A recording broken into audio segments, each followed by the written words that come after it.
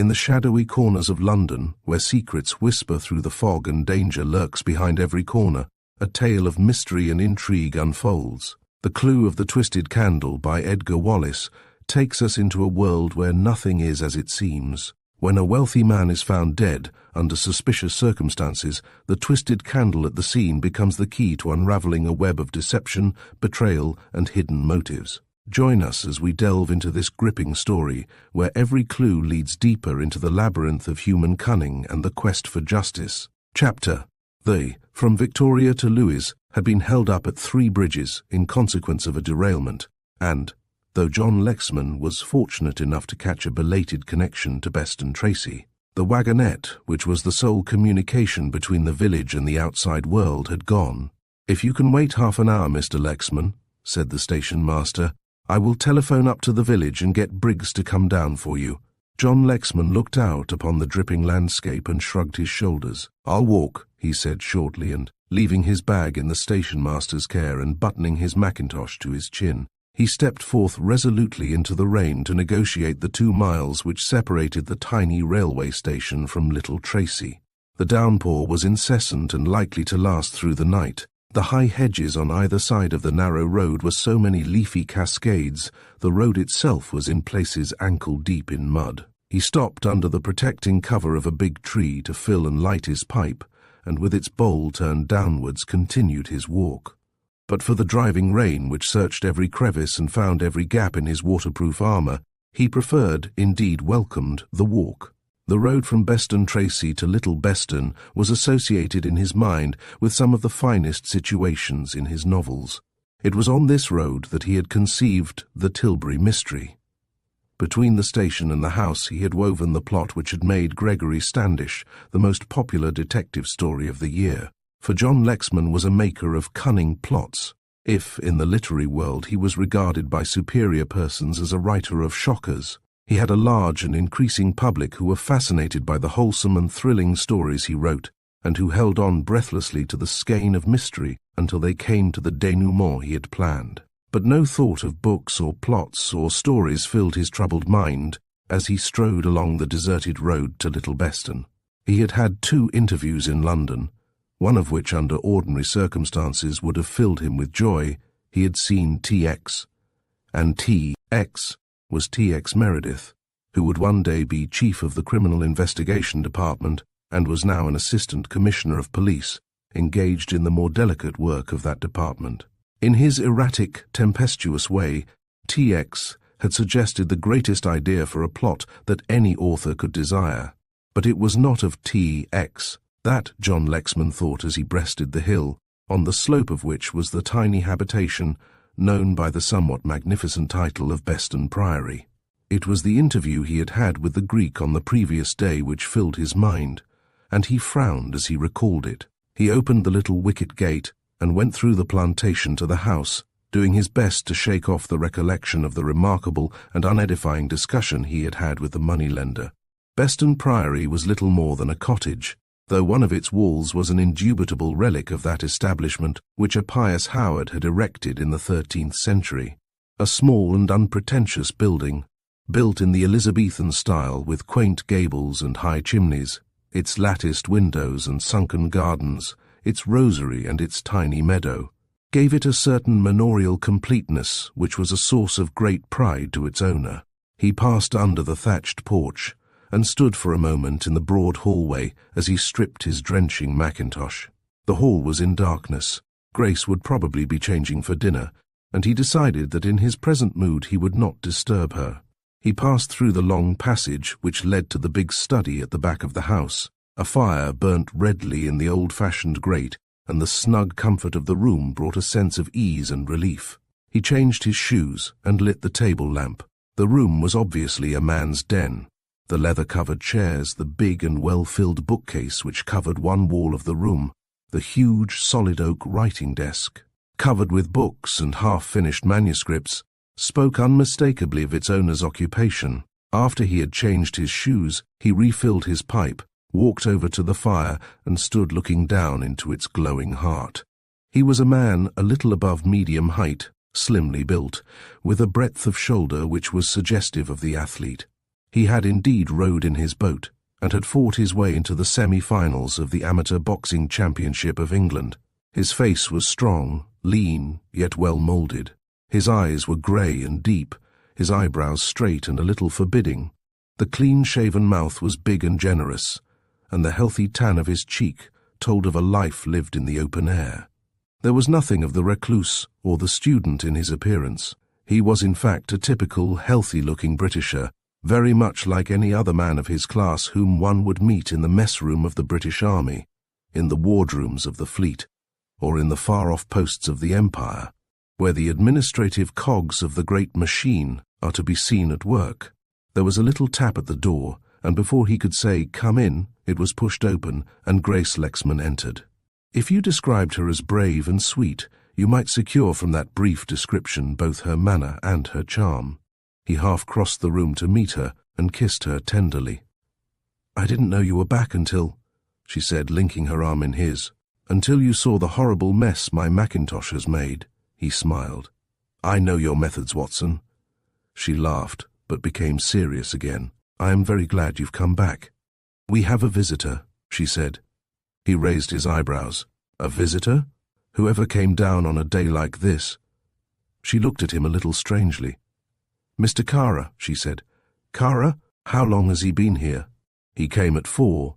There was nothing enthusiastic in her tone. "I can't understand why you don't like old Kara," rallied her husband. "There are very many reasons," she replied, a little curtly for her. "Anyway," said John Lexman, after a moment's thought, "his arrival is rather opportune. Where is he?"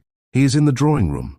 The Priory drawing-room was a low-ceilinged, rambling apartment, all old print and chrysanthemums, to use Lexman's description, cosy armchairs, a grand piano, an almost medieval open grate, faced with dull green tiles, a well-worn but cheerful carpet, and 2 big silver candelabras were the principal features which attracted the newcomer. There was in this room a harmony, a quiet order, and a soothing quality which made it a haven of rest to a literary man with jagged nerves. 2 big bronze bowls were filled with early violets, another blazed like a pale sun with primroses, and the early woodland flowers filled the room with a faint fragrance. A man rose to his feet as John Lexman entered and crossed the room with an easy carriage. He was a man possessed of singular beauty of face and of figure. Half a head taller than the author, he carried himself with such a grace as to conceal his height. "I missed you in town," he said, "so I thought I'd run down on the off chance of seeing you." He spoke in the well-modulated tone of one who had had a long acquaintance with the public schools and universities of England. There was no trace of any foreign accent, yet Remington Kara was a Greek and had been born and partly educated in the more turbulent area of Albania. The 2 men shook hands warmly. "You'll stay to dinner?" Kara glanced round with a smile at Grace Lexman. She sat uncomfortably upright, her hands loosely folded on her lap, her face devoid of encouragement. "If Mrs. Lexman doesn't object," said the Greek. "I should be pleased if you would," she said almost mechanically. "It is a horrid night, and you won't get anything worth eating this side of London, and I doubt very much," she smiled a little, "if the meal I can give you will be worthy of that description." "What you can give me will be more than sufficient," he said with a little bow, and turned to her husband. In a few minutes they were deep in a discussion of books and places, and Grace seized the opportunity to make her escape. From books in general to Lexman's books in particular, the conversation flowed. "I've read every one of them, you know," said Kara. John made a little face. "Poor devil," he said sardonically. "On the contrary," said Kara, "I am not to be pitied. There is a great criminal lost in you, Lexman." "Thank you," said John. "I'm not being uncomplimentary, am I?" smiled the Greek. "I am merely referring to the ingenuity of your plots. Sometimes your books baffle and annoy me. If I cannot see the solution of your mysteries before the book is half through, it angers me a little. Of course, in the majority of cases, I know the solution before I have reached the 5th chapter." John looked at him in surprise, and was somewhat piqued. "I flatter myself it is impossible to tell how my stories will end until the last chapter," he said. Kara nodded. "That would be so in the case of the average reader, but you forget that I am a student. I follow every little thread of the clue which you leave exposed." "You should meet TX," said John with a laugh as he rose from his chair to poke the fire. "TX? TX Meredith. He is the most ingenious beggar you could meet. We were at Caius together, and he is by way of being a great pal of mine. He is in the Criminal Investigation Department." Kara nodded. There was the light of interest in his eyes, and he would have pursued the discussion further, but at the moment dinner was announced.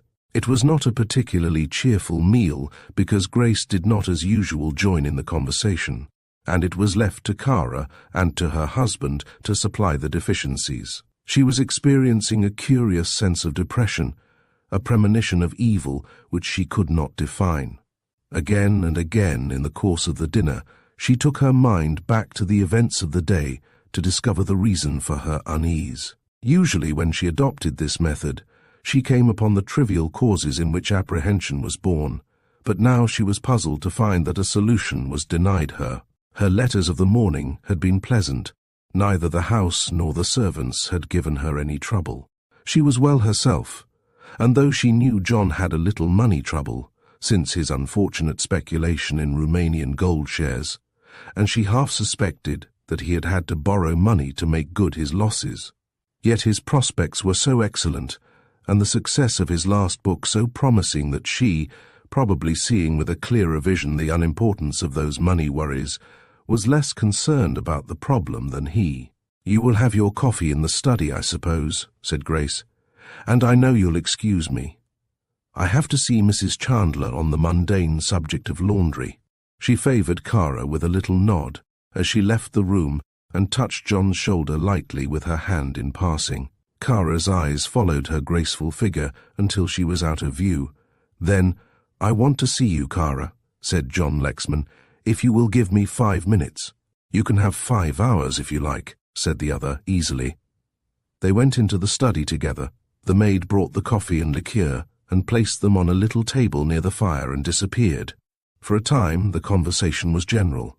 Kara, who was a frank admirer of the comfort of the room, and who lamented his own inability to secure with money the coziness which John had obtained at little cost, went on a foraging expedition, whilst his host applied himself to a proof which needed correcting. "I suppose it is impossible for you to have electric light here?" Kara asked. "Quite," replied the other. "Why?" "I rather like the light of this lamp." "It isn't the lamp," drawled the Greek and made a little grimace. "I hate these candles." He waved his hand to the mantel shelf where the 6 tall white waxen candles stood out from 2 wall sconces. "Why on earth do you hate candles?" asked the other in surprise. Kara made no reply for the moment, but shrugged his shoulders. Presently he spoke. "If you were ever tied down to a chair, and by the side of that chair was a small keg of black powder, and stuck in that powder was a small candle that burnt lower and lower every minute." My God! John was amazed to see the perspiration stand upon the forehead of his guest. "That sounds thrilling," he said. The Greek wiped his forehead with a silk handkerchief, and his hand shook a little. "It was something more than thrilling," he said. "And when did this occur?" asked the author curiously. "In Albania," replied the other. "It was many years ago, but the devils are always sending me reminders of the fact." He did not attempt to explain who the devils were, or under what circumstances he was brought to this unhappy pass, but changed the subject definitely. Sauntering round the cosy room, he followed the bookshelf which filled one wall and stopped now and again to examine some title. Presently he drew forth a stout volume. "Wild Brazil," he read, "by George Gathercole. Do you know Gathercole?" John was filling his pipe from a big blue jar on his desk and nodded. "Met him once. A taciturn devil. Very short of speech and, like all men who have seen and done things, less inclined to talk about himself than any man I know." Kara looked at the book with a thoughtful pucker of brow and turned the leaves idly. "I've never seen him," he said as he replaced the book, "yet in a sense his new journey is on my behalf." The other man looked up. "On your behalf?" "Yes. You know he has gone to Patagonia for me. He believes there is gold there. You will learn as much from his book on the mountain systems of South America. I was interested in his theories and corresponded with him. As a result of that correspondence, He undertook to make a geological survey for me. I sent him money for his expenses and he went off." "You never saw him?" asked John Lexman, surprised. Kara shook his head. "That was not," began his host. "Not like me, you were going to say. Frankly, it was not, but then I realized that he was an unusual kind of man. I invited him to dine with me before he left London, and in reply received a wire from Southampton intimating that he was already on his way." Lexman nodded. "It must be an awfully interesting kind of life," he said. "I suppose he will be away for quite a long time." 3 years, said Kara, continuing his examination of the bookshelf. "I envy those fellows who run round the world writing books," said John, puffing reflectively at his pipe. "They have all the best of it." Kara turned. He stood immediately behind the author, and the other could not see his face. There was, however, in his voice an unusual earnestness and an unusual quiet vehemence. "What have you to complain about?" he asked, with that little drawl of his. "You have your own creative work, the most fascinating branch of labour that comes to a man. He, poor beggar, is bound to actualities. You have the full range of all the worlds which your imagination gives to you. You can create men and destroy them, call into existence fascinating problems, mystify and baffle 10 or 20,000 people, and then, at a word, elucidate your mystery." John laughed. "There is something in that," he said. "As for the rest of your life," Kara went on in a lower voice, "I think you have that which makes life worth living, an incomparable wife." Lexman swung round in his chair and met the other's gaze, and there was something in the set of the other's handsome face which took his breath away. "I do not see," he began. Kara smiled. "That was an impertinence, wasn't it?" he said banteringly. "But then you mustn't forget, my dear man, that I was very anxious to marry your wife. I don't suppose it is secret, and when I lost her, I had ideas about you which are not pleasant to recall." He had recovered his self-possession and had continued his aimless stroll about the room. "You must remember I am a Greek, and the modern Greek is no philosopher. You must remember, too, that I am a petted child of fortune, and have had everything I wanted since I was a baby." "You are a fortunate devil," said the other, turning back to his desk and taking up his pen. For a moment Kara did not speak, then he made as though he would say something, checked himself and laughed. "I wonder if I am," he said. And now he spoke with a sudden energy. "What is this trouble you are having with Vassalaro?" John rose from his chair and walked over to the fire, stood gazing down into its depths, his legs wide apart, his hands clasped behind him, and Kara took his attitude to supply an answer to the question. "I warned you against Vassalaro," he said, stooping by the other's side to light his cigar with a spill of paper. "My dear Lexman, my fellow countrymen are unpleasant people to deal with in certain moods." "He was so obliging at first," said Lexman, half to himself. "And now he is so disobliging," drawled Kara.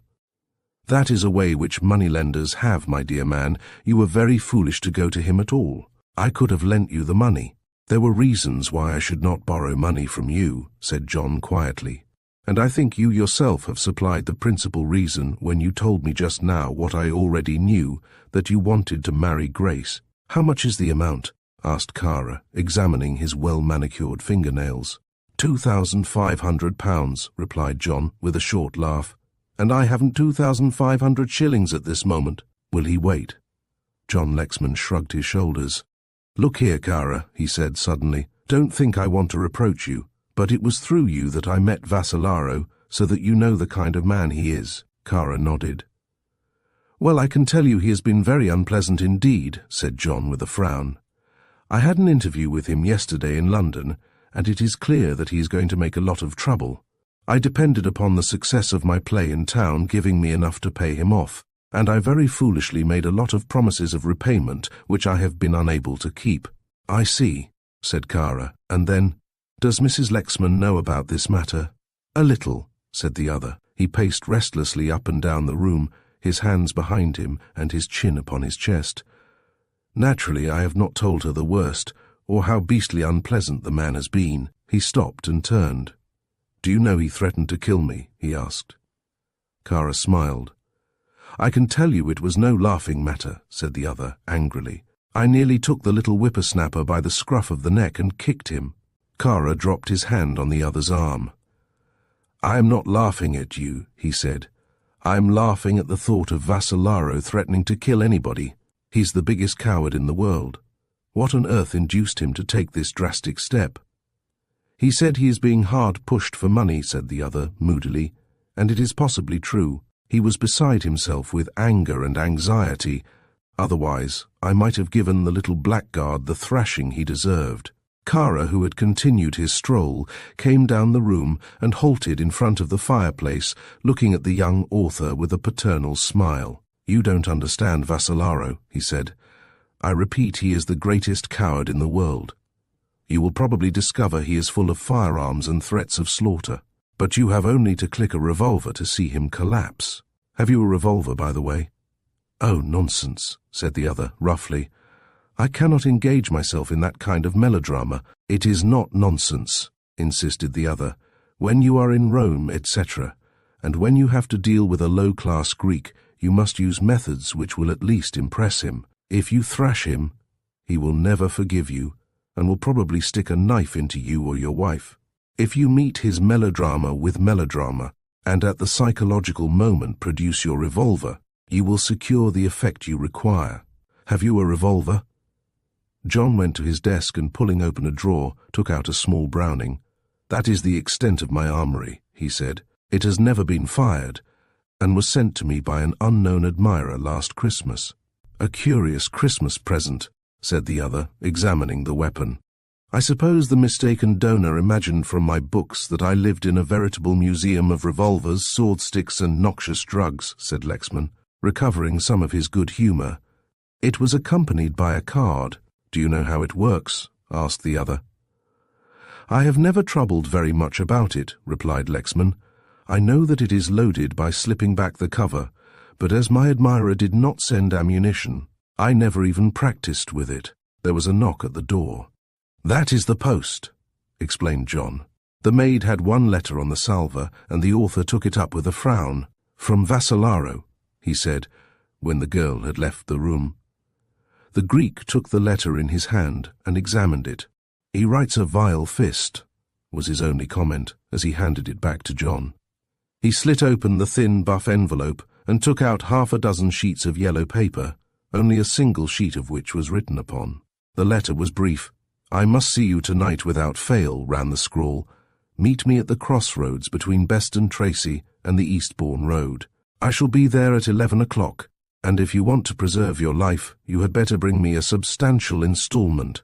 It was signed Vassalaro. John read the letter aloud. "He must be mad to write a letter like that," he said. "I'll meet the little devil and teach him such a lesson in politeness as he is never likely to forget." He handed the letter to the other, and Kara read it in silence. "Better take your revolver," he said as he handed it back. John Lexman looked at his watch. "I have an hour yet, but it will take me the best part of 20 minutes to reach the Eastbourne Road." "Will you see him?" asked Kara, in a tone of surprise. "Certainly," Lexman replied emphatically. "I cannot have him coming up to the house and making a scene, and that is certainly what the little beast will do." "Will you pay him?" asked Kara softly. John made no answer. There was probably pounds in the house, and a cheque which was due on the morrow would bring him another pounds. He looked at the letter again. It was written on paper of an unusual texture. The surface was rough, almost like blotting paper, and in some places the ink absorbed by the porous surface had run. The blank sheets had evidently been inserted by a man in so violent a hurry that he had not noticed the extravagance. "I shall keep this letter," said John. "I think you are well advised. Vassalaro probably does not know that he transgresses a law in writing threatening letters, and that should be a very strong weapon in your hand in certain eventualities." There was a tiny safe in one corner of the study, and this John opened with a key which he took from his pocket. He pulled open one of the steel drawers, took out the papers which were in it, and put in their place the letter, pushed the drawer to, and locked it. All the time Kara was watching him intently, as one who found more than an ordinary amount of interest in the novelty of the procedure. He took his leave soon afterwards. "I would like to come with you to your interesting meeting," he said, "but unfortunately I have business elsewhere. Let me enjoin you to take your revolver. and at the first sign of any bloodthirsty intention on the part of my admirable compatriot, produce it and click it once or twice.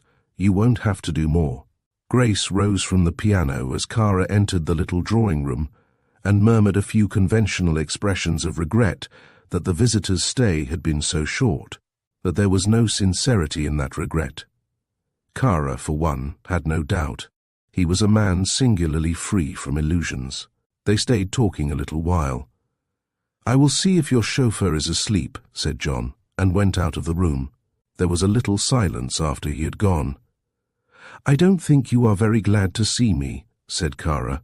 His frankness was a little embarrassing to the girl, and she flushed slightly. "I am always glad to see you, Mr. Kara, or any other of my husband's friends," she said steadily. He inclined his head. "To be a friend of your husband is something," he said, and then, as if remembering something, "I wanted to take a book away with me. I wonder if your husband would mind my getting it." "I will find it for you. Don't let me bother you," he protested. "I know my way." Without waiting for her permission, he left the girl with the unpleasant feeling that he was taking rather much for granted. He was gone less than a minute and returned with a book under his arm. "I have not asked Lexman's permission to take it," he said, "but I am rather interested in the author." "Oh, here you are." He turned to John, who came in at that moment. "Might I take this book on Mexico?" he asked. "I will return it in the morning." They stood at the door, watching the tail light of the motor disappear down the drive, and returned in silence to the drawing room. "You look worried, dear," she said, laying her hand on his shoulder. He smiled faintly. "Is it the money?"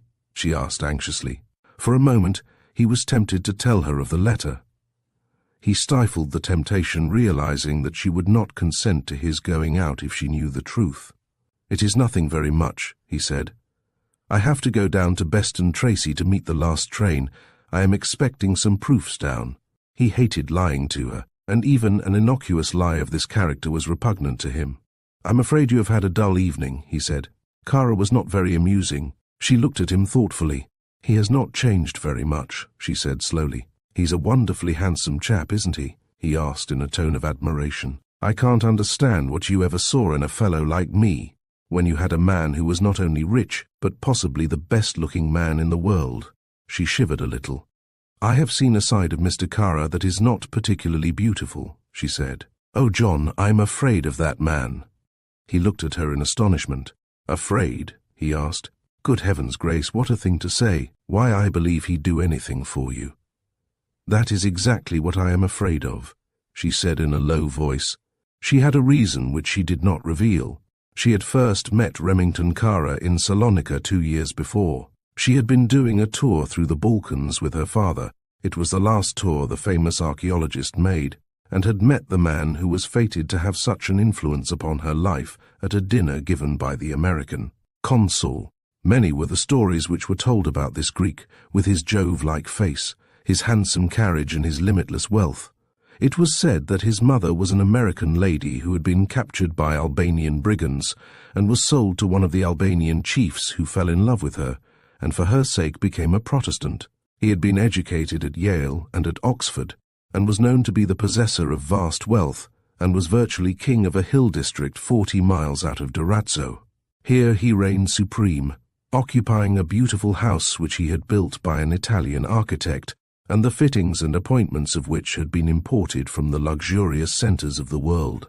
In Albania they called him Kara Rumo, which meant the Black Roman, for no particular reason so far as anyone could judge, for his skin was as fair as a Saxon's, and his close-cropped curls were almost golden. He had fallen in love with Grace Terrell. At first his attentions had amused her, and then there came a time when they frightened her, for the man's fire and passion had been unmistakable. She had made it plain to him that he could base no hopes upon her returning his love, and, in a scene which she even now shuddered to recall, he had revealed something of his wild and reckless nature. On the following day she did not see him, but 2 days later, when returning through the bazaar from a dance which had been given by the Governor-General, her carriage was stopped. She was forcibly dragged from its interior, and her cries were stifled with a cloth impregnated with a scent of a peculiar aromatic sweetness.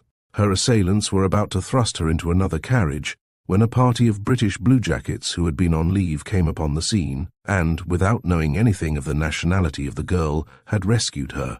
In her heart of hearts she did not doubt Kara's complicity in this medieval attempt to gain a wife, but of this adventure she had told her husband nothing. Until her marriage, she was constantly receiving valuable presents, which she as constantly returned to the only address she knew, Kara's estate at Le Mazo. A few months after her marriage, she had learned through the newspapers that this leader of Greek society had purchased a big house near Cadogan Square, and then, to her amazement and to her dismay, Kara had scraped an acquaintance with her husband even before the honeymoon was over. His visits had been happily few, but the growing intimacy between John and this strange, undisciplined man had been a source of constant distress to her. Should she, at this, the 11th hour, tell her husband all her fears and her suspicions? She debated the point for some time, and never was she nearer taking him into her complete confidence than she was as he sat in the big armchair by the side of the piano, a little drawn of face, more than a little absorbed in his own meditations. Had he been less worried, she might have spoken. As it was, she turned the conversation to his last work, the big mystery story which, if it would not make his fortune, would mean a considerable increase to his income. At 11:15 he looked at his watch and rose. She helped him on with his coat. He stood for some time irresolutely. "Is there anything you have forgotten?" she asked. He asked himself whether he should follow Kara's advice. In any circumstance, it was not a pleasant thing to meet a ferocious little man who had threatened his life, and to meet him unarmed was tempting Providence. The whole thing was of course ridiculous, but it was ridiculous that he should have borrowed, and it was ridiculous that the borrowing should have been necessary. And yet, he had speculated on the best of advice. It was Kara's advice. The connection suddenly occurred to him, and yet Kara had not directly suggested that he should buy Romanian gold shares, but had merely spoken glowingly of their prospects. He thought a moment, and then walked back slowly into the study, pulled open the drawer of his desk, took out the sinister little Browning, and slipped it into his pocket. "I shan't be long, dear," he said, and kissing the girl he strode out into the darkness. Kara sat back in the luxurious depths of his car, humming a little tune, as the driver picked his way cautiously over the uncertain road. The rain was still falling, and Kara had to rub the windows free of the mist which had gathered on them to discover where he was. From time to time he looked out as though he expected to see somebody, and then with a little smile he remembered that he had changed his original plan, and that he had fixed the waiting room of Lewes Junction as his rendezvous. Here it was that he found a little man muffled up to the ears in a big top-coat, standing before the dying fire. He started as Kara entered, and at a signal followed him from the room. The stranger was obviously not English. His face was sallow and peaked, his cheeks were hollow, and the beard he wore was irregular, almost unkempt. Kara led the way to the end of the dark platform before he spoke. "You have carried out my instructions?" he asked brusquely. The language he spoke was Arabic, and the other answered him in that language. "Everything that you have ordered has been done, Effendi," he said humbly. "You have a revolver." The man nodded and patted his pocket. "Loaded?" "Excellency," asked the other in surprise, "what is the use of a revolver if it is not loaded?" "You understand you are not to shoot this man," said Kara. "You are merely to present the pistol. To make sure, you had better unload it now." Wonderingly, the man obeyed and clicked back the ejector. "I will take the cartridges," said Kara, holding out his hand. He slipped the little cylinders into his pocket, and after examining the weapon returned it to its owner. "You will threaten him," he went on. "Present the revolver straight at his heart. You need do nothing else." The man shuffled uneasily. "I will do as you say, Effendi," he said. "But—" "There are no buts," replied the other harshly. "You are to carry out my instructions without any question. What will happen then you shall see. I shall be at hand. That I have a reason for this play, be assured." "But suppose he shoots," persisted the other uneasily. "He will not shoot," said Kara easily. "Besides, his revolver is not loaded. Now you may go. You have a long walk before you. You know the way?" The man nodded. "I have been over it before," he said confidently. Kara returned to the big limousine which had drawn up some distance from the station. He spoke a word or two to the chauffeur in Greek, and the man touched his hat. Chapter, Assistant Commissioner of Police T.X. Meredith did not occupy offices in New Scotland Yard. It is the peculiarity of public offices that they are planned with the idea of supplying the margin of space above all requirements, and that on their completion they are found wholly inadequate to house the various departments which mysteriously come into progress coincident with the building operations. T.X., as he was known by the police forces of the world, had a big suite of offices in Whitehall. The house was an old one facing the Board of Trade, and the inscription on the ancient door told passers-by that this was the Public Prosecutor Special Branch. The duties of T.X. were multifarious. People said of him, and like most public gossip, this was probably untrue, that he was the head of the illegal department of Scotland Yard. If by chance you lost the keys of your safe, T.X. could supply you, so popular rumour ran, with a burglar who would open that safe in half an hour. If there dwelt in England a notorious individual against whom the police could collect no scintilla of evidence to justify a prosecution, and if it was necessary for the good of the community that that person should be deported, it was T.X. who arrested the obnoxious person, hustled him into a cab, and did not loose his hold upon his victim until he had landed him on the indignant shores of an otherwise friendly power. It is very certain that when the minister of a tiny power, which shall be nameless, was suddenly recalled by his government and brought to trial in his native land for putting into circulation spurious bonds, it was somebody from the department which T.X. controlled who burgled His Excellency's house, burnt the locks from his safe, and secured the necessary incriminating evidence. I say it is fairly certain, and here I am merely voicing the opinion of very knowledgeable people indeed, heads of public departments who speak behind their hands, mysterious under-secretaries of state who discuss things in whispers in the remote corners of their club-rooms, and the more frank views of American correspondents, who had no hesitation in putting those views into print for the benefit of their readers. That T.X. had a more legitimate occupation, we know, for it was that flippant man whose outrageous comment on the Home Office administration is popularly supposed to have sent one Home Secretary to his grave, who traced the Deptford murderers through a labyrinth of perjury, and who brought to book Sir Julius Waglite, though he had covered his trail of defalcation through the balance sheets of 34 companies. On the night of March 3rd, T.X. sat in his inner office interviewing a disconsolate inspector of Metropolitan Police named Mansus. In appearance, T.X. conveyed the impression of extreme youth, for his face was almost boyish, and it was only when you looked at him closely and saw the little creases about his eyes, the setting of his straight mouth, that you guessed he was on the way to 40. In his early days he had been something of a poet and had written a slight volume of woodland lyrics, the mention of which at this later stage was sufficient to make him feel violently unhappy. In manner he was tactful but persistent.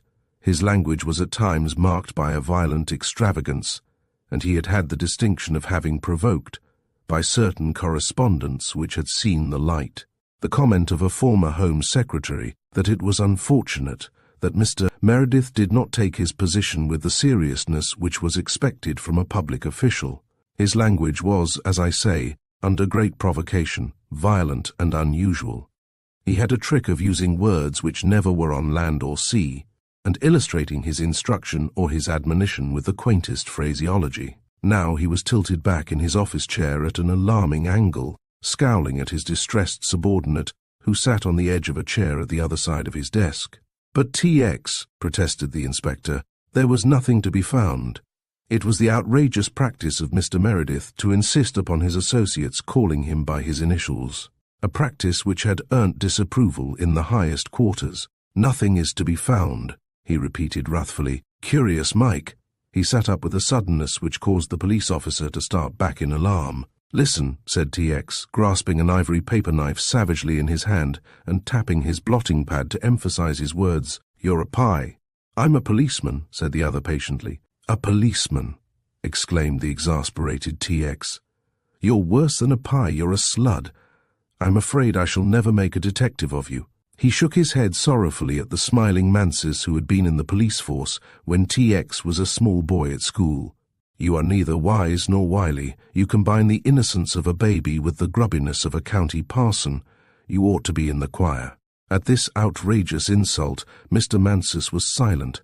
What he might have said, or what further provocation he might have received, may be never known, for at that moment the chief himself walked in.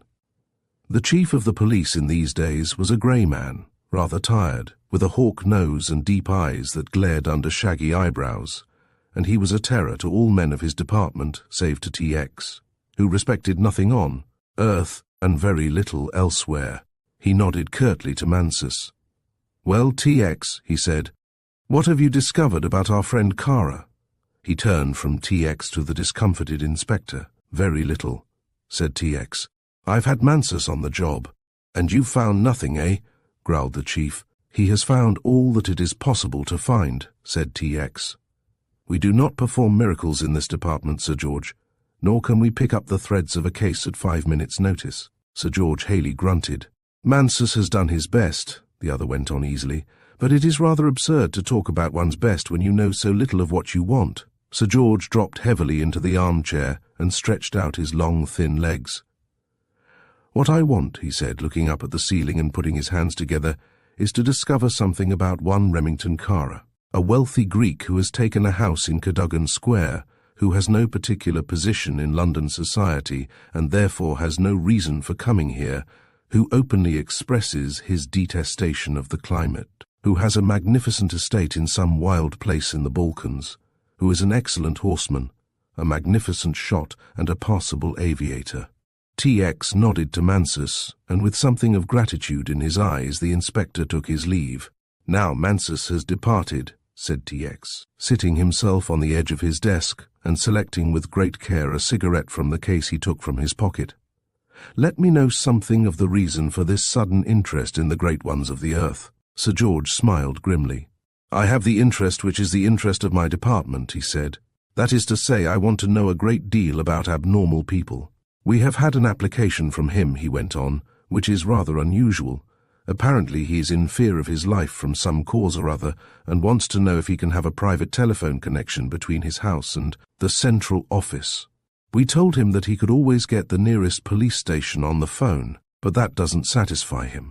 He has made bad friends with some gentleman of his own country who sooner or later, he thinks, will cut his throat." TX nodded. "All this I know," he said patiently. "If you will further unfold the secret dossier, Sir George, I am prepared to be thrilled." "There is nothing thrilling about it," growled the older man, rising. "But I remember the Macedonian shooting case in South London, and I don't want a repetition of that sort of thing. If people want to have blood feuds, let them take them outside the metropolitan area." "By all means," said TX, "let them. Personally, I don't care where they go. But if that is the extent of your information, I can supplement it. He has had extensive alterations made to the house he bought in Cadogan Square. The room in which he lives is practically a safe." Sir George raised his eyebrows. "A safe," he repeated. TX nodded. "A safe," he said. "Its walls are burglar-proof. Floor and roof are reinforced concrete.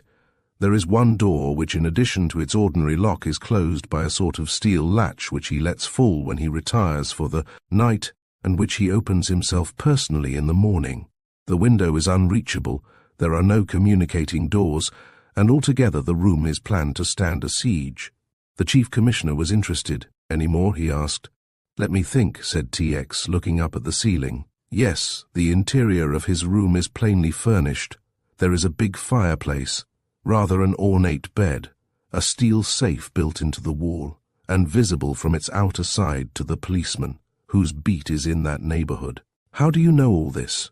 asked the Chief Commissioner. "Because I've been in the room," said TX, simply, having by an underhand trick succeeded in gaining the misplaced confidence of Kara's housekeeper, who, by the way, he turned round to his desk and scribbled a name on the blotting pad, "will be discharged tomorrow and must be found a place."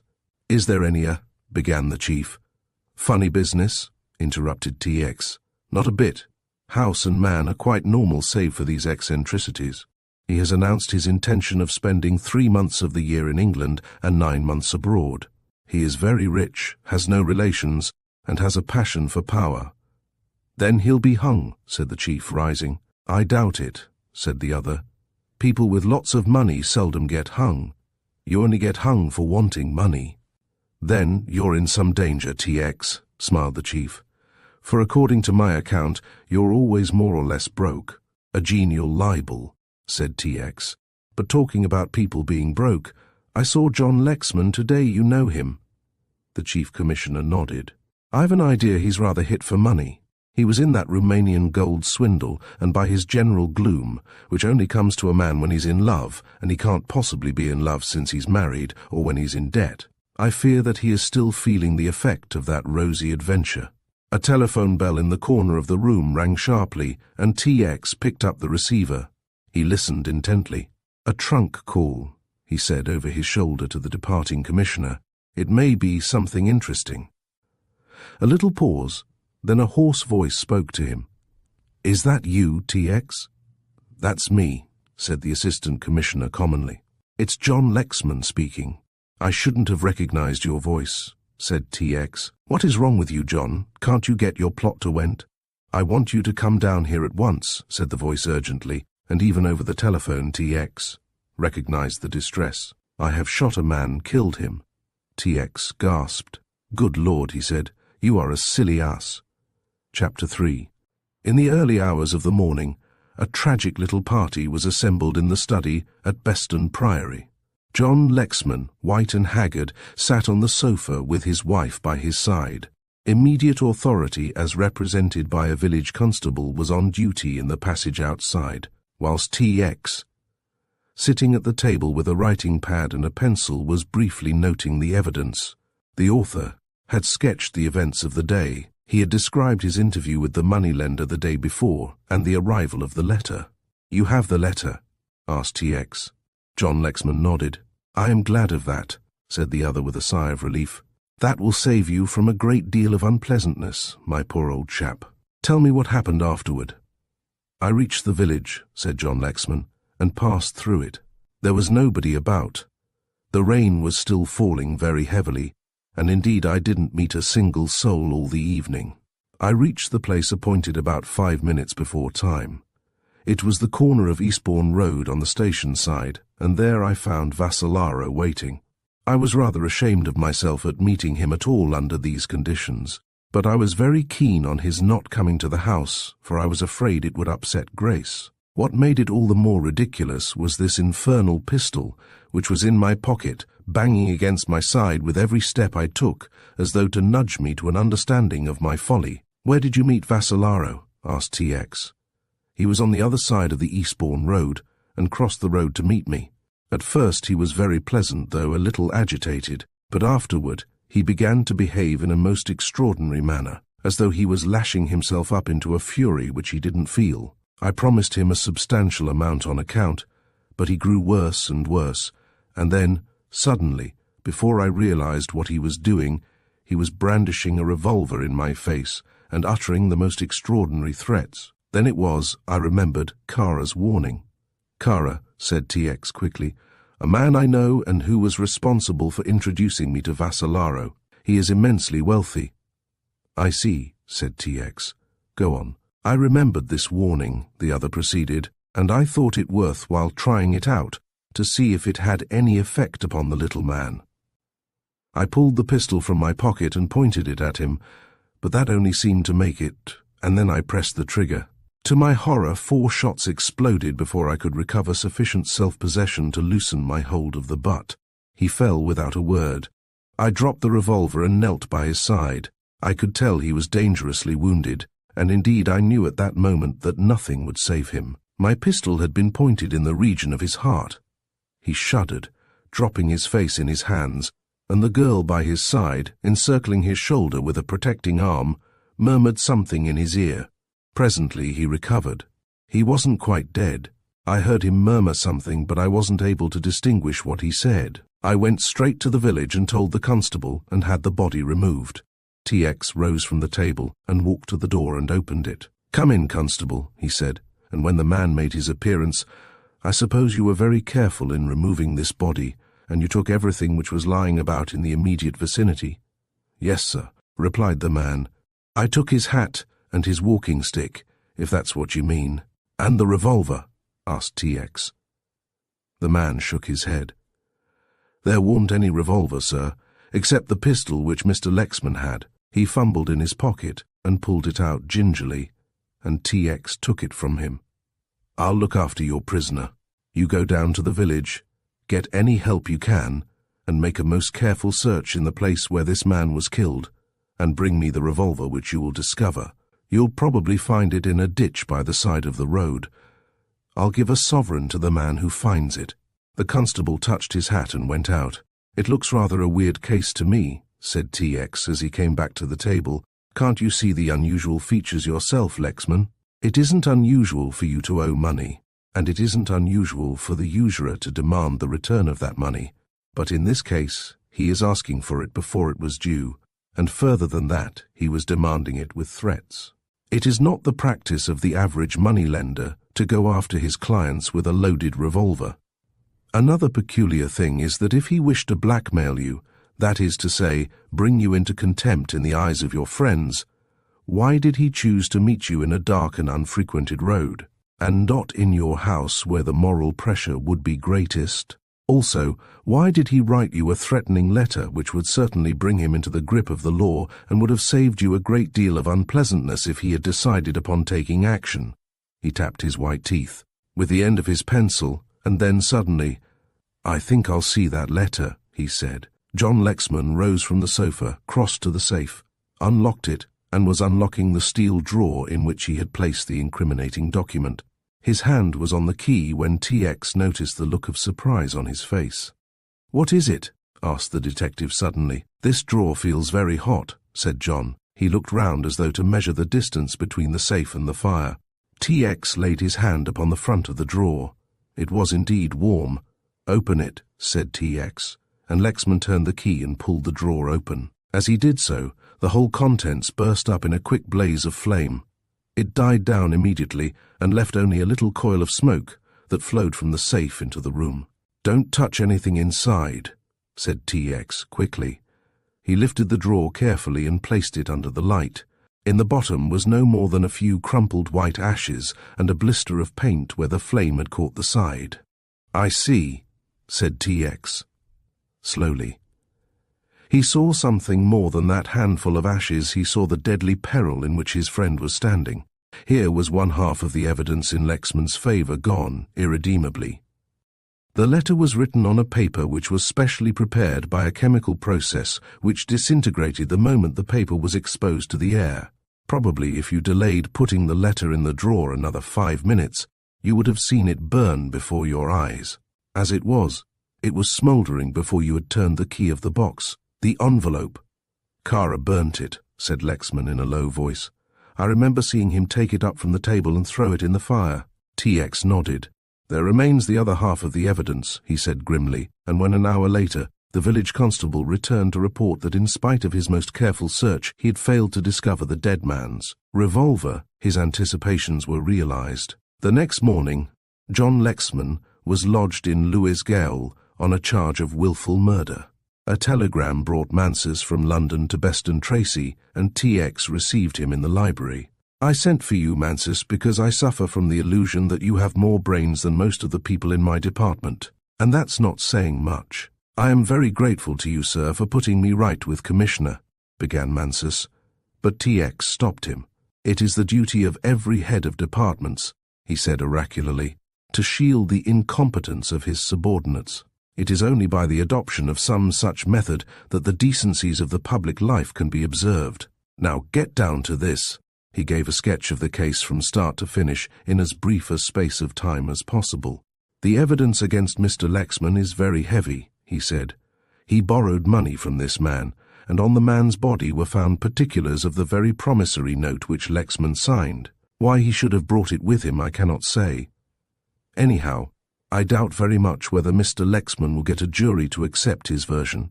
Our only chance is to find the Greek's revolver. I don't think there's any very great chance, but if we are to be successful, we must make a search at once." Before he went out, he had an interview with Grace. The dark shadows under her eyes told of a sleepless night. She was unusually pale and surprisingly calm. "I think there are one or two things I ought to tell you," she said, as she led the way into the drawing room, closing the door behind him. "And they concern Mr. Kara, I think," said TX.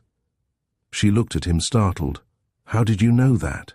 "I know nothing." He hesitated on the brink of a flippant claim of omniscience, but realizing in time the agony she must be suffering, he checked his natural desire. "I really know nothing," he continued, "but I guess a lot, and that was as near to the truth as you might expect." TX to reach on the spur of the moment. She began without preliminary.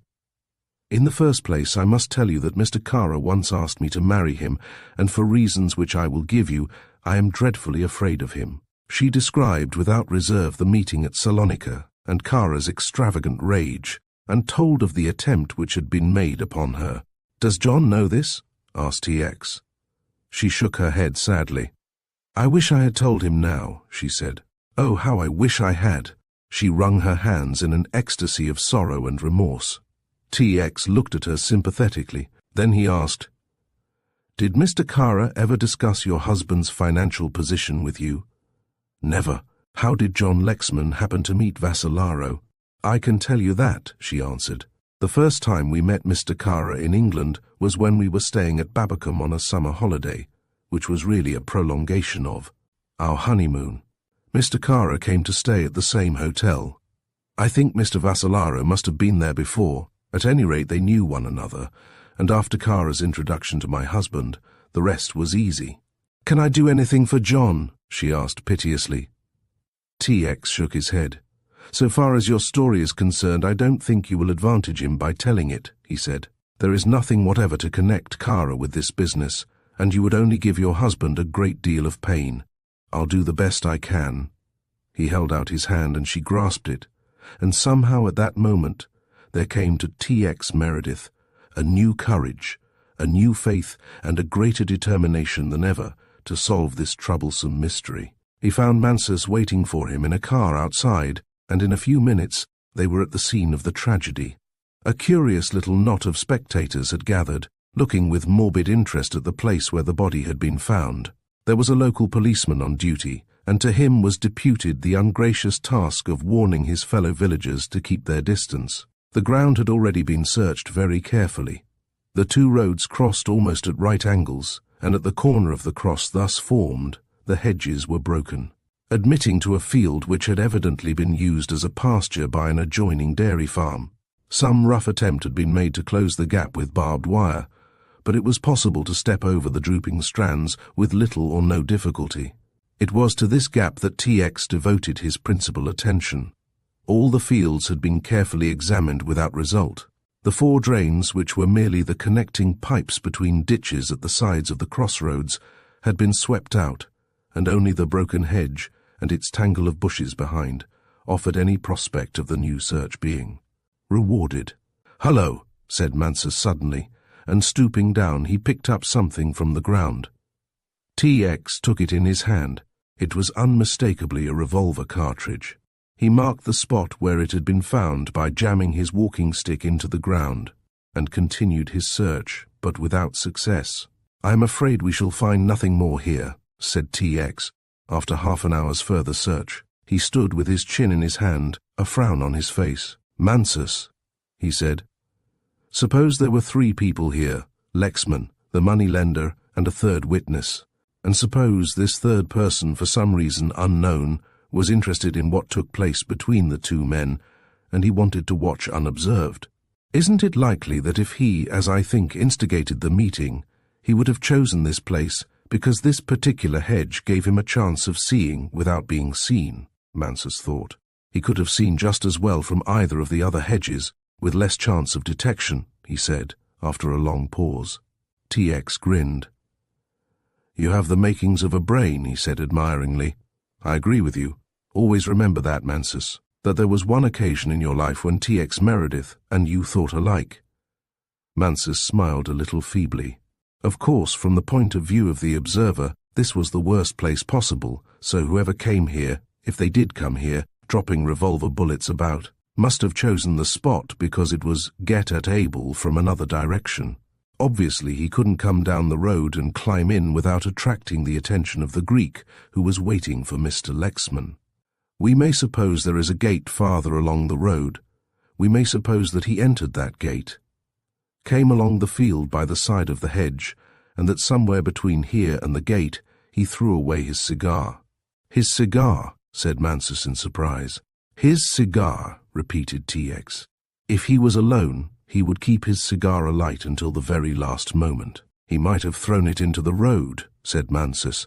"Don't gibber," said T.X., and led the way along the hedge. From where they stood, they could see the gate which led onto the road about 100 yards further on. Within a dozen yards of that gate, T.X. found what he had been searching for, a half-smoked cigar. It was sodden with rain, and he picked it up tenderly. "A good cigar, if I am any judge," he said, cut with a penknife, and smoked through a holder. They reached the gate and passed through. Here they were on the road again, and this they followed until they reached another crossroad, that to the left inclining southward to the New Eastbourne Road, and that to the westward, looking back to the Lewes Eastbourne Railway. The rain had obliterated much that T.X. was looking for, but presently he found a faint indication of a car wheel. "This is where she turned and backed," he said, and walked slowly to the road on the left. "And this is where she stood. There is the grease from her engine." He stooped down and moved forward in the attitude of a Russian dancer. "And here are the wax matches which the chauffeur struck." He counted 1, 2, 3, 4, 5, 6. "Allow 3 for each cigarette on a boisterous night like last night. That makes 3 cigarettes. Here is a cigarette end Mansus Goldflake brand," he said, as he examined it carefully. "And a Goldflake brand smokes for 12 minutes in normal weather, but about 8 minutes in gusty weather. A car was here for about 24 minutes. What do you think of that, Mansus?" "A good bit of reasoning, T.X., said the other calmly. "If it happens to be the car you're looking for." "I am looking for any old car," said T.X. He found no other trace of car wheels, though he carefully followed up the little lane until it reached the main road. After that, it was hopeless to search, because rain had fallen in the night and in the early hours of the morning. He drove his assistant to the railway station in time to catch the train at 1 o'clock to London. "You will go straight to Cadogan Square and arrest the chauffeur of Mr. Kara," he said. "Upon what charge?" asked Mansus hurriedly. When it came to the step which T.X. thought fit to take in the pursuance of his duty, Mansus was beyond surprise. "You can charge him with anything you like," said T.X. with fine carelessness. "Probably something will occur to you on your way up to town. As a matter of fact, the chauffeur's been called unexpectedly away to Greece, and has probably left by this morning's train for the continent. If that is so, we can do nothing, because the boat will have left Dover and will have landed him at Boulogne. But if by any luck you get him, keep him busy until I get back." T.X. himself was a busy man that day, and it was not until night was falling that he again turned to Beston Tracy to find a telegram waiting for him. He opened it and read, "Chauffeur's name Gould, formerly waiter English Club, Constantinople, left for East by early train this morning, his mother being ill." "His mother ill," said T.X. contemptuously. "How very feeble. I should have thought Kara could have gone one better than that." He was in John Lexman's study as the door opened and the maid announced, "Mr. Remington Kara." Chapter. T.X. folded the telegram very carefully and slipped it into his waistcoat pocket. He favoured the newcomer with a little bow and, taking upon himself the honours of the establishment, pushed a chair to his visitor. "I think you know my name," said Kara easily. "I am a friend of poor Lexman's." "So I am told," said T.X., "but don't let your friendship for Lexman prevent your sitting down." For a moment the Greek was nonplussed, and then, with a little smile and bow, he seated himself by the writing table. "I am very distressed at this happening," he went on, "and I am more distressed because I feel that as I introduced Lexman to this unfortunate man, I am in a sense responsible." "If I were you," said T.X., leaning back in the chair and looking half questioningly and half earnestly into the face of the other, "I shouldn't let that fact keep me awake at night. Most people are murdered as a result of an introduction. The cases where people murder total strangers are singularly rare. That, I think, is due to the insularity of our national character. Again, the other was taken back and puzzled by the flippancy of the man from whom he had expected at least the official manner. "When did you see Mr. Vassalaro last?" asked TX, pleasantly. Kara raised his eyes as though considering. "I think it must have been nearly a week ago." "Think again," said TX. For a second the Greek started and again relaxed into a smile. "I am afraid," he began. "Don't worry about that," said TX. "But let me ask you this question. You were here last night when Mr. Lexman received a letter." "That he did receive a letter, there is considerable evidence," he said, as he saw the other hesitate, "because we have the supporting statements of the servant and the postman." "I was here," said the other deliberately, "and I was present when Mr. Lexman received a letter." TX nodded. "A letter written on some brownish paper, and rather bulky," he suggested. Again there was that momentary hesitation. "I would not swear to the colour of the paper or as to the bulk of the letter," he said. "I should have thought you would," suggested TX, "because you see, you burnt the envelope, and I presumed you would have noticed that." "I have no recollection of burning any envelope," said the other easily. "At any rate," TX went on, "when Mr. Lexman read this letter out to you—" "To which letter are you referring?" asked the other with a lift of his eyebrows. "Mr. Lexman received a threatening letter," repeated TX patiently, "which he read out to you and which was addressed to him by Vassalaro. This letter was handed to you, and you also read it. Mr. Lexman, to your knowledge, put the letter in his safe, in a steel drawer." The other shook his head, smiling gently. "I am afraid you've made a great mistake," he said almost apologetically.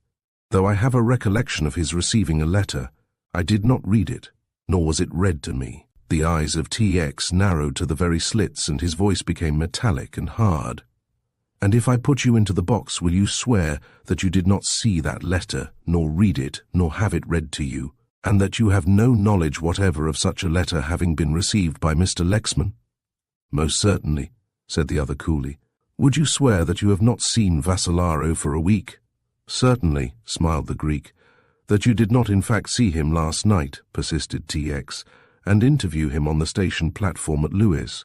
That you did not, after leaving him, continue on your way to London, and then turn your car and return to the neighbourhood of Beston Tracy."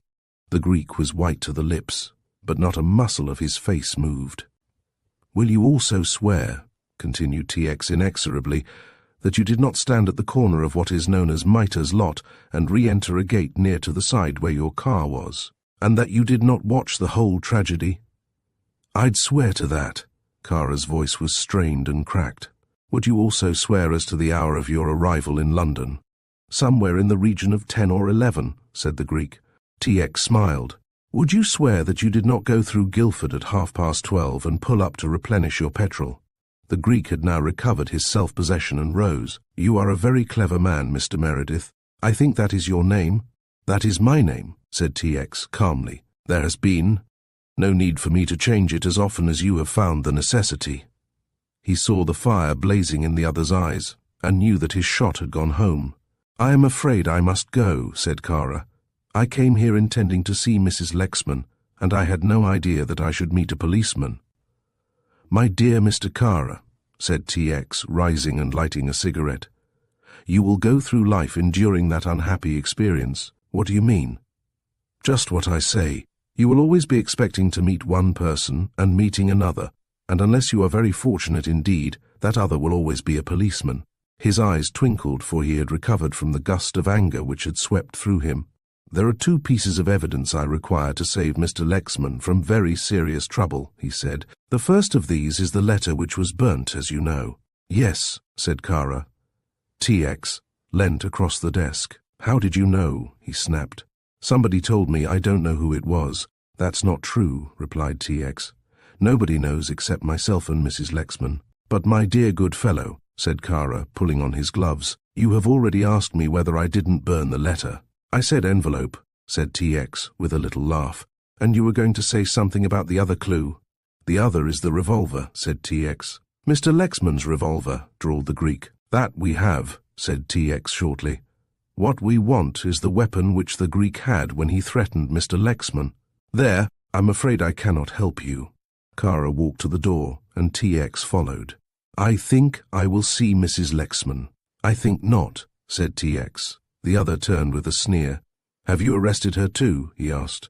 "Pull yourself together," said TX coarsely. He escorted Kara to his waiting limousine. "You have a new chauffeur tonight, I observe," he said. Kara, towering with rage, stepped daintily into the car. "If you are writing to the other, you might give him my love," said TX, "and make most tender inquiries after his mother. I particularly ask this." Kara said nothing until the car was out of earshot. Then he lay back on the down cushions and abandoned himself to a paroxysm of rage and blasphemy. Chapter.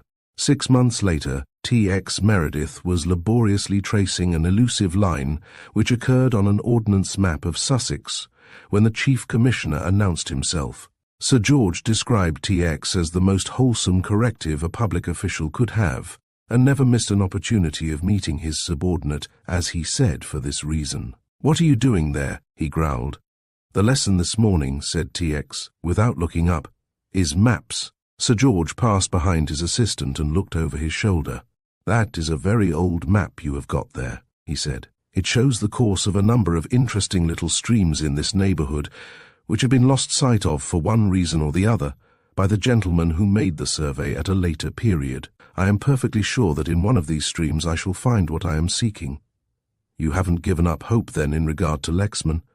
"I shall never give up hope," said T.X., "until I am dead, and possibly not then. Let me see, what did he get? 15 years? 15 years, repeated T.X., "and a very fortunate man to escape with his life." Sir George walked to the window and stared out onto busy Whitehall. "I am told you are quite friendly with Kara again." T.X. made a noise which might be taken to indicate his assent to the statement. "I suppose you know the gentleman has made a very heroic attempt to get you fired," he said. "I shouldn't wonder," said T.X. "I made as heroic an attempt to get him hung, and one good turn deserves another. What did he do? See ministers and people?" "He did," said Sir George. "He's a silly ass," responded T.X.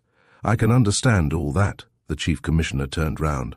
"But what I cannot understand is your apology to him." "There are so many things you don't understand, Sir George," said T.X. tartly, "that I despair of ever cataloguing them." "You are an insolent cub," growled his chief. "Come to lunch." "Where will you take me?" asked T.X. cautiously. "To my club." "I'm sorry," said the other, with elaborate politeness. "I have lunched once at your club. Need I say more?" He smiled as he worked after his chief had gone, at the recollection of Kara's profound astonishment and the gratification he strove so desperately to disguise. Kara was a vain man, immensely conscious of his good looks, conscious of his wealth. He had behaved most handsomely, for not only had he accepted the apology, but he left nothing undone to show his desire to create a good impression upon the man who had so grossly insulted him. T.X. had accepted an invitation to stay a weekend at Kara's little place in the country, and had found there assembled everything that the heart could desire in the way of fellowship. Eminent politicians who might conceivably be of service to an ambitious young assistant commissioner of police, beautiful ladies to interest and amuse him. Kara had even gone to the length of engaging a theatrical company to play Sweet Lavender, and for this purpose the big ballroom at Hever Court had been transformed into a theatre. As he was undressing for bed that night, T.X. remembered that he had mentioned to Kara that Sweet Lavender was his favourite play, and he realised that the entertainment was got up especially for his benefit. In a score of other ways, Kara had endeavoured to consolidate the friendship.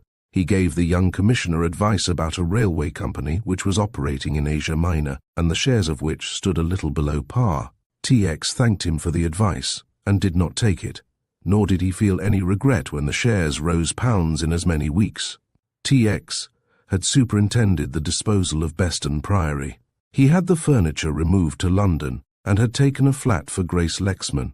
She had a small income of her own, and this, added to the large royalties which came to her, as she was bitterly conscious, in increasing volume as the result of the publicity of the trial, placed her beyond fear of want. 15 years, murmured T.X. as he worked and whistled.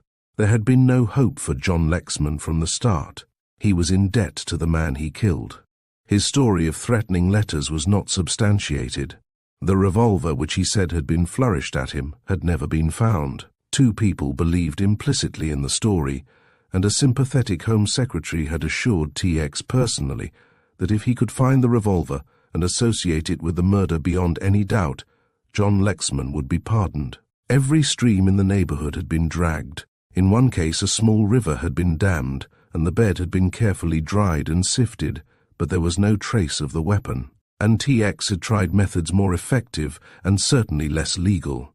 A mysterious electrician had called at Cadogan Square in Kara's absence, and he was armed with such indisputable authority that he was permitted to penetrate to Kara's private room in order to examine certain fitments.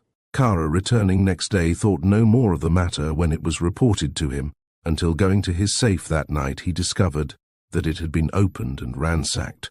As it happened, most of Kara's valuable and confidential possessions were at the bank. In a fret of panic and at considerable cost, he had the safe removed, and another put in its place of such potency that the makers offered, to indemnify him against any loss from burglary. TX finished his work, washed his hands, and was drying them when Mansus came bursting into the room. It was not usual for Mansus to burst into anywhere. He was a slow, methodical, painstaking man, with a deliberate and an official manner. "What's the matter?" asked TX quickly. "We didn't search Vassillaro's lodgings," cried Mansus breathlessly. "It just occurred to me as I was coming over Westminster Bridge. I was on top of a bus." "Wake up," said TX. "You're amongst friends and cut all that bus's stuff out. Of course we searched Vassillaro's lodgings." "No, we didn't, sir," said the other triumphantly. "He lived in Great James Street." "He lived in the Adelphi," corrected TX. "There were two places where he lived," said Mansus. "When did you learn this?" asked his chief, dropping his flippancy. "This morning. I was on a bus coming across Westminster Bridge, and there were two men in front of me, and I heard the word Vasillaro, and naturally I pricked up my ears." "It was very unnatural, but proceed," said TX. "One of the men, a very respectable person, said, 'That chap Vasillaro used to lodge in my place, and I've still got a lot of his things. What do you think I ought to do?' "And you said," suggested the other. "I nearly frightened his life out of him," said Mansus. "I said, 'I am a police officer, and I want you to come along with me.' And of course he shut up and would not say another word," said TX. "That's true, sir," said Mansus, "but after a while I got him to talk. Vasillaro lived in Great James Street, on the 3rd floor. In fact, some of his furniture is there still. He had a good reason for keeping two addresses by all accounts." TX nodded wisely. "What was her name?" he asked. "He had a wife," said the other, "but she left him about 4 months before he was killed. He used the Adelphi address for business purposes, and apparently he slept 2 or 3 nights of the week at Great James Street. I have told the man to leave everything as it is, and that we will come round." 10 minutes later the two officers were in the somewhat gloomy apartments which Vasillaro had occupied. The landlord explained that most of the furniture was his, but that there were certain articles which were the property of the deceased man. He added, somewhat unnecessarily, that the late tenant owed him 6 months' rent.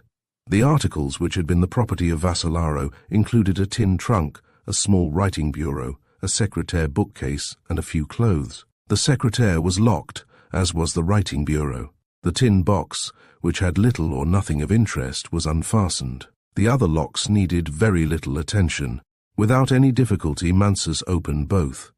The leaf of the bureau, when let down, formed the desk, and piled up inside was a whole mass of letters opened and unopened, accounts, notebooks, and all the paraphernalia which an untidy man collects. Letter by letter, TX went through the accumulation without finding anything to help him. Then his eye was attracted by a small tin case thrust into one of the oblong pigeonholes at the back of the desk. This he pulled out and opened, and found a small wad of paper wrapped in tin foil. "Hello, hello," said TX, and he was pardonably exhilarated. Chapter. A man stood in the speckless courtyard before the governor's house at Dartmoor Jail. He wore the ugly livery of shame which marks the convict. His head was clipped short, and there was 2 days' growth of beard upon his haggard face. Standing with his hands behind him, he waited for the moment when he would be ordered to his work. John Lexman, 043, looked up at the blue sky, as he had looked so many times from the exercise yard, and wondered what the day would bring forth. A day to him was the beginning, and the end of an eternity. He dare not let his mind dwell upon the long aching years ahead. He dare not think of the woman he left, or let his mind dwell upon the agony which she was enduring. He had disappeared from the world he loved, and the world that knew him, and all that there was in life. All that was worthwhile had been crushed and obliterated into the granite of the Princetown quarries, and its wide horizon shrunken by the gaunt moorland with its menacing tors. New interests made up his existence. The quality of the food was one. The character of the book he would receive from the prison library another. The future meant Sunday chapel, the present whatever task they found him. For the day he was to paint some doors and windows of an outlying cottage, a cottage occupied by a warder who, for some reason, on the day previous, had spoken to him with a certain kindness and a certain respect which was unusual. "Face the wall," growled a voice, and mechanically he turned, his hands still behind him, and stood staring at the grey wall of the prison storehouse. He heard the shuffling feet of the quarry gang. His ears caught the clink of the chains which bound them together. They were desperate men, peculiarly interesting to him, and he had watched their faces furtively in the early period of his imprisonment. He had been sent to Dartmoor after spending 3 months in Wormwood Scrubs. Old hands had told him variously that he was fortunate or unlucky. It was usual to have 12 months at the Scrubs before testing the life of a convict establishment. He believed there was some talk of sending him to Parkhurst, and here he traced the influence which TX would exercise. For Parkhurst was a prisoner's paradise. He heard his warder's voice behind him. "Right turn, 43, quick march." He walked ahead of the armed guard, through the great and gloomy gates of the prison, turned sharply to the right, and walked up the village street toward the moors, beyond the village of Princetown. And on the Tavistock Road, where were 2 or 3 cottages which had been lately taken by the prison staff, and it was to the decoration of one of these that A.O. had been sent. The house was as yet without a tenant. A paper hanger under the charge of another warder was waiting for the arrival of the painter. The 2 warders exchanged greetings, and the first went off, leaving the other in charge of both men. For an hour they worked in silence under the eyes of the guard. Presently the warder went outside, and John Lexman had an opportunity of examining his fellow sufferer. He was a man of 24 or 25, lithe and alert. By no means bad-looking, he lacked that indefinable suggestion of animalism which distinguished the majority of the inhabitants at Dartmoor. They waited until they heard the warder's step clear the passage, and until his iron-shod boots were tramping over the cobbled path which led from the door through the tiny garden to the road, before the second man spoke. "What are you in for?" he asked, in a low voice. "Murder," said John Lexman, laconically. He had answered the question before, and had noticed with a little amusement the look of respect which came into the eyes of the questioner. "What have you got?" 15 years, said the other. "That means years and months," said the first man. "You've never been here before, I suppose?" "Hardly," said Lexman dryly. "I was here when I was a kid," confessed the paper hanger. "I am going out next week." John Lexman looked at him enviously. Had the man told him that he had inherited a great fortune and a greater title, his envy would not have been so genuine. Going out. The drive in the break to the station. The ride to London in creased but comfortable clothing, free as the air, at liberty to go to bed and rise when he liked, to choose his own dinner. To answer no call save the call of his conscience. To see, he checked himself. "What are you in for?" he asked in self-defense. "Conspiracy and fraud," said the other cheerfully. "I was put away by a woman after 3 of us had got clear with £. Damn rough luck, wasn't it?" John nodded. It was curious, he thought, how sympathetic one grows with these exponents of crimes. One naturally adopts their point of view and sees life through their distorted vision. "I bet I'm not given away with the next lot," the prisoner went on. "I've got one of the biggest ideas I've ever had, and I've got a real good man to help me." "How?" asked John in surprise. The man jerked his head in the direction of the prison. "Larry Green," he said briefly. "He's coming out next month too, and we are all fixed up proper. We are going to get the pile, and then we're off to South America, and you won't see us for dust." Though he employed all the colloquialisms which were common, His tone was that of a man of education, and yet there was something in his address which told John, as clearly as though the man had confessed as much, that he had never occupied any social position in life. The warder's step on the stones outside reduced them to silence. Suddenly his voice came up the stairs. 43, he called sharply. I want you down here. John took his paint pot and brush and went clattering down the uncarpeted stairs. Where's the other man? Asked the warder in a low voice. He's upstairs in the back room. The warder stepped out of the door and looked left and right. Coming up from Princetown was a big grey car. Put down your paint pot, he said. His voice was shaking with excitement. I am going upstairs. When that car comes abreast of the gate, ask no questions and jump into it. Get down into the bottom and pull a sack over you, and do not get up until the car stops. The blood rushed to John Lexman's head, and he staggered. My God, he whispered. Do as I tell you, hissed the warder. Like an automaton, John put down his brushes and walked slowly to the gate. The grey car was crawling up the hill, and the face of the driver was half enveloped in a big rubber mask. Through the two great goggles, John could see little to help him identify the man. As the machine came up to the gate, he leapt into the tonneau and sank instantly to the bottom. As he did so, he felt the car leap forward underneath him. Now it was going fast, now faster, now it rocked and swayed as it gathered speed. He felt it sweeping down hill and uphill, and once he heard a hollow rumble as it crossed a wooden bridge. He could not detect from his hiding place in what direction they were going, but he gathered they had switched off to the left and were making for one of the wildest parts of the moor. Never once did he feel the car slacken its pace, until, with a grind of brakes, it stopped suddenly. Get out, said a voice. John Lexman threw off the cover and leapt out, and as he did so the car turned and sped back the way it had come. For a moment he thought he was alone, and looked around. Far away in the distance he saw the grey bulk of Princetown Gaol. It was an accident that he should see it, but it so happened that a ray of the sun fell athwart it and threw it into relief. He was alone on the moors. Where could he go? He turned at the sound of a voice. He was standing on the slope of a small tor. At the foot there was a smooth stretch of green sward. It was on this stretch that the people of Dartmoor held their pony races in the summer months.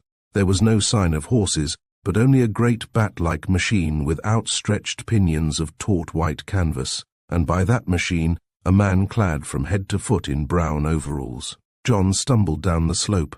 As he neared the machine he stopped and gasped. Kara, he said, and the brown man smiled. But I do not understand.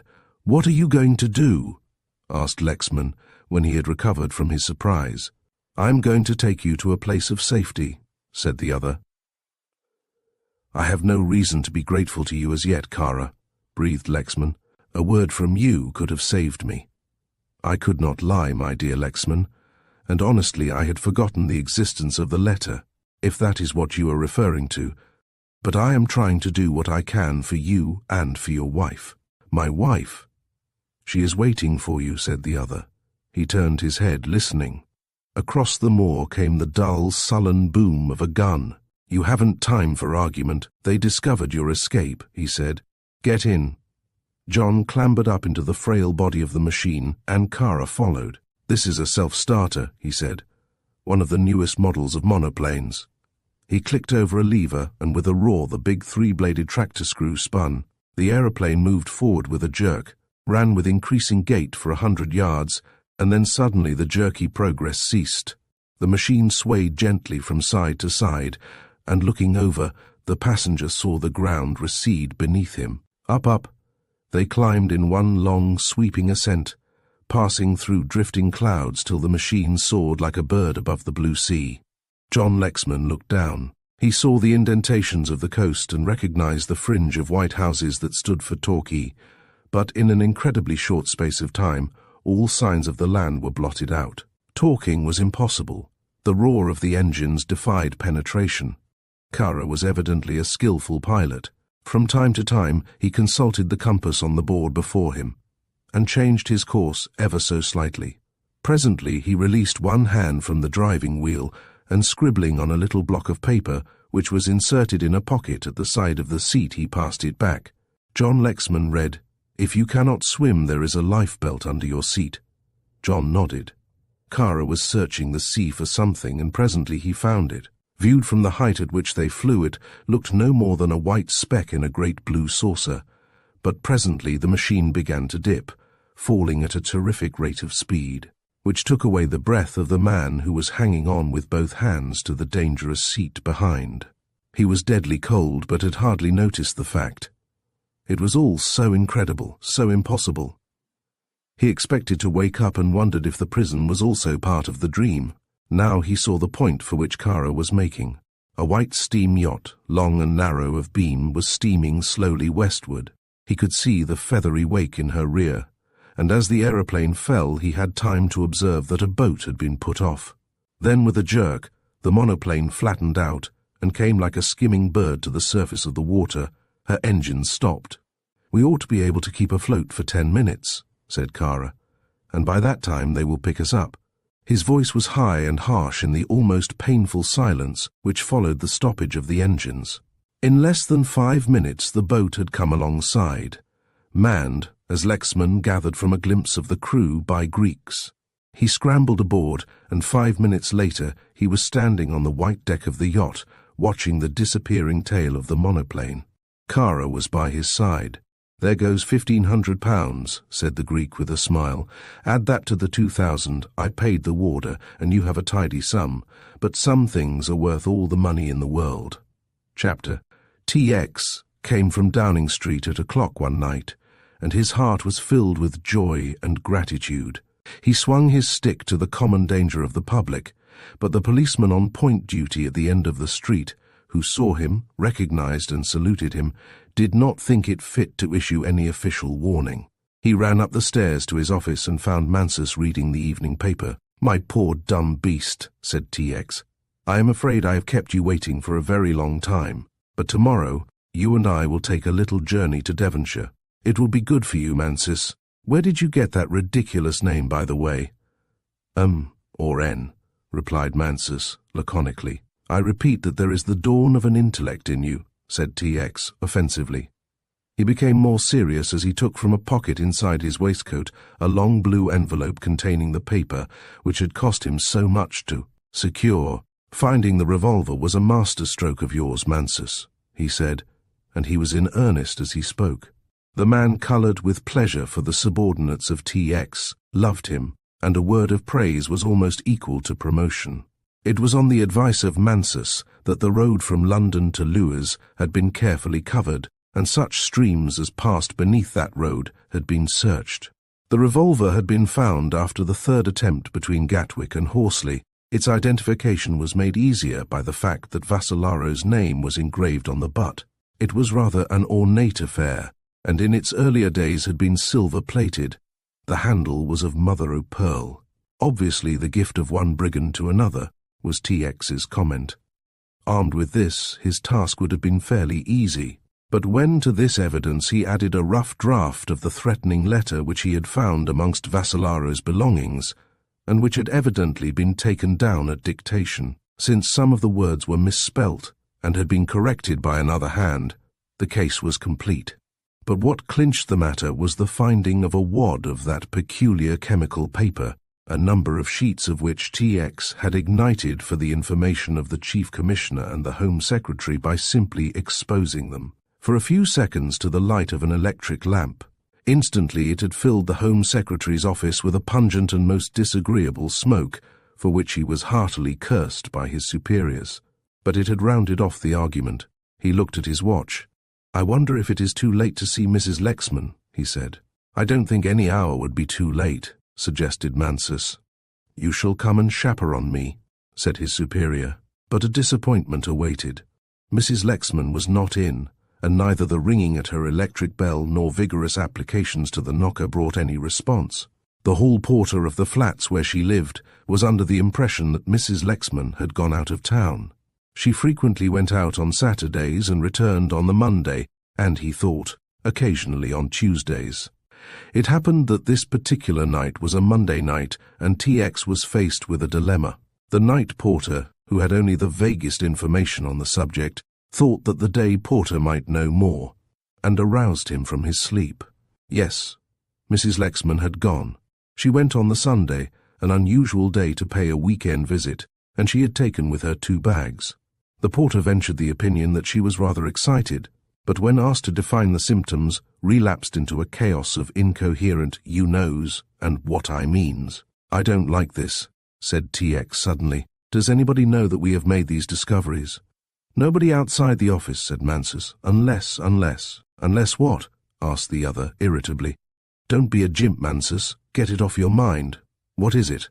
"I am wondering," said Mansus slowly, "if the landlord at Great James Street said anything. He knows we have made a search." "We can easily find that out," said TX. They hailed a taxi and drove to Great James Street. That respectable thoroughfare was wrapped in sleep, and it was some time before the landlord could be aroused. Recognizing TX, he checked his sarcasm, which he had prepared for a keyless lodger, and led the way into the drawing-room.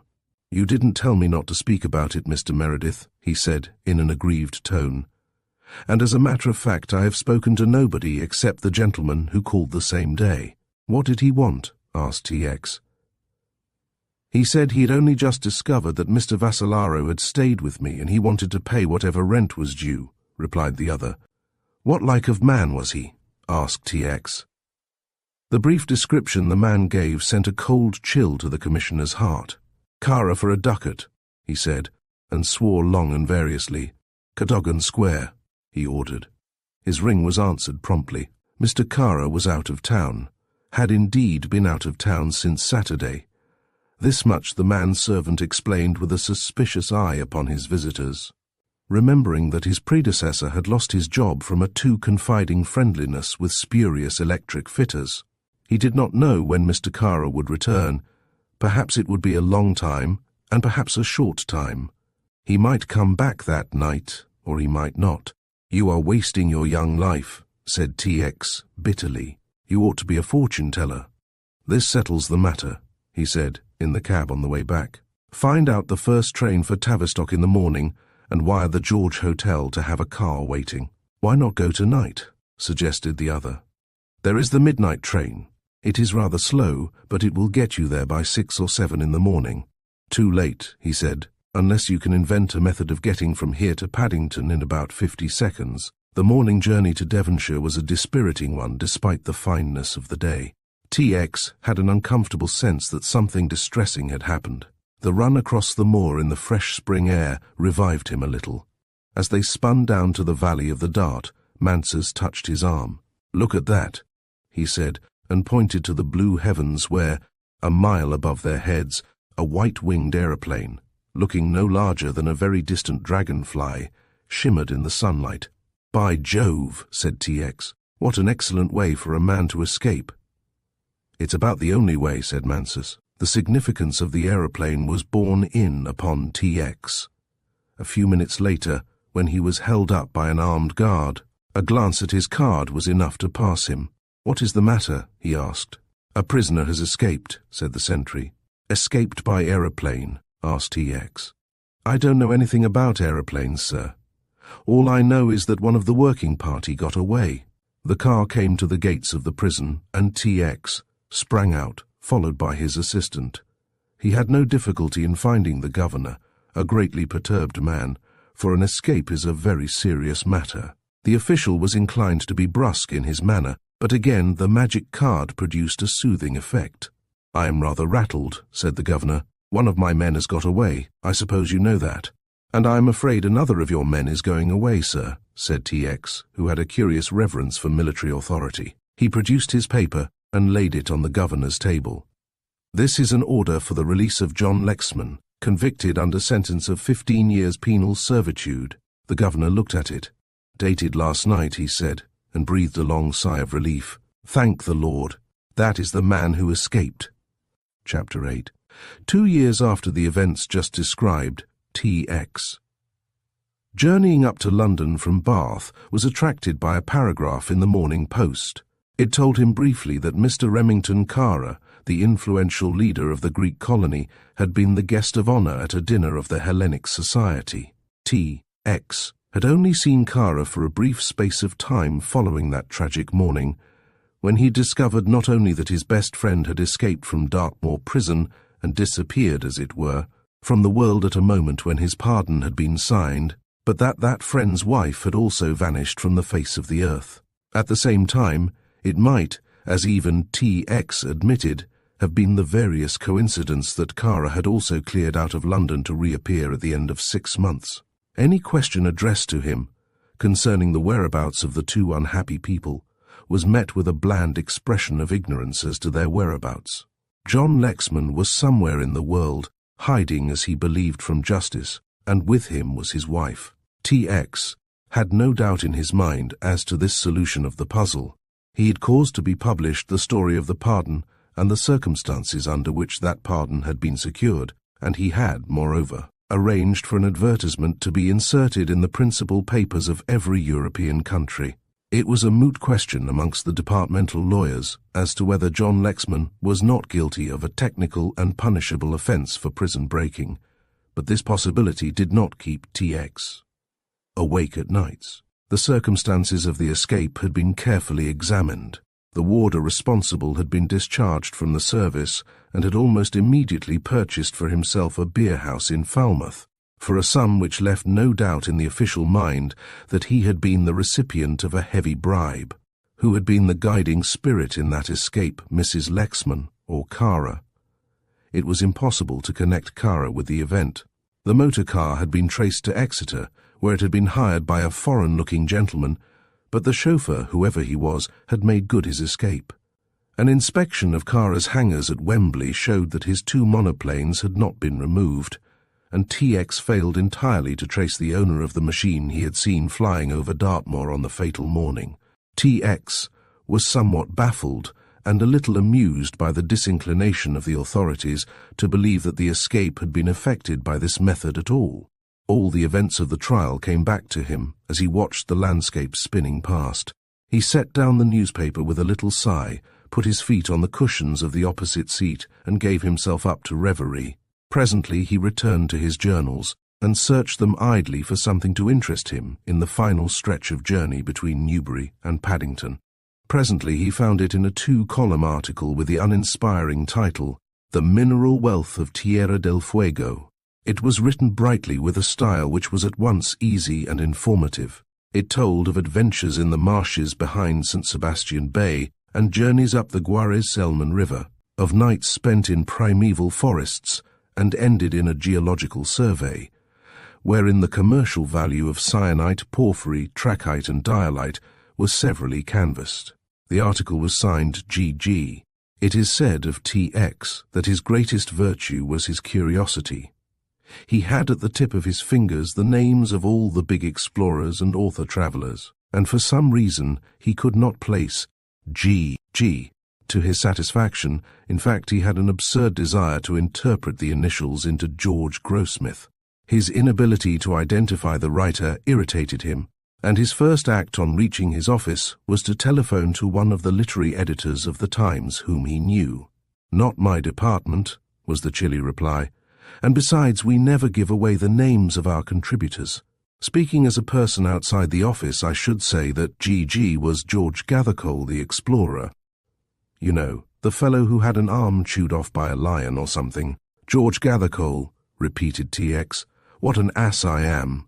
"Yes," said the voice at the other end the wire, and he had rung off before T.X. could think of something suitable to say. Having elucidated this little sideline of mystery, the matter passed from the young commissioner's mind. It happened that morning that his work consisted of dealing with John Lexman's estate.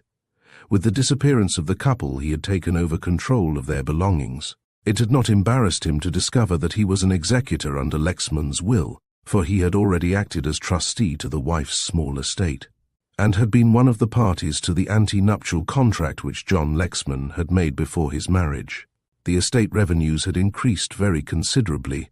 All the vanished author's books were selling as they had never sold before, and the executor's work was made the heavier by the fact that Grace Lexman had possessed an aunt who had most inconsiderately died, leaving a considerable fortune to her unhappy niece. "I will keep the trusteeship another year," he told the solicitor who came to consult him that morning. "At the end of that time I shall go to the court for relief." "Do you think they will ever turn up?" asked the solicitor, an elderly and unimaginative man. "Of course, they'll turn up," said T.X. impatiently. "All the heroes of Lexman's books turn up sooner or later. He will discover himself to us at a suitable moment, and we shall be properly thrilled." That Lexman would return he was sure.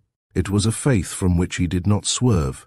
He had as implicit a confidence that one day or other, Kara, the Magnificent, would play into his hands. There were some queer stories in circulation concerning the Greek, but on the whole, they were stories and rumors which were difficult to separate from the malicious gossip which invariably attaches itself to the rich and to the successful. One of these was that Kara desired something more than an Albanian chieftainship, which he undoubtedly enjoyed. There were whispers of wider and higher ambitions. Though his father had been born a Greek, he had indubitably descended in a direct line from one of those old emperors of Albania, who had exercised their brief authority over that turbulent land. The man's passion was for power.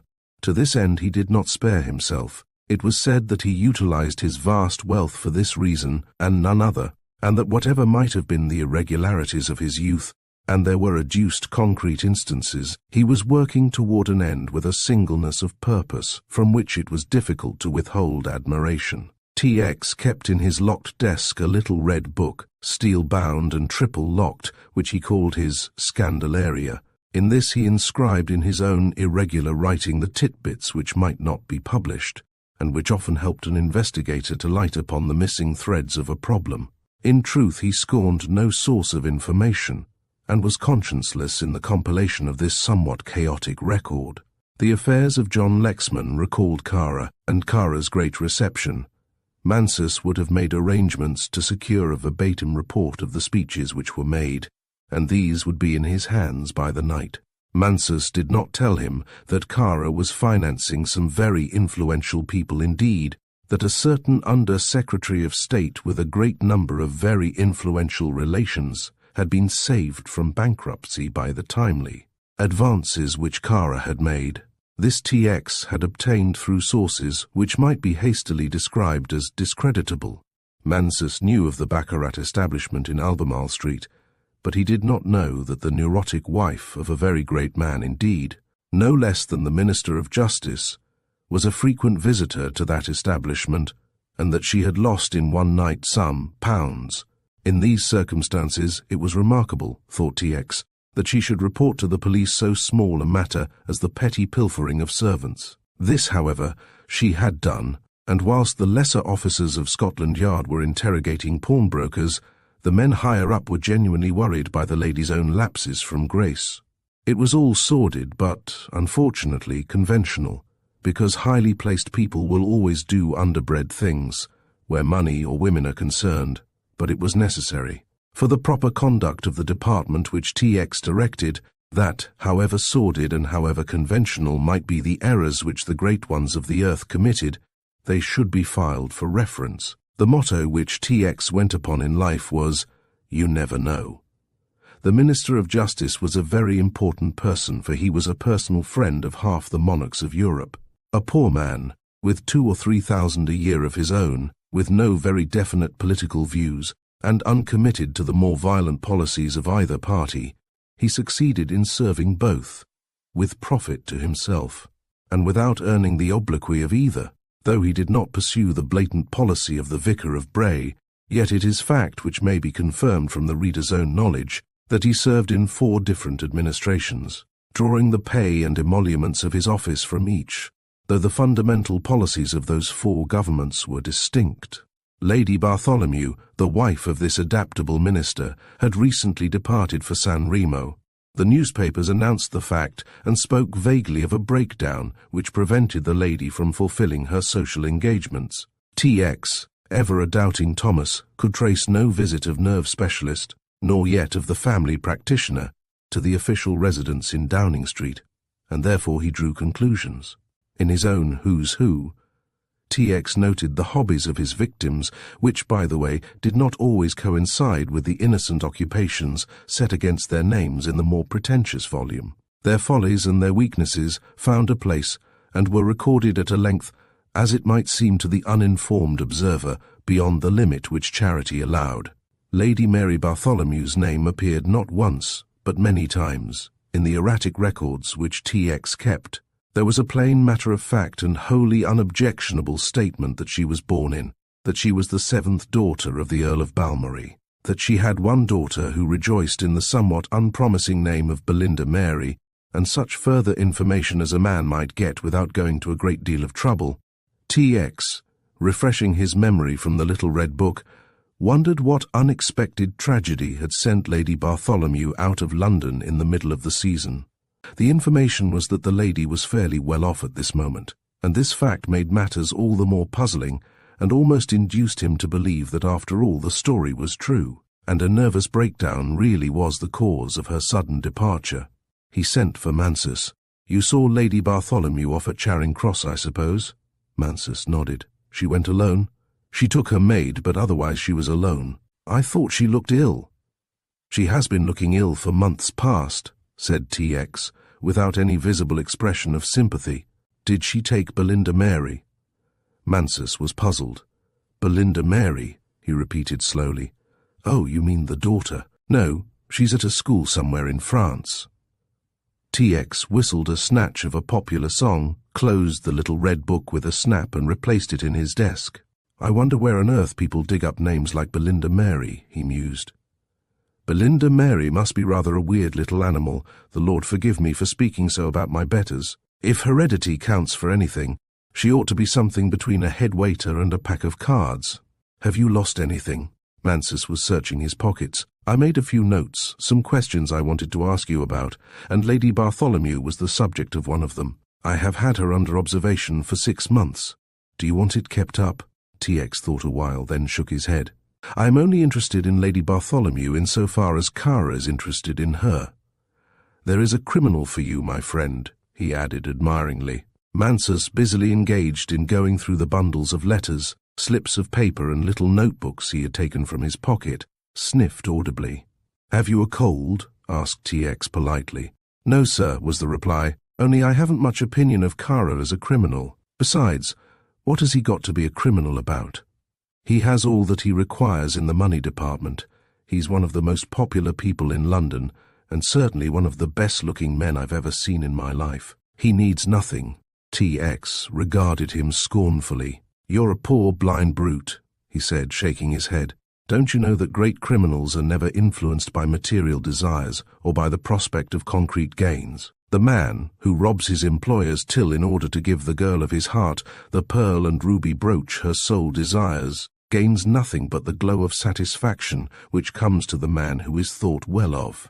The majority of crimes in the world are committed by people for the same reason: they want to be thought well of. Here is Dr. X, who murdered his wife because she was a drunkard and a slut, and he dared not leave her for fear the neighbours would have doubts as to his respectability.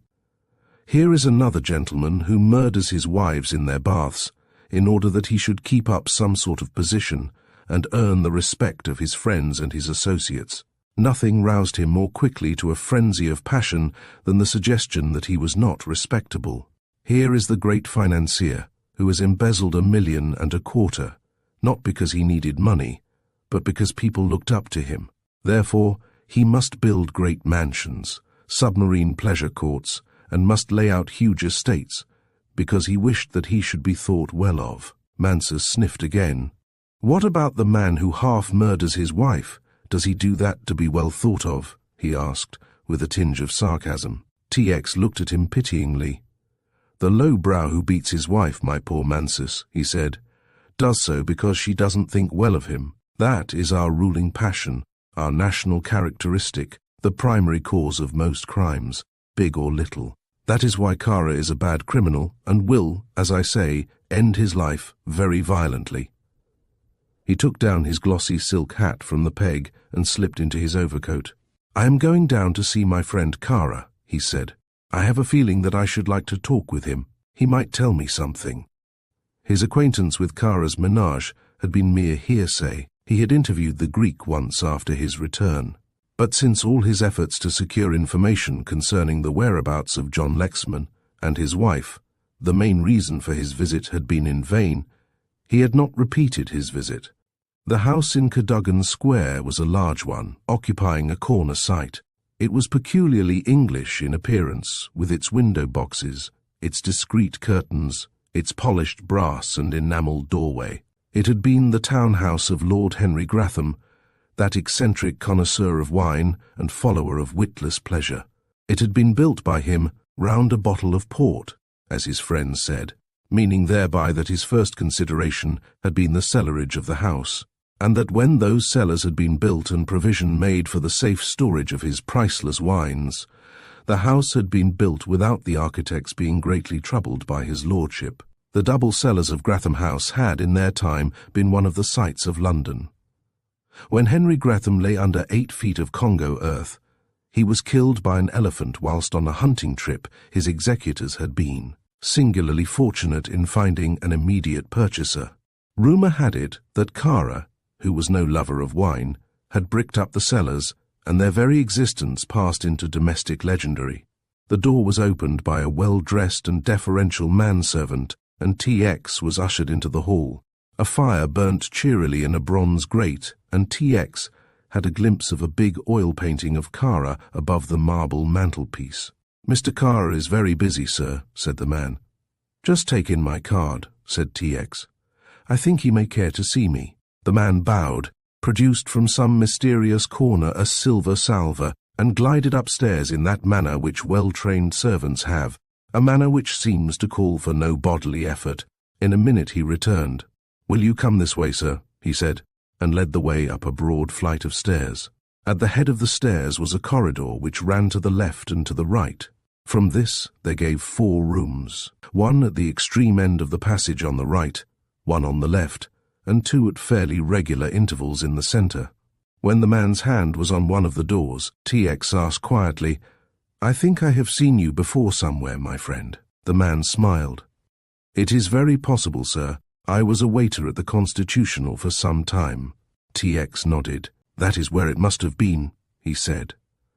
The man opened the door and announced the visitor.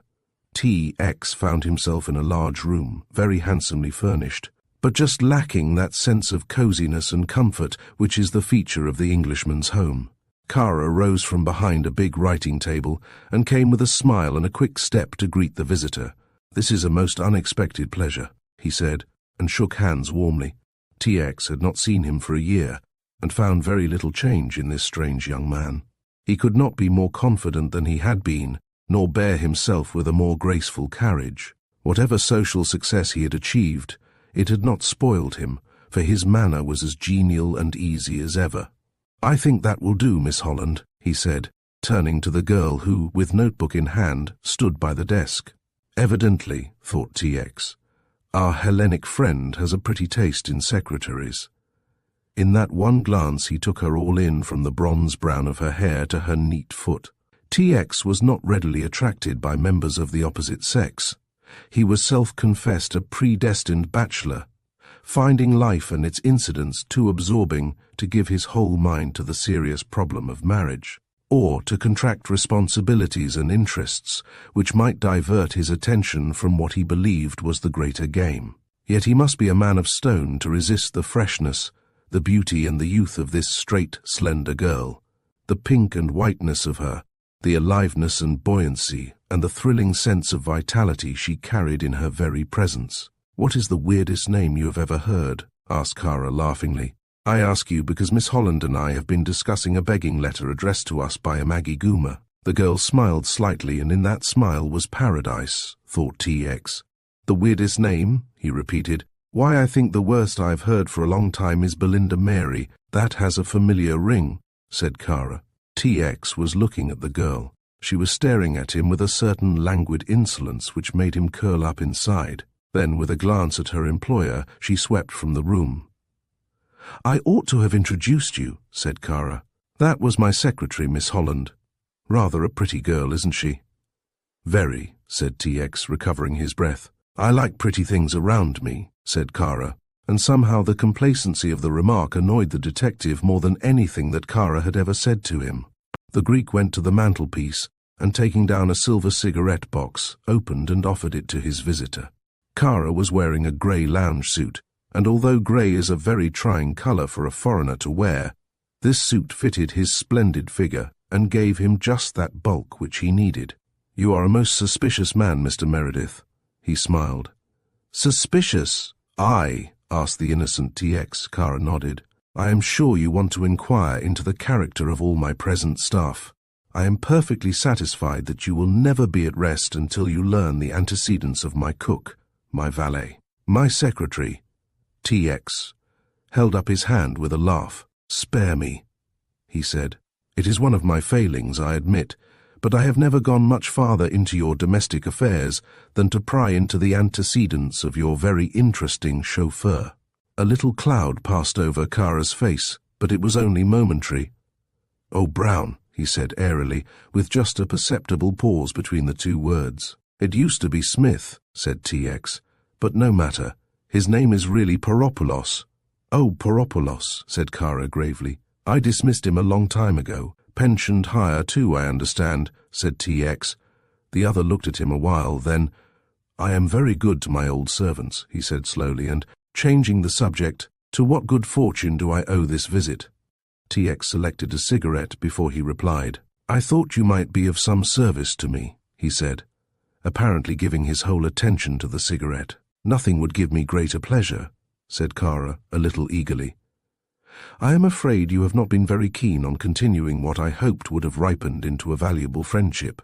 More valuable to me, perhaps," he smiled, "than to you." "I am a very shy man," said the shameless TX. "Difficult to a fault, and rather apt to underrate my social attractions. I have come to you now because you know everybody. By the way, how long have you had your secretary?" he asked abruptly. Kara looked up at the ceiling for inspiration. 4, no 3 months, he corrected. "A very efficient young lady who came to me from one of the training establishments. Somewhat uncommunicative, better educated than most girls in her position, for example. She speaks and writes modern Greek fairly well." "A treasure," suggested TX. "Unusually so," said Kara. "She lives in Marylebone Road. A is the address. She has no friends, spends most of her evenings in her room, is eminently respectable, and a little chilling in her attitude to her employer." TX shot a swift glance at the other. "Why do you tell me all this?" he asked. "To save you the trouble of finding out," replied the other coolly.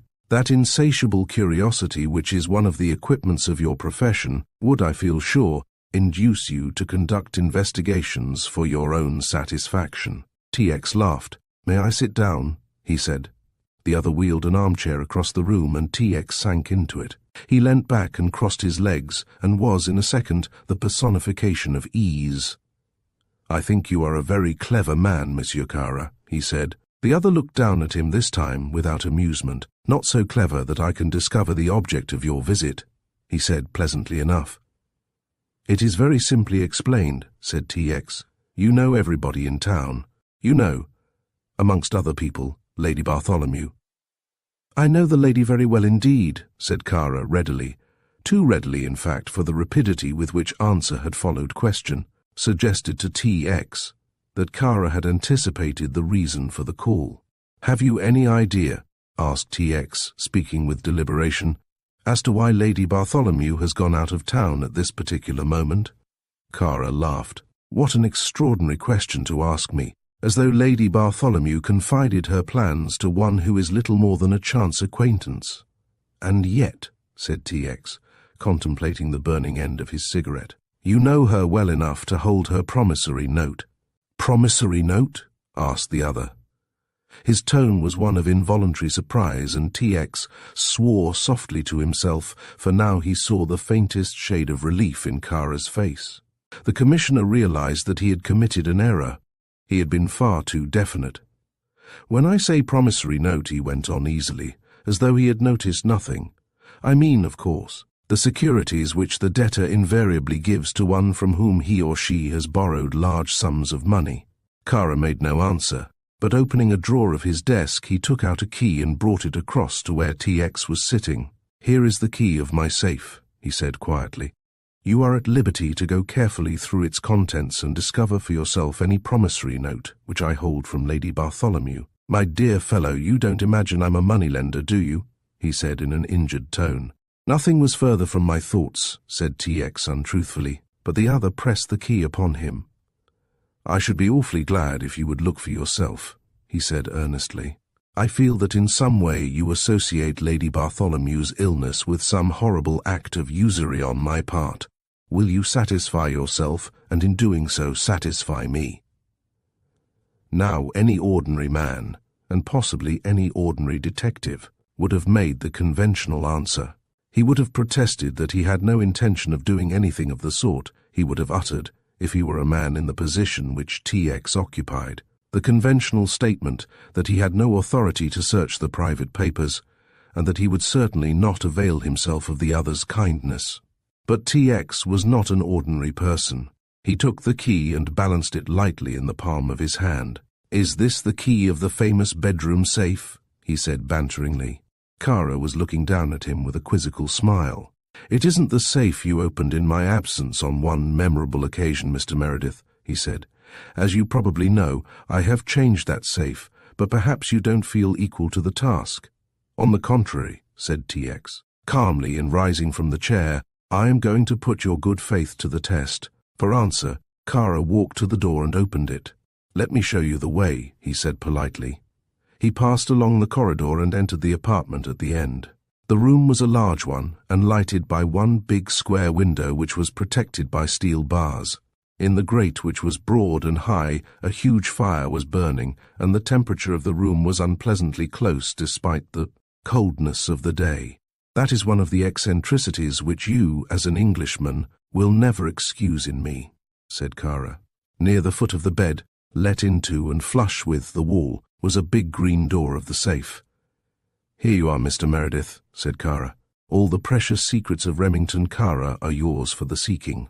I am afraid I've had my trouble for nothing, said TX, making no attempt to use the key. That is an opinion which I share, said Kara with a smile. Curiously enough, said TX. I mean just what you mean. He handed the key to Kara. Won't you open it? Asked the Greek. TX shook his head. The safe, as far as I can see, is a Magnus. The key which you have been kind enough to give me is legibly inscribed upon the handle Chubb. My experience as a police officer has taught me that Chubb keys very rarely open Magnus safes. Kara uttered an exclamation of annoyance. How stupid of me, he said. Yet now I remember, I sent the key to my bankers before I went out of town. I only came back this morning, you know. I will send for it at once. Pray don't trouble, murmured TX, politely. He took from his pocket a little flat leather case and opened it. It contained a number of steel implements of curious shape, which were held in position by a leather loop along the center of the case. From one of these loops he extracted a handle and deftly fitted something that looked like a steel awl to the socket in the handle. Looking in wonder and with no little apprehension, Kara saw that the awl was bent at the head. What are you going to do? He asked, a little alarmed. I'll show you, said TX, pleasantly. Very gingerly, he inserted the instrument in the small keyhole and turned it cautiously, first one way and then the other. There was a sharp click followed by another. He turned the handle and the door of the safe swung open. Simple, isn't it? He asked politely. In that second of time, Kara's face had undergone a transformation. The eyes which met T.X. Meredith's blazed with an almost insane fury. With a quick stride, Kara placed himself before the open safe. I think this has gone far enough, Mr. Meredith, he said harshly. If you wish to search my safe, you must get a warrant. T.X. shrugged his shoulders, and carefully unscrewing the instrument he had employed and replacing it in the case, he returned it to his inside pocket. It was at your invitation, my dear Monsieur Kara, he said suavely. Of course I knew that you were putting a bluff up on me with the key, and that you had no more intention of letting me see the inside of your safe than you had of telling me exactly what happened to John Lexman. The shot went home. The face, which was thrust into the commissioner's, was ridged and veined with passion. The lips were turned back to show the big white even teeth. The eyes were narrowed to slits, the jaw thrust out, and almost every semblance of humanity had vanished from his face. You, he hissed, and his clawing hands moved suspiciously backward. Put up your hands, said T.X. sharply, and be damned quick about it. In a flash the hands went up, for the revolver which T.X. held was pressed uncomfortably against the third button of the Greek's waistcoat. "That's not the first time you've been asked to put up your hands, I think," said TX, pleasantly. His own left hand slipped round to Kara's hip pocket. He found something in the shape of a cylinder and drew it out from the pocket. To his surprise, it was not a revolver, not even a knife. It looked like a small electric torch, though instead of a bulb and a bullseye glass, there was a pepper-box perforation at one end. He handled it carefully and was about to press the small nickel knob when a strangled cry of horror broke from Kara. "For God's sake, be careful," he gasped. "You're pointing it at me. Do not press that lever, I beg." "Will it explode?" asked TX curiously. "No, no!" TX pointed the thing downward to the carpet and pressed the knob cautiously. As he did so, there was a sharp hiss and the floor was stained with the liquid which the instrument contained. Just one gush of fluid, and no more. TX looked down. The bright carpet had already changed color and was smoking. The room was filled with a pungent and disagreeable scent. TX looked from the floor to the white-faced man. "Vitriol, I believe," he said, shaking his head admiringly. "What a dear little fellow you are." The man, big as he was on the point of collapse and mumbled something about self-defense and listened without a word, whilst TX, laboring under an emotion which was perfectly pardonable, described Kara, his ancestors, and the possibilities of his future estate. Very slowly the Greek recovered his self-possession. "I didn't intend using it on you, I swear I didn't," he pleaded. "I'm surrounded by enemies, Meredith. I had to carry some means of protection. It is because my enemies know I carry this that they fight shy of me. I'll swear I had no intention of using it on you. The idea is too preposterous. I am sorry I fooled you about the safe. Don't let that worry you," said TX. "I'm afraid I did all the fooling. No, I cannot let you have this back again," he said, as the Greek put out his hand to take the infernal little instrument. "I must take this back to Scotland Yard. It's quite a long time since we had anything new in this shape." "Compressed air, I presume?" Kara nodded solemnly. "Very ingenious indeed," said TX. "If I had a brain like yours," he paused, "I should do something with it, with a gun," he added as he passed out of the room. Chapter. "My dear Mr. Meredith, I cannot tell you how unhappy and humiliated I feel that my little joke with you should have had such an uncomfortable ending. As you know, and as I have given you proof, I have the greatest admiration in the world for one whose work for humanity has won such universal recognition.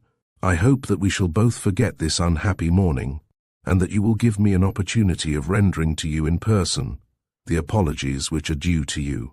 I feel that anything less will neither rehabilitate me in your esteem, nor secure for me the remnants of my shattered self-respect. I am hoping you will dine with me next week, and meet a most interesting man, George Gathercole, who has just returned from Patagonia. I only received his letter this morning, having made most remarkable discoveries concerning that country. I feel sure that you are large enough minded and too much a man of the world to allow my foolish fit of temper to disturb a relationship which I have always hoped would be mutually pleasant. If you will allow Gathercole, who will be unconscious of the part he is playing, to act as peacemaker between yourself and myself, I shall feel that his trip, which has cost me a large sum of money, will not have been wasted. I am, dear Mr. Meredith, yours very sincerely, Remington Kara. Kara folded the letter and inserted it in its envelope. He rang a bell on his table, and the girl who had so filled TX with a sense of awe came from an adjoining room. "You will see that this is delivered, Miss Holland." She inclined her head and stood waiting. Kara rose from his desk and began to pace the room. "Do you know TX Meredith?" he asked suddenly. "I have heard of him," said the girl. "A man with a singular mind," said Kara, "a man against whom my favourite weapon would fail." She looked at him with interest in her eyes. "What is your favourite weapon, Mr. Kara?" she asked.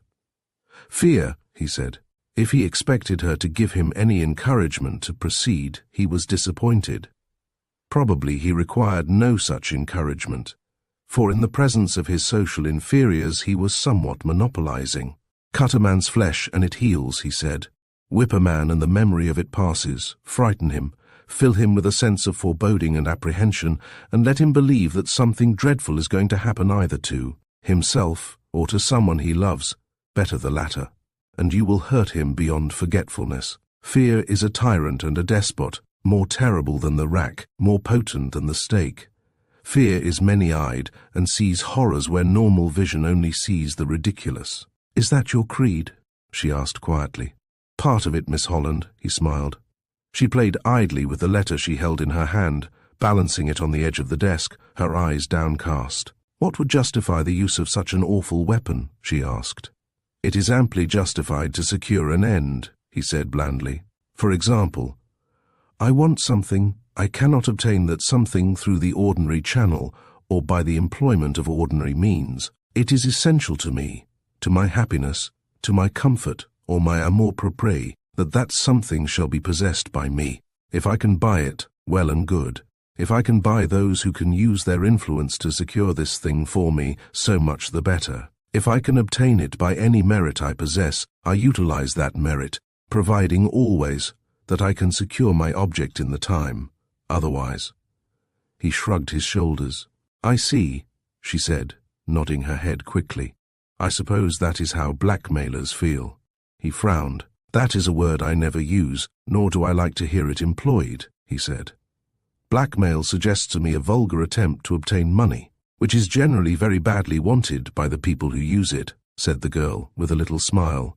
"And, according to your argument, they are also justified. It is a matter of plain," he said airily. "Viewed from my standpoint, they are sordid criminals, the sort of person that TX meets, I presume, in the course of his daily work. TX," he went on somewhat oracularly, "is a man for whom I have a great deal of respect. You will probably meet him again, for he will find an opportunity of asking you a few questions about myself. I need hardly tell you," he lifted his shoulders with a deprecating smile. "I shall certainly not discuss your business with any person," said the girl coldly. "I am paying you £1 a week, I think," he said.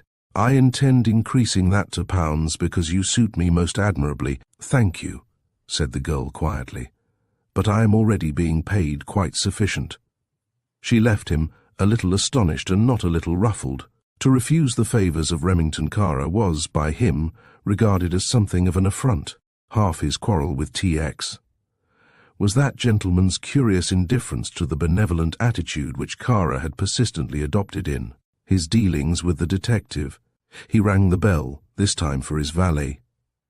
"Fisher," he said, "I am expecting a visit from a gentleman named Gathercole, a one-armed gentleman whom you must look after if he comes. Detain him on some pretext or other, because he is rather difficult to get hold of, and I want to see him. I am going out now, and I shall be back at 6:30.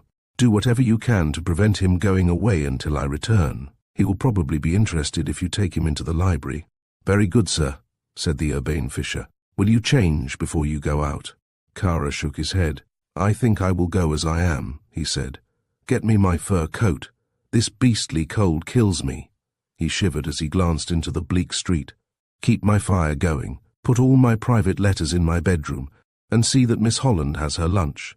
Fisher followed him to his car, wrapped the fur rug about his legs, closed the door carefully, and returned to the house. From thence onward his behaviour was somewhat extraordinary for a well-bred servant. That he should return to Kara's study and set the papers in order was natural and proper. That he should conduct a rapid examination of all the drawers in Kara's desk might be excused on the score of diligence, since he was, to some extent, in the confidence of his employer. Kara was given to making friends of his servants up to a point. In his more generous moments, he would address his bodyguard as Fred, and on more occasions than one, and for no apparent reason, had tipped his servant over and above his salary. Mr. Fred Fisher found little to reward him for his search until he came upon Kara's checkbook, which told him that on the previous day the Greek had drawn £1 in cash from the bank. This interested him mightily, and he replaced the checkbook with the tightened lips and the fixed gaze of a man who was thinking rapidly. He paid a visit to the library, where the secretary was engaged in making copies of Kara's correspondence, answering letters appealing for charitable donations. And in the hack words which fall to the secretaries of the great, he replenished the fire, asked deferentially for any instructions, and returned again to his quest. This time he made the bedroom the scene of his investigations. The safe he did not attempt to touch, but there was a small bureau in which Kara would have placed his private correspondence of the morning. This, however, yielded no result. By the side of the bed on a small table was a telephone, the sight of which apparently afforded the servant a little amusement. This was the private phone, which Kara had been instrumental in having fixed to Scotland Yard, as he had explained to his servants. "Rum Cove," said Fisher. He paused for a moment before the closed door of the room and smilingly surveyed the great steel latch which spanned the door and fitted into an iron socket securely screwed to the framework. He lifted it gingerly. There was a little knob for the purpose, and let it fall gently into the socket which had been made to receive it on the door itself. "Rum Cove," he said again, and lifting the latch to the hook which held it up, left the room, closing the door softly behind him. He walked down the corridor with a meditative frown and began to descend the stairs to the hall. He was less than halfway down when the one maid of Kara's household came up to meet him. "There's a gentleman who wants to see Mr. Kara," she said. "Here is his card." Fisher took the card from the salver and read, "Mr. George Gathercole, Junior Travellers Club." "I'll see this gentleman," he said, with a sudden brisk interest. He found the visitor standing in the hall. He was a man who would have attracted attention, if only from the somewhat eccentric nature of his dress and his unkempt appearance.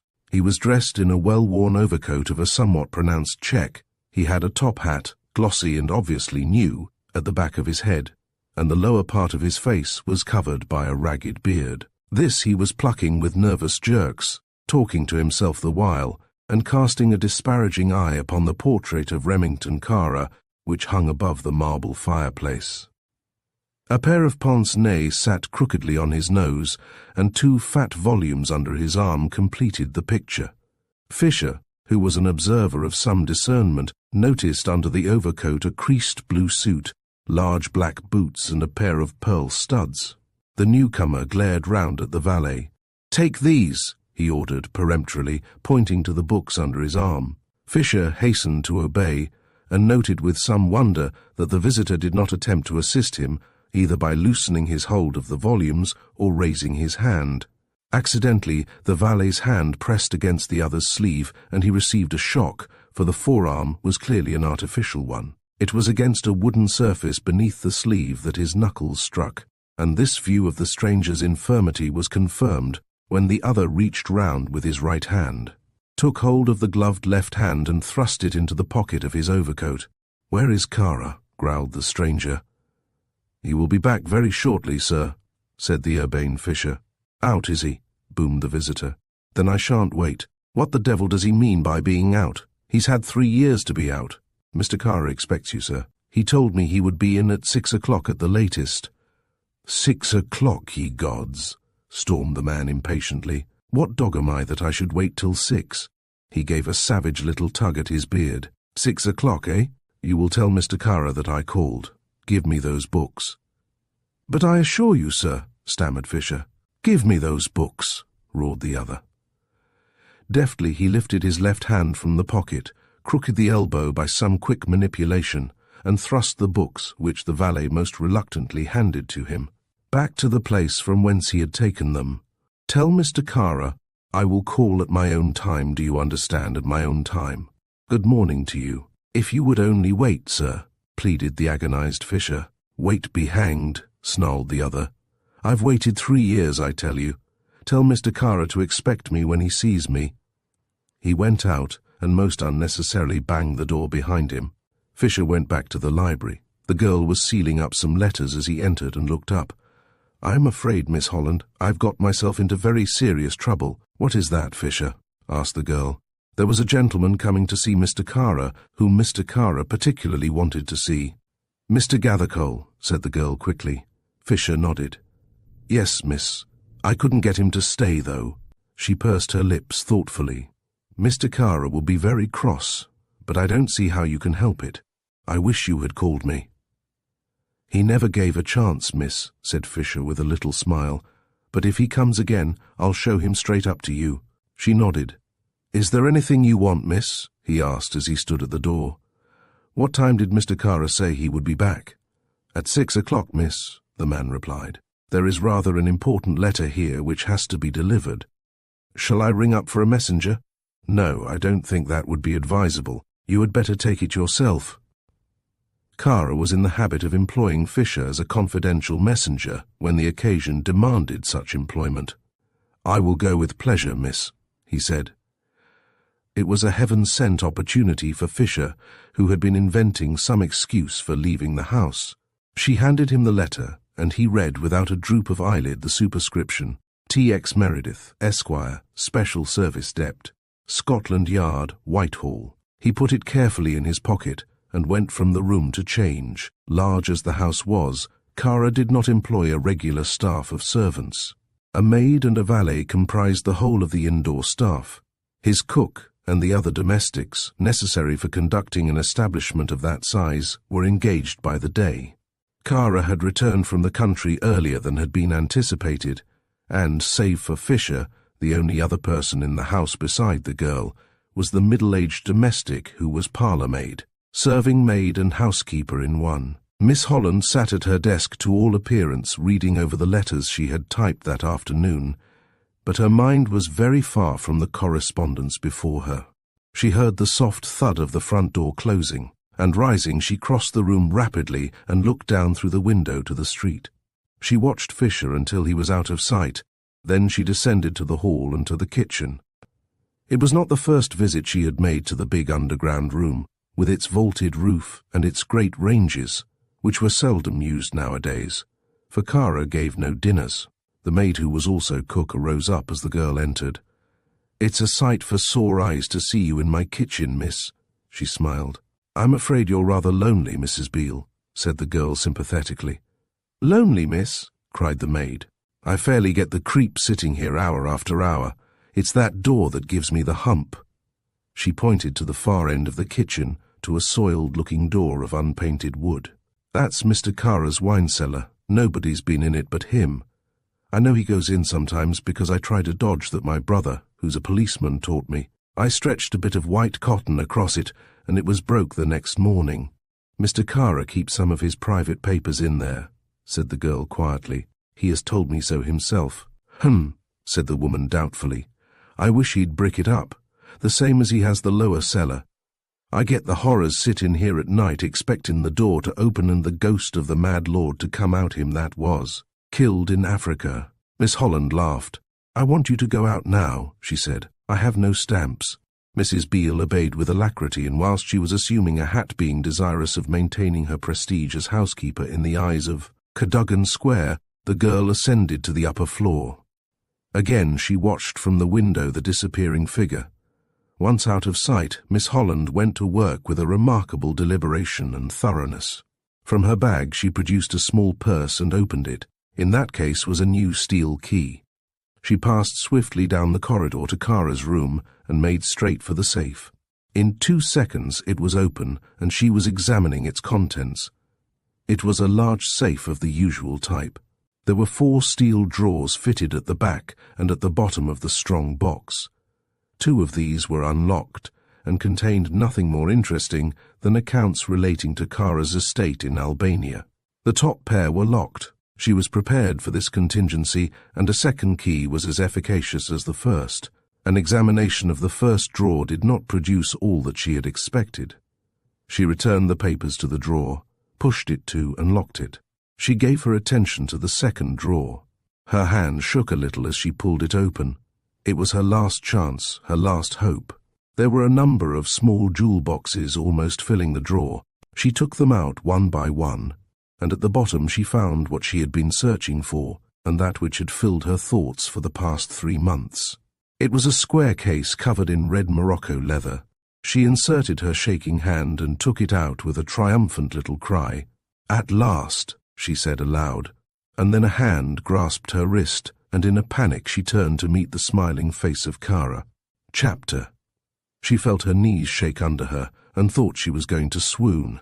She put out her disengaged hand to steady herself, and if the face which was turned to him was pale, there was a steadfast resolution in her dark eyes. "Let me relieve you of that, Miss Holland," said Kara in his silkiest tones. He wrenched rather than took the box from her hand, replaced it carefully in the drawer, pushed the drawer to and locked it, examining the key as he withdrew it. Then he closed the safe and locked that. "Obviously," he said presently, "I must get a new safe." He had not released his hold of her wrist, nor did he until he had led her from the room back to the library. Then he released the girl, standing between her and the door, with folded arms and that cynical, quiet, contemptuous smile of his upon his handsome face. "There are many courses which I can adopt," he said slowly. "I can send for the police when my servants, whom you have dispatched so thoughtfully, have returned, or I can take your punishment into my own hands. So far as I am concerned," said the girl coolly, "you may send for the police." She leant back against the edge of the desk, her hands holding the edge, and faced him without so much as a quaver. "I do not like the police," mused Kara, when there came a knock at the door. Kara turned and opened it, and after a low, strained conversation he returned, closing the door and laid a paper of stamps on the girl's table. "As I was saying, I do not care for the police, and I prefer my own method. In this particular instance the police obviously would not serve me, because you are not afraid of them, and in all probability you are in their pay. I write in supposing that you are one of Mr. T.X. Meredith's accomplices." "I do not know Mr. T.X. Meredith," she replied calmly, "and I am not in any way associated with the police. Nevertheless," he persisted, "you do not seem to be very scared of them, and that removes any temptation I might have to place you in the hands of the law. Let me see." He pursed his lips as he applied his mind to the problem. She half sat, half stood, watching him without any evidence of apprehension, but with a heart which began to quake a little. For 3 months she had played her part, and the strain had been greater than she had confessed to herself. Now the great moment had come, and she had failed. That was the sickening, maddening thing about it all. It was not the fear of arrest or of conviction which brought a sinking to her heart. It was the despair of failure, added to a sense of her helplessness against this man. "If I had you arrested, your name would appear in all the papers, of course," he said narrowly, "and your photograph would probably adorn the Sunday journals," he added expectantly. She laughed. "That doesn't appeal to me," she said. "I am afraid it doesn't," he replied, and strolled towards her as though to pass her on his way to the window. He was abreast of her when he suddenly swung round, and catching her in his arms, he caught her close to him. Before she could realize what he planned, he had stooped swiftly and kissed her full upon the mouth.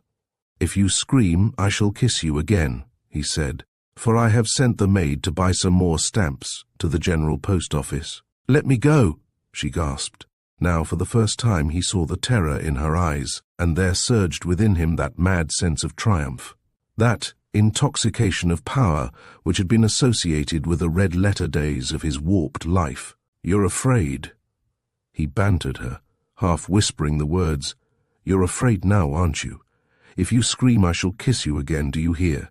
"For God's sake, let me go," she whispered. He felt her shaking in his arms, and suddenly he released her with a little laugh, and she sank trembling from head to foot upon the chair by her desk. "Now you're going to tell me who sent you here," he went on harshly, "and why you came. I never suspected you. I thought you were one of those strange creatures one meets in England, a gentlewoman who prefers working for her living to the more simple business of getting married. And all the time you were spying clever, very clever." The girl was thinking rapidly. In 5 minutes Fisher would return. Somehow she had faith in Fisher's ability and willingness to save her from a situation which she realized was fraught with the greatest danger to herself. She was horribly afraid. She knew this man far better than he suspected, realized the treachery and the unscrupulousness of him. She knew he would stop short of nothing, that he was without honor and without a single attribute of goodness. He must have read her thoughts, for he came nearer and stood over her. "You needn't shrink, my young friend," he said with a little chuckle. "You are going to do just what I want you to do, and your first act will be to accompany me downstairs. Get up." He half lifted, half dragged her to her feet and led her from the room. They descended to the hall together, and the girl spoke no word. Perhaps she hoped that she might wrench herself free and make her escape into the street. But in this she was disappointed. The grip about her arm was a grip of steel, and she knew safety did not lie in that direction. She pulled back at the head of the stairs that led down to the kitchen. "Where are you taking me?" she asked. "I'm going to put you into safe custody," he said. "On the whole, I think it is best that the police take this matter in hand, and I shall lock you into my wine cellar and go out in search of a policeman." The big wooden door opened, revealing a second door, and this Kara unbolted. She noticed that both doors were sheeted with steel, the outer on the inside and the inner door on the outside. She had no time to make any further observations, for Kara thrust her into the darkness. He switched on a light. "I will not deny you that," he said, pushing her back as she made a frantic attempt to escape. He swung the outer door to as she raised her voice in a piercing scream, and clapping his hand over her mouth, held her tightly for a moment. "I have warned you," he hissed. She saw his face distorted with rage. She saw Kara transfigured with devilish anger, saw that handsome, almost godlike countenance thrust into hers, flushed and seamed with malignity and a hatefulness beyond understanding, and then her senses left her, and she sank limp and swooning into his arms. When she recovered consciousness, she found herself lying on a plain stretcher bed. She sat up suddenly. Kara had gone, and the door was closed. The cellar was dry and clean, and its walls were enameled white. Light was supplied by 2 electric lamps in the ceiling. There was a table and a chair and a small washstand, and air was evidently supplied through unseen ventilators. It was indeed a prison, and no less. And in her first moments of panic, she found herself wondering whether Kara had used this underground dungeon of his before for a similar purpose. She examined the room carefully. At the farthermost end was another door, and this she pushed gently at first, and then vigorously, without producing the slightest impression. She still had her bag, a small affair of black moire, which hung from her belt, in which was nothing more formidable than a penknife, a small bottle of smelling salts and a pair of scissors. The latter she had used for cutting out those paragraphs from the daily newspapers which referred to Kara's movements. They would make a formidable weapon, and wrapping her handkerchief round the handle to give it a better grip, she placed it on the table within reach. She was dimly conscious all the time that she had heard something about this wine cellar, something which, if she could recollect it, would be of service to her. Then in a flash she remembered that there was a lower cellar, which according to Mrs. Beale was never used and was bricked up. It was approached from the outside, down a circular flight of stairs. There might be a way out from that direction, and would there not be some connection between the upper cellar and the lower? She set to work to make a closer examination of the apartment. The floor was of concrete, covered with a light rush matting. This she carefully rolled up, starting at the door. One half of the floor was uncovered, without revealing the existence of any trap. She attempted to pull the table into the center of the room. Better to roll the matting, but found it fixed to the wall, and going down on her knees she discovered that it had been fixed after the matting had been laid. Obviously there was no need for the fixture, and she tapped the floor with her little knuckle. Her heart started racing. The sound her knocking gave forth was a hollow one. She sprang up, took her bag from the table, opened the little penknife, and cut carefully through the thin rushes. She might have to replace the matting, and it was necessary she should do her work tidily. Soon the whole of the trap was revealed. There was an iron ring, which fitted flush with the top, and which she pulled. The trap yielded and swung back, as though there were a counterbalance at the other end, as indeed there was. She peered down. There was a dim light below, the reflection of a light in the distance. A flight of steps led down to the lower level, and after a second's hesitation, she swung her legs over the cavity and began her descent. She was in a cellar slightly smaller than that above her. The light she had seen came from an inner apartment, which would be underneath the kitchen of the house. She made her way cautiously along, stepping on tiptoe. The first of the rooms she came to was well furnished. There was a thick carpet on the floor, comfortable easy chairs, a little bookcase well filled, and a reading lamp. This must be Kara's underground study, where he kept his precious papers. A smaller room gave from this, and again it was doorless. She looked in, and after her eyes had become accustomed to the darkness, she saw that it was a bathroom, handsomely fitted. The room she was in was also without any light which came from the farthermost chamber. As the girl strode softly across the well-carpeted room, she trod on something hard. She stooped and felt along the floor, and her fingers encountered a thin steel chain. The girl was bewildered, almost panic-stricken. She shrunk back from the entrance of the inner room, fearful of what she would see. And then from the interior came a sound that made her tingle with horror. It was a sound of a sigh, long and trembling. She set her teeth and strode through the doorway and stood for a moment staring with open eyes and mouth at what she saw. "My God," she breathed. "London, in the 20th century, chapter." Superintendent Mansus had a little office in Scotland Yard proper, which he complained was not so much a private bureau as a waiting room to which repaired every official of the police service who found time hanging on his hands. On the afternoon of Miss Holland's surprising adventure, a plainclothes man of D Division brought to Mr. Mansus's room a very scared domestic servant, voluble, tearful and agonizingly penitent. It was a mood not wholly unfamiliar to a police officer of 20 years' experience, and Mr. Mansus was not impressed. "If you will kindly shut up," he said, blending his natural politeness with his employment of the vernacular, "and if you will also answer a few questions, I will save you a lot of trouble. You were Lady Bartholomew's maid, weren't you?" "Yes, sir," sobbed the red-eyed Mary Ann. "And you have been detected trying to pawn a gold bracelet, the property of Lady Bartholomew." The maid gulped, nodded, and started breathlessly upon a recital of her wrongs.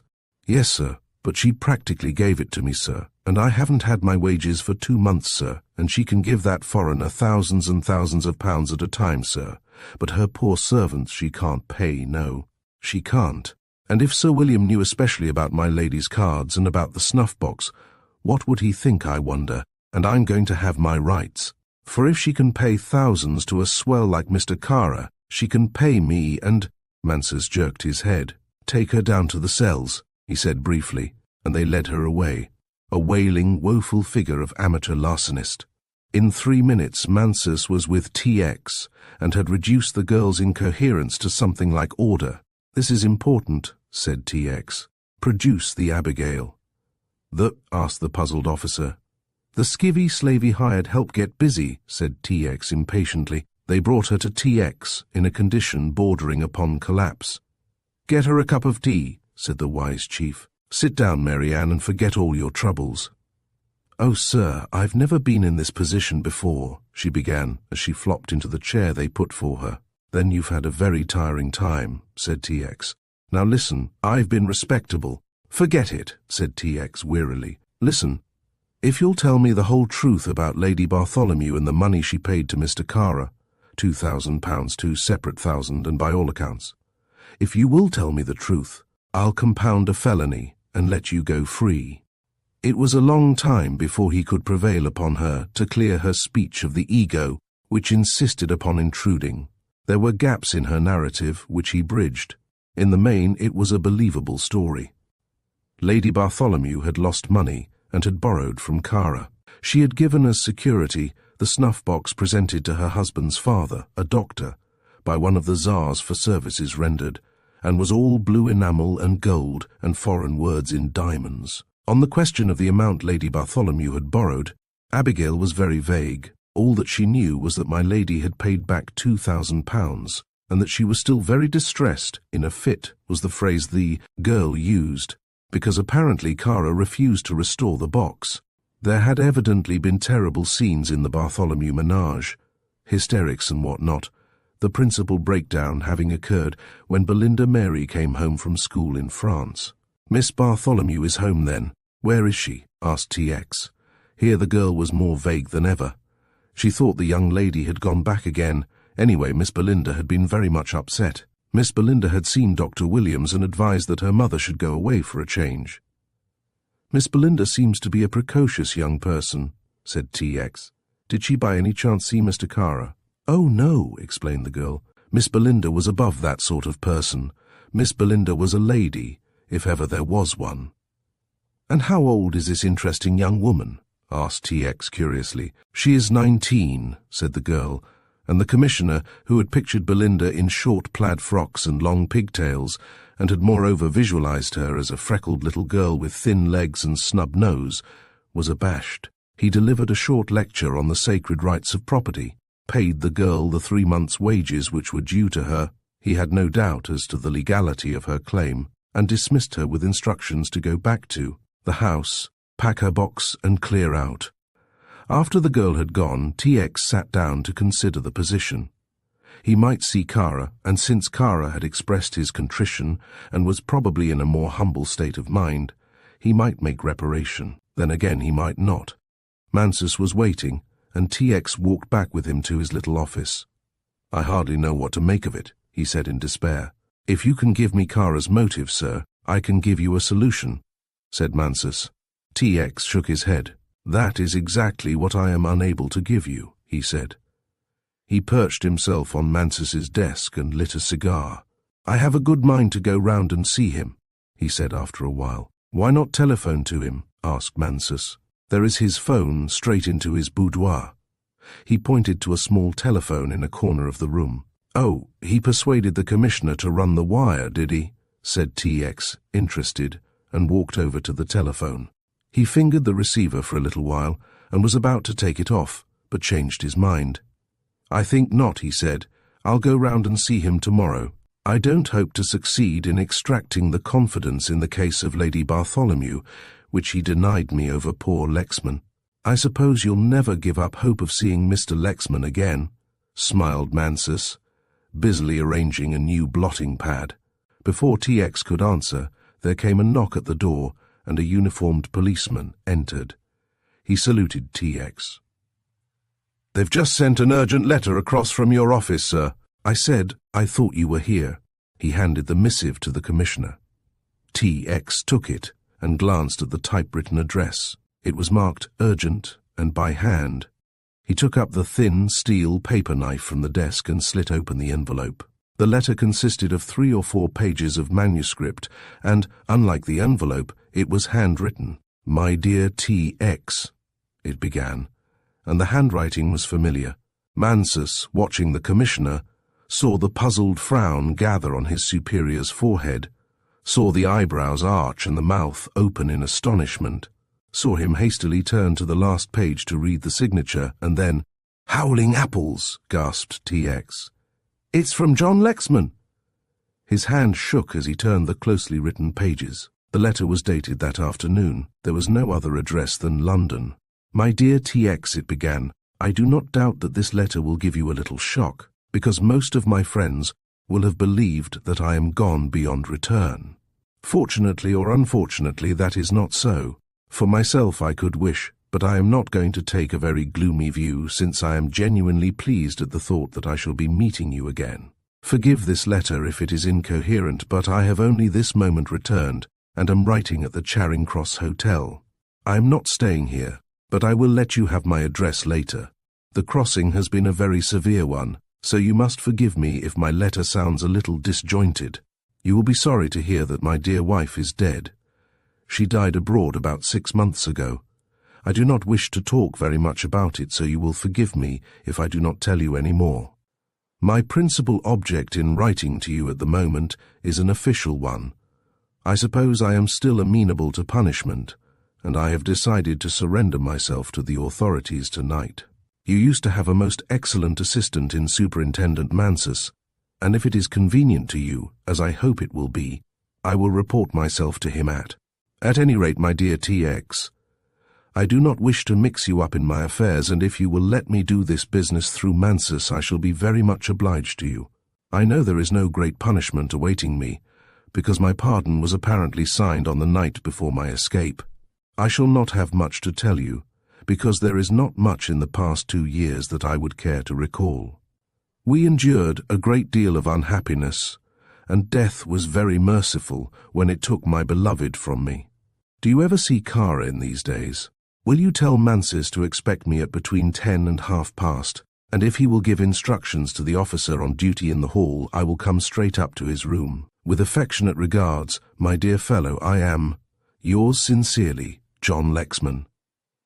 TX read the letter over twice, and his eyes were troubled. Poor girl, he said softly, and handed the letter to Mansus. He evidently wants to see you because he is afraid of using my friendship to his advantage. I shall be here. Nevertheless, what will be the formality? asked Mansus. "There will be no formality," said the other briskly. "I will secure the necessary pardon from the Home Secretary, and in point of fact, I have it already promised in writing." He walked back to Whitehall, his mind fully occupied with the momentous events of the day. It was a raw February evening. Sleet was falling in the street. A piercing easterly wind drove even through his thick overcoat. In such doorways as offered protection from the bitter elements, the wreckage of humanity which clings to the West End of London, as the singed moth flutters about the flame that destroys it, were huddled for warmth. T.X. was a man of vast human sympathies. All his experience with the criminal world, all his disappointments, all his disillusions, had failed to quench the pity for his unfortunate fellows. He made it a rule on such nights as these, that if, by chance, returning late to his office, he should find such a shivering piece of jetsam sheltering in his own doorway, he would give him or her the price of a bed. In his own quaint way, he derived a certain speculative excitement from this practice. If the doorway was empty, he regarded himself as a winner. If someone stood sheltered in the deep recess, which is a feature of the old Georgian houses in this historic thoroughfare, he would lose to the extent of a shilling. He peered forward through the semi-darkness as he neared the door of his offices. "I've lost," he said, and stripped his gloves preparatory to groping in his pocket for a coin. Somebody was standing in the entrance, but it was obviously a very respectable somebody. A dumpy, motherly somebody in a sealskin coat and a preposterous bonnet. "Hullo," said T.X. in surprise. "Are you trying to get in here?" "I want to see Mr. Meredith," said the visitor, in the mincing, affected tones of one who excused the vulgar source of her prosperity by frequently reiterated claims to having seen better days. "Your longing shall be gratified," said T.X. gravely. He unlocked the heavy door, passed through the uncarpeted passage, there are no frills on government offices, and led the way up the stairs to the suite on the first floor which constituted his bureau. He switched on all the lights and surveyed his visitor, a comfortable person of the landlady type. A good sort, thought T.X., but somewhat overweighted with lorgnettes and sealskin. "You will pardon my coming to see you at this hour of the night," she began deprecatingly.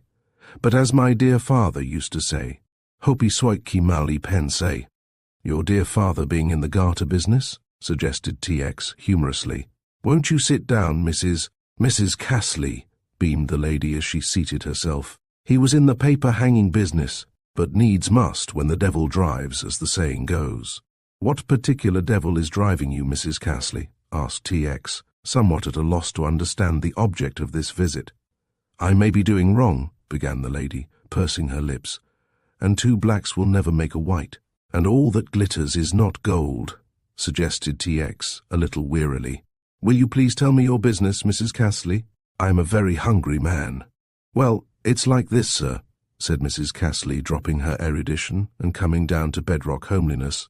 "I've got a young lady stopping with me, as respectable a gel as I've had to deal with. And I know what respectability is, I might tell you, for I've taken professional boarders, and I have been housekeeper to a doctor." "You are well qualified to speak," said T.X. with a smile.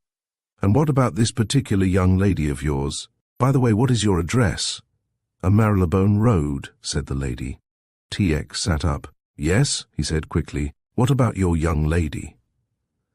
"She works as far as I can understand," said the loquacious landlady, "with a certain Mr. Kara in the typewriting line. She came to me 4 months ago." "Never mind when she came to you," said T.X. impatiently. "Have you a message from the lady?" "Well, it's like this, sir," said Mrs. Castley, leaning forward confidentially and speaking in the hollow tone which she had decided should accompany any revelation to a police officer. "This young lady said to me, 'If I don't come any night by o'clock, you must go to T.X. and tell him—'" She paused dramatically. "Yes, yes," said T.X. quickly. "For heaven's sake, go on, woman." "Tell him," said Mrs. Castley, "that Belinda Mary—" He sprang to his feet. "Belinda Mary," he breathed. "Belinda Mary." In a flash he saw it all. This girl with a knowledge of modern Greek who was working in Kara's house was there for a purpose. Kara had something of her mother's, something that was vital and which he would not part with, and she had adopted this method of securing that something. Mrs. Castley was prattling on, but her voice was merely a haze of sound to him. It brought a strange glow to his heart that Belinda Mary should have thought of him. "Only as a policeman, of course," said the still, small voice of his official self. "Perhaps," said the human TX, defiantly. He got on the telephone to Mansus and gave a few instructions. "You stay here," he ordered the astounded Mrs. Castley. "I'm going to make a few investigations." Kara was at home but was in bed. TX remembered that this extraordinary man invariably went to bed early, and that it was his practice to receive visitors in this guarded room of his. He was admitted almost at once, and found Kara in his silk dressing gown lying on the bed smoking. The heat of the room was unbearable, even on that bleak February night. "This is a pleasant surprise," said Kara, sitting up. "I hope you don't mind my dishabille." TX came straight to the point. "Where is Miss Holland?" he asked. "Miss Holland?" Kara's eyebrows advertised his astonishment. "What an extraordinary question to ask me, my dear man. At her home, or at the theatre, or in a cinema palace. I don't know how these people employ their evenings." "She is not at home," said TX, "and I have reason to believe that she has not left this house." "What a suspicious person you are, Mr. Meredith." Kara rang the bell and Fisher came in with a cup of coffee on a tray. "Fisher," drawled Kara. "Mr. Meredith is anxious to know where Miss Holland is. Will you be good enough to tell him you know more about her movements than I do?" "As far as I know, sir," said Fisher deferentially. "She left the house about her usual hour. She sent me out a little before 5 on a message, and when I came back, her hat and her coat had gone, so I presume she had gone also." "Did you see her go?" asked TX. The man shook his head. "No, sir, I very seldom see the lady come or go. There has been no restrictions placed upon the young lady, and she has been at liberty to move about as she likes. I think I am correct in saying that, sir." He turned to Kara. Kara nodded. "You will probably find her at home." He shook his finger waggishly at TX. "What a dog you are," he jibed. "I ought to keep the beauties of my household veiled, as we do in the East, and especially when I have a susceptible policeman wandering at large." TX gave jest for jest. There was nothing to be gained by making trouble here. After a few amiable commonplaces, he took his departure. He found Mrs. Castley being entertained by Mansus, with a wholly fictitious description of the famous criminals he had arrested. "I can only suggest that you go home," said TX. "I will send a police officer with you to report to me, but in all probability you will find the lady has returned. She may have had a difficulty in getting a bus on a night like this." A detective was summoned from Scotland Yard, and accompanied by him, Mrs. Castley returned to her domicile with a certain importance. TX looked at his watch. It was 10:15. "Whatever happens, I must see old Lexman," he said. "Tell the best men we've got in the department to stand by for eventualities. This is going to be one of my busy days." Chapter. Kara lay back on his down pillows with a sneer on his face and his brain very busy. What started the train of thought he did not know, but at that moment his mind was very far away. It carried him back a dozen years to a dirty little peasant's cabin on the hillside outside Durazzo, to the livid face of a young Albanian chief who had lost at Kara's whim all that life held for a man, to the hateful eyes of the girl's father, who stood with folded arms glaring down at the bound and manacled figure on the floor, to the smoke-stained rafters of this peasant cottage and the dancing shadows on the roof, to that terrible hour of waiting, when he sat bound to a post with a candle flickering and spluttering lower and lower, to the little heap of gunpowder that would start the trail toward the clumsy infernal machine under his chair. He remembered the day well because it was Candlemas Day, and this was the anniversary. He remembered other things more pleasant.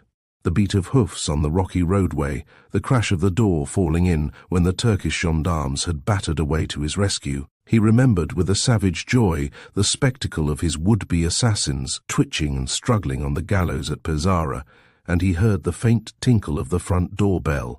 Had TX returned? He slipped from the bed and went to the door, opened it slightly and listened. TX, with a search warrant, might be a source of panic, especially if... He shrugged his shoulders. He had satisfied TX and allayed his suspicions. He would get Fisher out of the way that night and make sure. The voice from the hall below was loud and gruff. Who could it be? Then he heard Fisher's foot on the stairs and the valet entered. "Will you see Mr. Gathercole now?" "Mr. Gathercole?" Kara breathed a sigh of relief, and his face was wreathed in smiles. "Why, of course. Tell him to come up. Ask him if he minds seeing me in my room. I told him you were in bed, sir, and he used shocking language," said Fisher. Kara laughed. "Send him up," he said, and then as Fisher was going out of the room he called him back. "By the way, Fisher, after Mr. Gathercole has gone, you may go out for the night. You've got somewhere to go, I suppose, and you needn't come back until the morning." "Yes, sir," said the servant. Such an instruction was remarkably pleasing to him. There was much that he had to do, and that night's freedom would assist him materially. Perhaps Kara hesitated. "Perhaps you had better wait until 11 o'clock.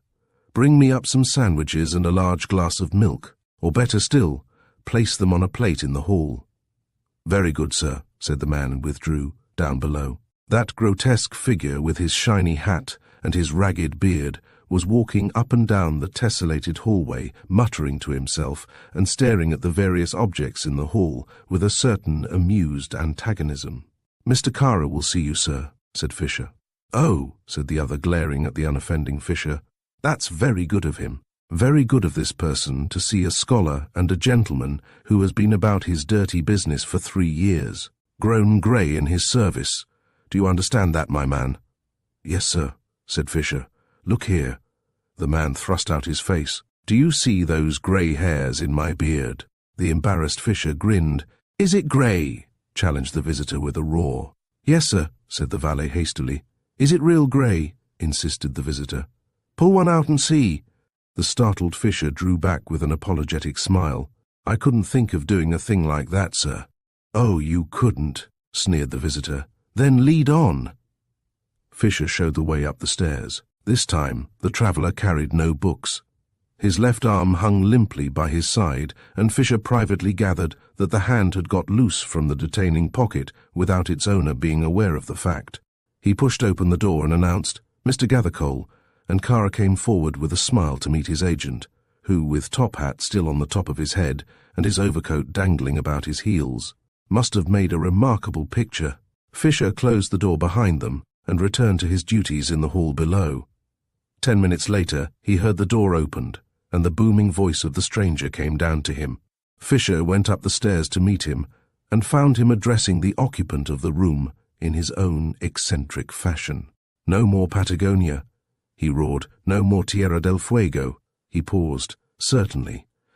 He replied to some question, "But not Patagonia." He paused again, and Fisher, standing at the foot of the stairs, wondered what had occurred to make the visitor so genial. "I suppose your cheque will be honoured, all right?" asked the visitor sardonically, and then burst into a little chuckle of laughter as he carefully closed the door. He came down the corridor talking to himself and greeted Fisher. "Damn all Greeks," he said jovially, and Fisher could do no more than smile reproachfully, the smile being his very own, the reproach being on behalf of the master who paid him. The traveller touched the other on the chest with his right hand. "Never trust a Greek," he said. "Always get your money in advance. Is that clear to you?" "Yes, sir," said Fisher, "but I think you will always find that Mr. Kara is always most generous about money." "Don't you believe it, don't you believe it, my poor man," said the other. "You—" At that moment, there came from Kara's room a faint clang.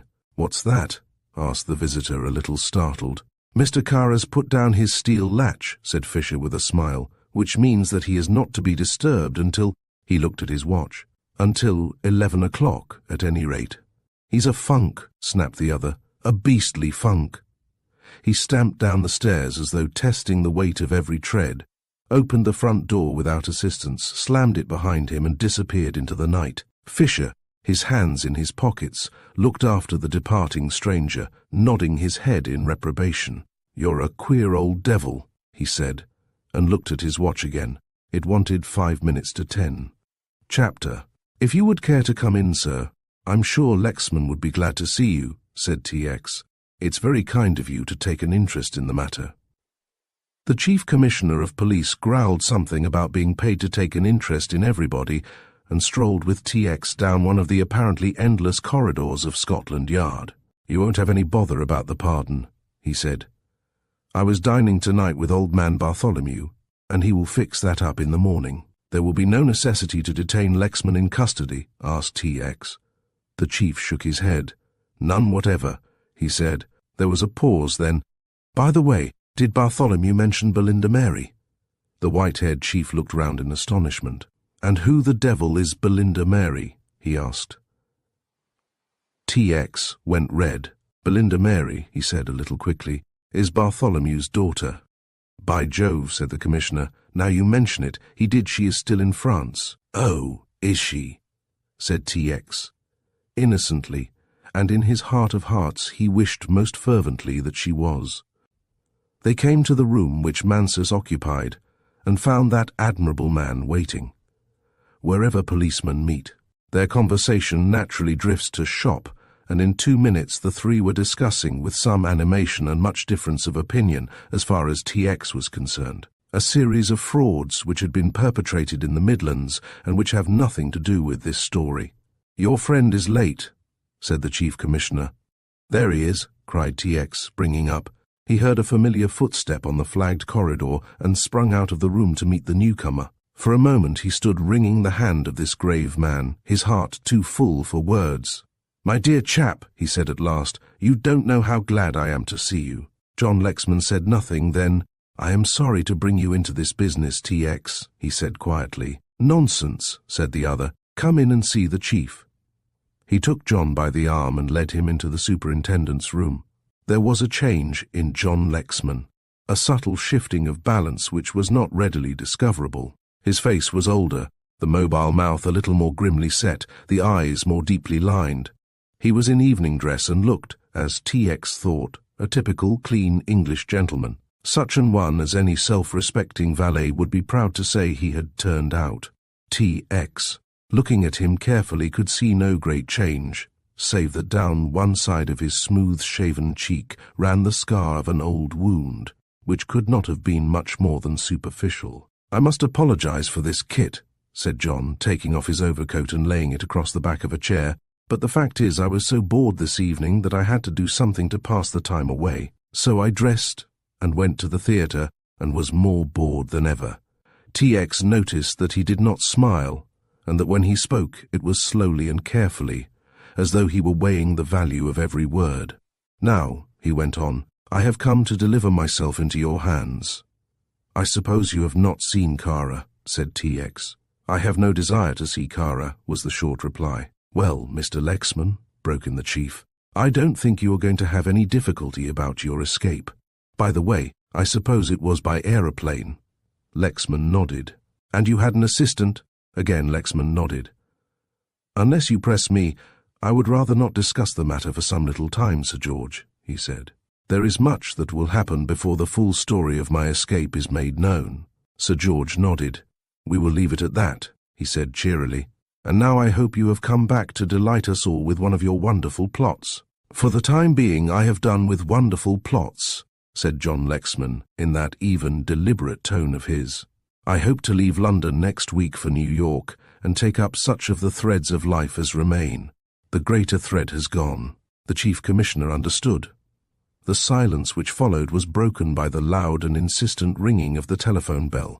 "Hullo," said Mansus, rising quickly. "That's Kara's bell." With 2 quick strides he was at the telephone and lifted down the receiver. "Hullo," he cried. "Hullo," he cried again. There was no reply, only the continuous buzzing, and when he hung up the receiver again, the bell continued ringing. The 3 policemen looked at one another. "There's trouble there," said Mansus. "Take off the receiver," said TX, "and try again." Mansus obeyed, but there was no response. "I am afraid this is not my affair," said John Lexman, gathering up his coat. "What do you wish me to do, Sir George?" "Come along tomorrow morning and see us, Lexman," said Sir George, offering his hand. "Where are you staying?" asked TX. "At the Great Midland," replied the other. "At least my bags have gone on there. I'll come along and see you tomorrow morning." "It's curious this should have happened the night you returned," he said, gripping the other's shoulder affectionately. John Lexman did not speak for the moment. "If anything happened to Kara," he said slowly, If the worst that was possible happened to him, believe me, I should not weep. TX looked down into the other's eyes sympathetically. I think he has hurt you pretty badly, old man, he said gently. John Lexman nodded. He has, damn him, he said between his teeth. The chief commissioner's motorcar was waiting outside, and in this TX Mansus and a detective sergeant were whirled off to Cadogan Square. Fisher was in the hall when they rung the bell and opened the door instantly. He was frankly surprised to see his visitors. Mr. Kara was in his room, he explained resentfully, as though TX should have been aware of the fact without being told. He had heard no bell ringing, and indeed had not been summoned to the room. I have to see him at 11 o'clock, he said, and I have had standing instructions not to go to him unless I am sent for. TX led the way upstairs and went straight to Kara's room. He knocked, but there was no reply. He knocked again, and on this failing to evoke any response, kicked heavily at the door. Have you a telephone downstairs? He asked. Yes, sir, replied Fisher. TX turned to the detective sergeant. Phone to the yard, he said, and get a man up with a bag of tools. We shall have to pick this lock, and I haven't got my case with me. Picking the lock would be no good, sir, said Fisher, an interested spectator. Mr. Kara's got the latch down. I forgot that, said TX. Tell him to bring his saw, we'll have to cut through the panel here. While they were waiting for the arrival of the police officer, TX strove to attract the attention of the inmates of the room, but without success. Does he take opium or anything? Asked Mansus. Fisher shook his head. I've never known him to take any of that kind of stuff, he said.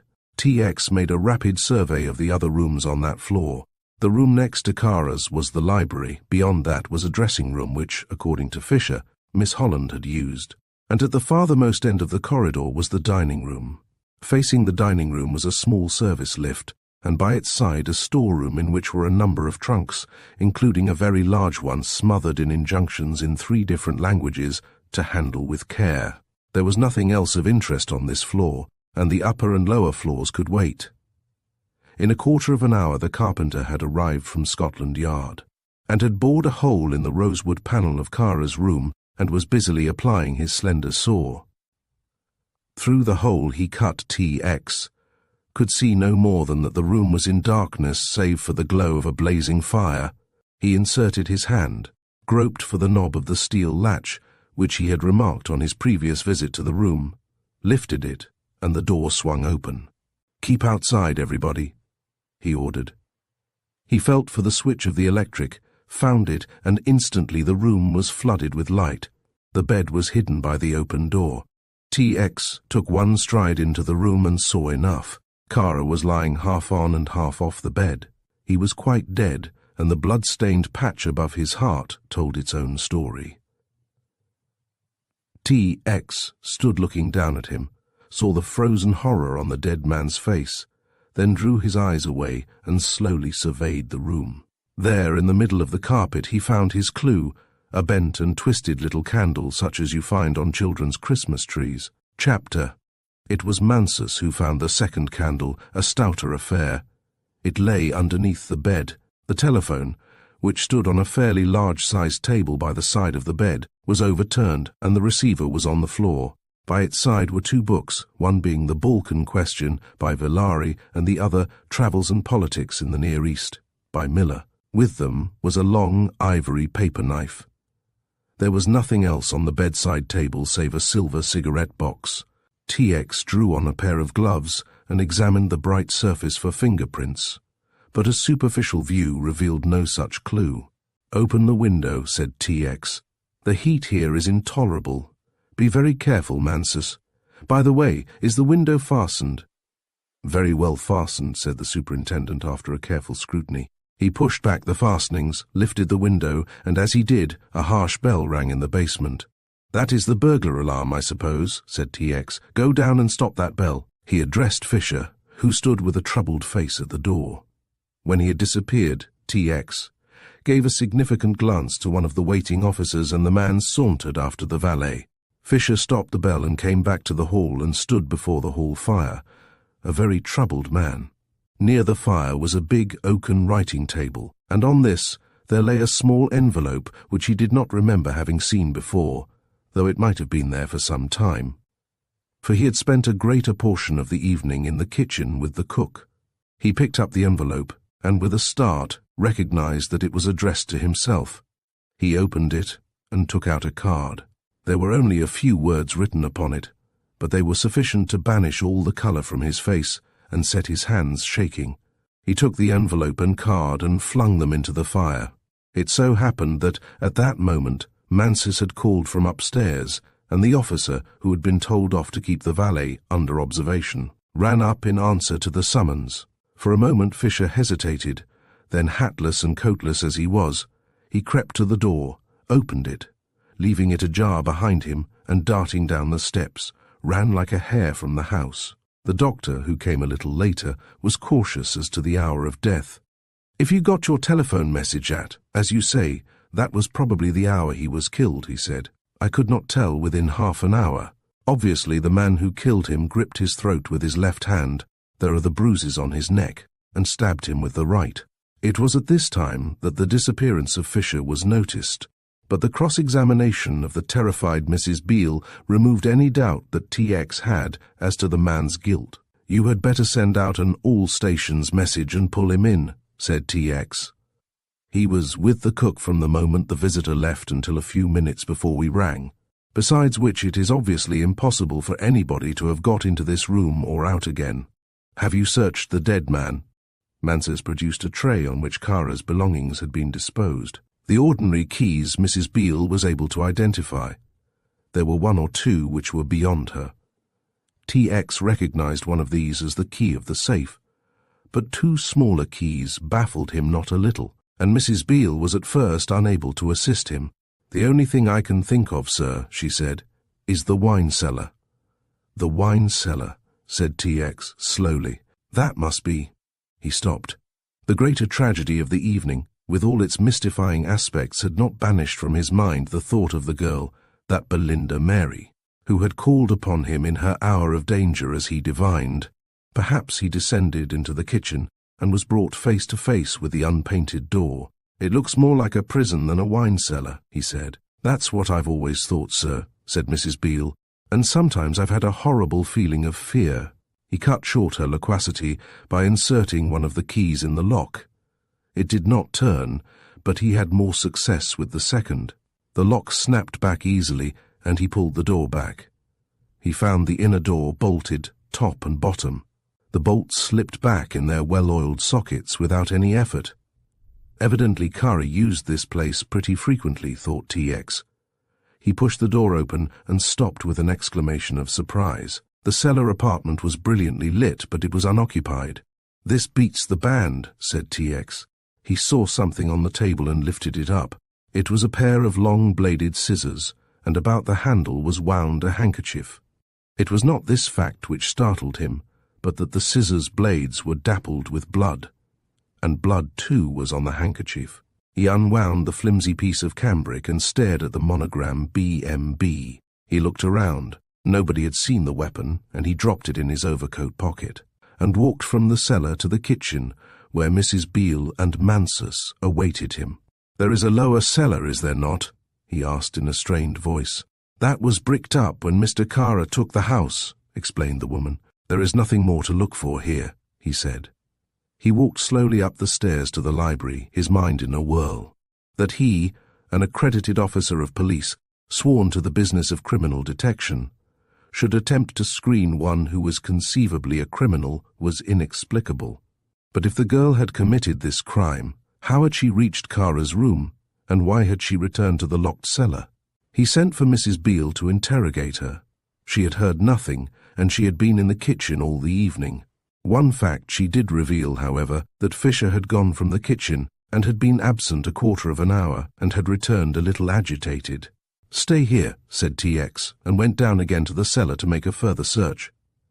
Probably there is some way out of this subterranean jail, he thought, and a diligent search of the room soon revealed it. He found the iron trap, pulled it open, and slipped down the stairs. He, too, was puzzled by the luxurious character of the vault. He passed from room to room, and finally came to the inner chamber where a light was burning. The light, as he discovered, proceeded from a small reading lamp which stood by the side of a small brass bedstead. The bed had recently been slept in, but there was no sign of any occupant. TX conducted a very careful search and had no difficulty in finding the bricked-up door. Other exits there were none. The floor was of wood block laid on concrete. The ventilation was excellent, and in one of the recesses which had evidently held at so time or other a large wine bin, there was a prefect electrical cooking plant. In a small larder were a number of baskets, bearing the name of a well-known caterer, one of them containing an excellent assortment of cold and potted meats, preserves, etc. TX went back to the bedroom and took the little lamp from the table by the side of the bed and began a more careful examination. Presently he found traces of blood and followed an irregular trail to the outer room. He lost it suddenly at the foot of stairs leading down from the upper cellar. Then he struck it again. He had reached the end of his electric cord and was now depending upon an electric torch he had taken from his pocket. There were indications of something heavy having been dragged across the room, and he saw that it led to a small bathroom. He had made a cursory examination of this well-appointed apartment, and now he proceeded to make a close investigation and was well rewarded. The bathroom was the only apartment which possessed anything resembling a door, a two-fold screen, and as he pressed this back, he felt something which prevented its wider extension. He slipped into the room and flashed his lamp in the space behind the screen. There, stiff in death, with glazed eyes and lolling tongue, lay a great gaunt dog, his yellow fangs exposed in a last grimace. About the neck was a collar, and attached to that, a few links of broken chain. TX mounted the steps thoughtfully and passed out to the kitchen. Did Belinda Mary stab Kara or kill the dog? That she killed one hound or the other was certain. That she killed both was possible. Chapter. After a busy and sleepless night, he came down to report to the Chief Commissioner the next morning. The evening newspaper bills were filled with the Chelsea sensation, but the information given was of a meagre character.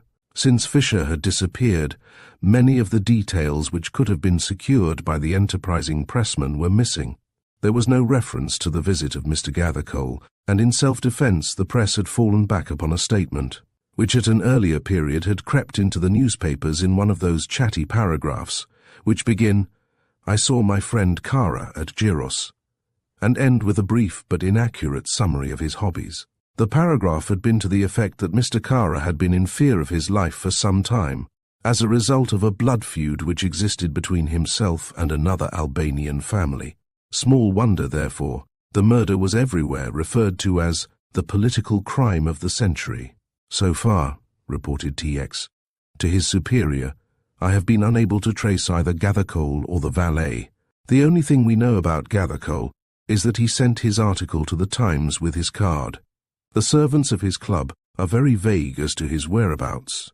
He's a very eccentric man who only comes in occasionally, and the steward whom I interviewed says that it frequently happened that Gathercole arrived and departed without anybody being aware of the fact. We have been to his old lodgings in Lincoln's Inn, but apparently he sold up there before he went away to the wilds of Patagonia and relinquished his tenancy. The only clue I have is that a man answering to some extent to his description left by the 11 o'clock train for Paris last night." "You have seen the secretary, of course," said the chief. It was a question which TX had been dreading. "Gone too," he answered shortly. "In fact, she has not been seen since yesterday evening." Sir George leant back in his chair and rumpled his thick grey hair. "The only person who seems to have remained," he said with heavy sarcasm, "was Kara himself. Would you like me to put somebody else on this case? It isn't exactly your job, or will you carry it on?" "I prefer to carry it on, sir," said TX firmly. "Have you found out anything more about Kara?" TX nodded. "All that I have discovered about him is eminently discreditable," he said. "He seems to have had an ambition to occupy a very important position in Albania. To this end, he had bribed and subsidized the Turkish and Albanian officials and had a fairly large following in that country. Bartholomew tells me that Kara had already sounded him as to the possibility of the British government recognizing a fait accompli in Albania and had been inducing him to use his influence with the cabinet to recognize the consequence of any revolution. There is no doubt whatever that Kara has engineered all the political assassinations which have been such a feature in the news from Albania during this past year. We also found in the house very large sums of money and documents which we have handed over to the Foreign Office for decoding." Sir George thought for a long time. Then he said, "I have an idea that if you find your secretary, you will be halfway to solving the mystery." TX went out from the office in anything but a joyous mood. He was on his way to lunch when he remembered his promise to call upon John Lexman. Could Lexman supply a key which would unravel this tragic tangle? He leant out of his taxicab and redirected the driver. It happened that the cab drove up to the door of the Great Midland Hotel as John Lexman was coming out. "Come and lunch with me," said TX. "I suppose you've heard all the news." "I read about Kara being killed, if that's what you mean," said the other. "It was rather a coincidence that I should have been discussing the matter last night at the very moment when his telephone bell rang. I wish to heaven you hadn't been in this," he said fretfully. "Why?" asked the astonished Assistant Commissioner. "And what do you mean by in it?" "In the concrete sense, I wish you had not been present when I returned," said the other moodily. "I wanted to be finished with the whole sordid business without in any way involving my friends."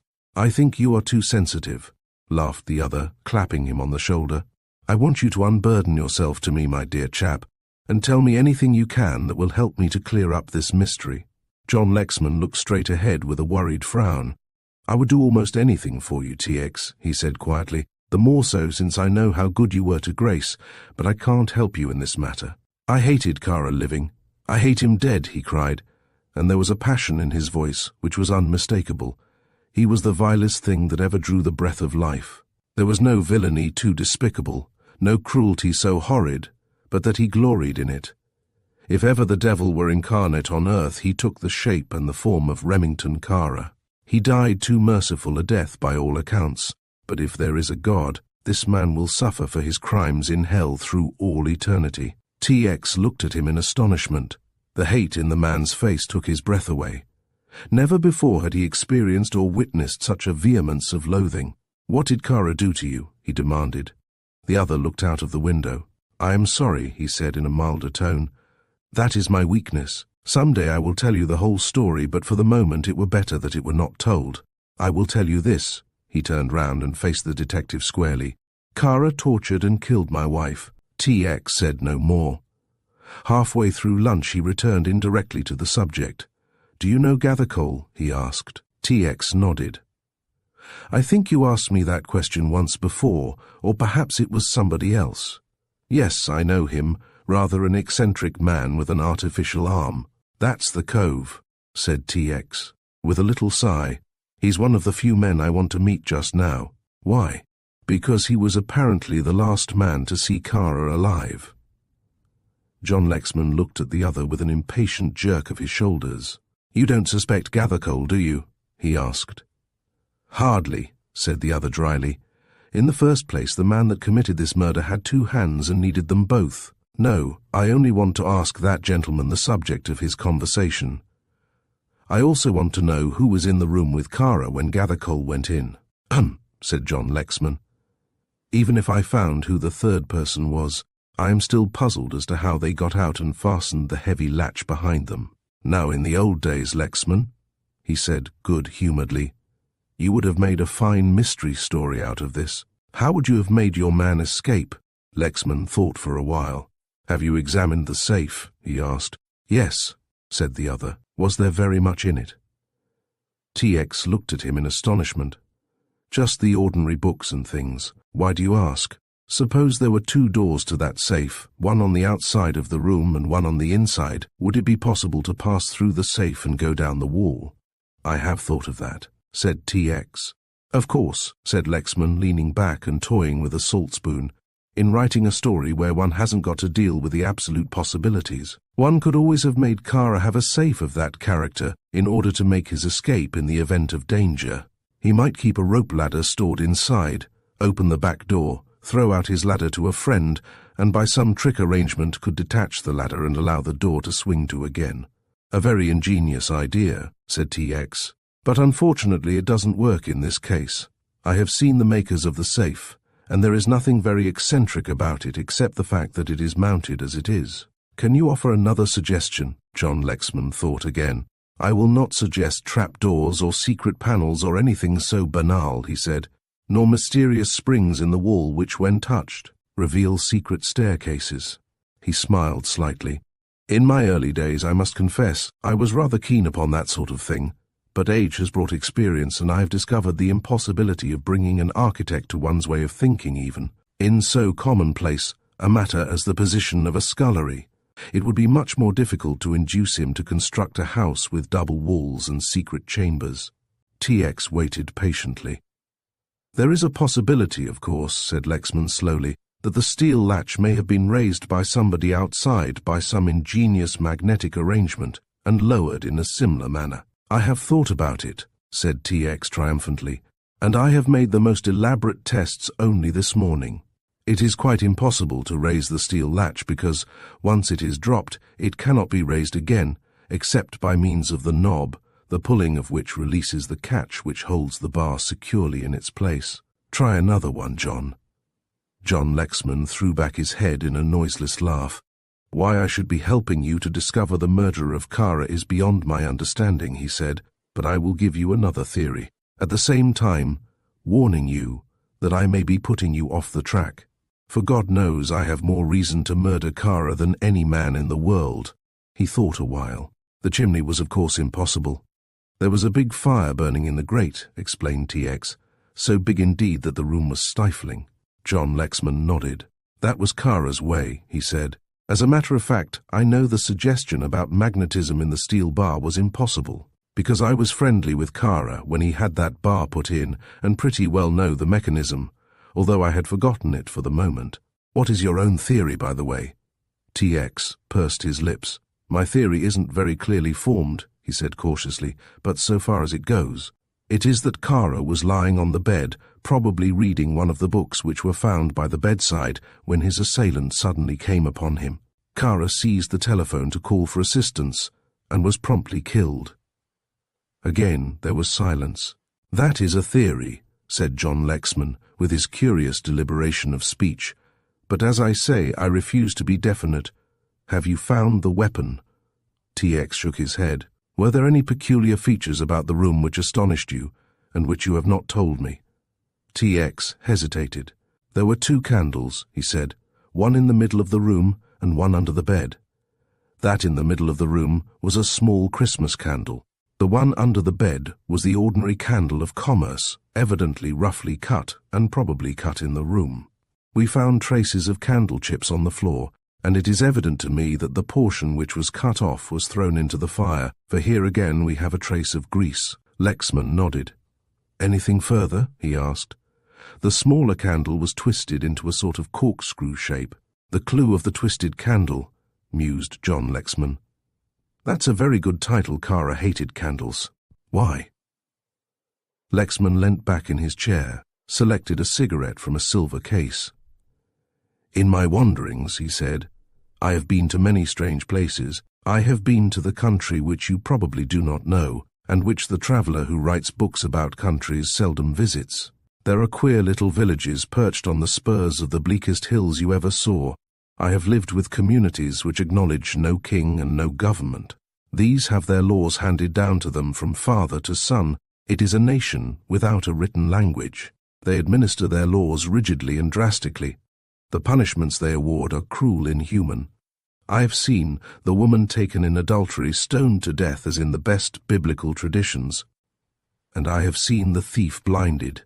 TX shivered. I have seen the false witness stand up in a barbaric marketplace whilst his tongue was torn from him.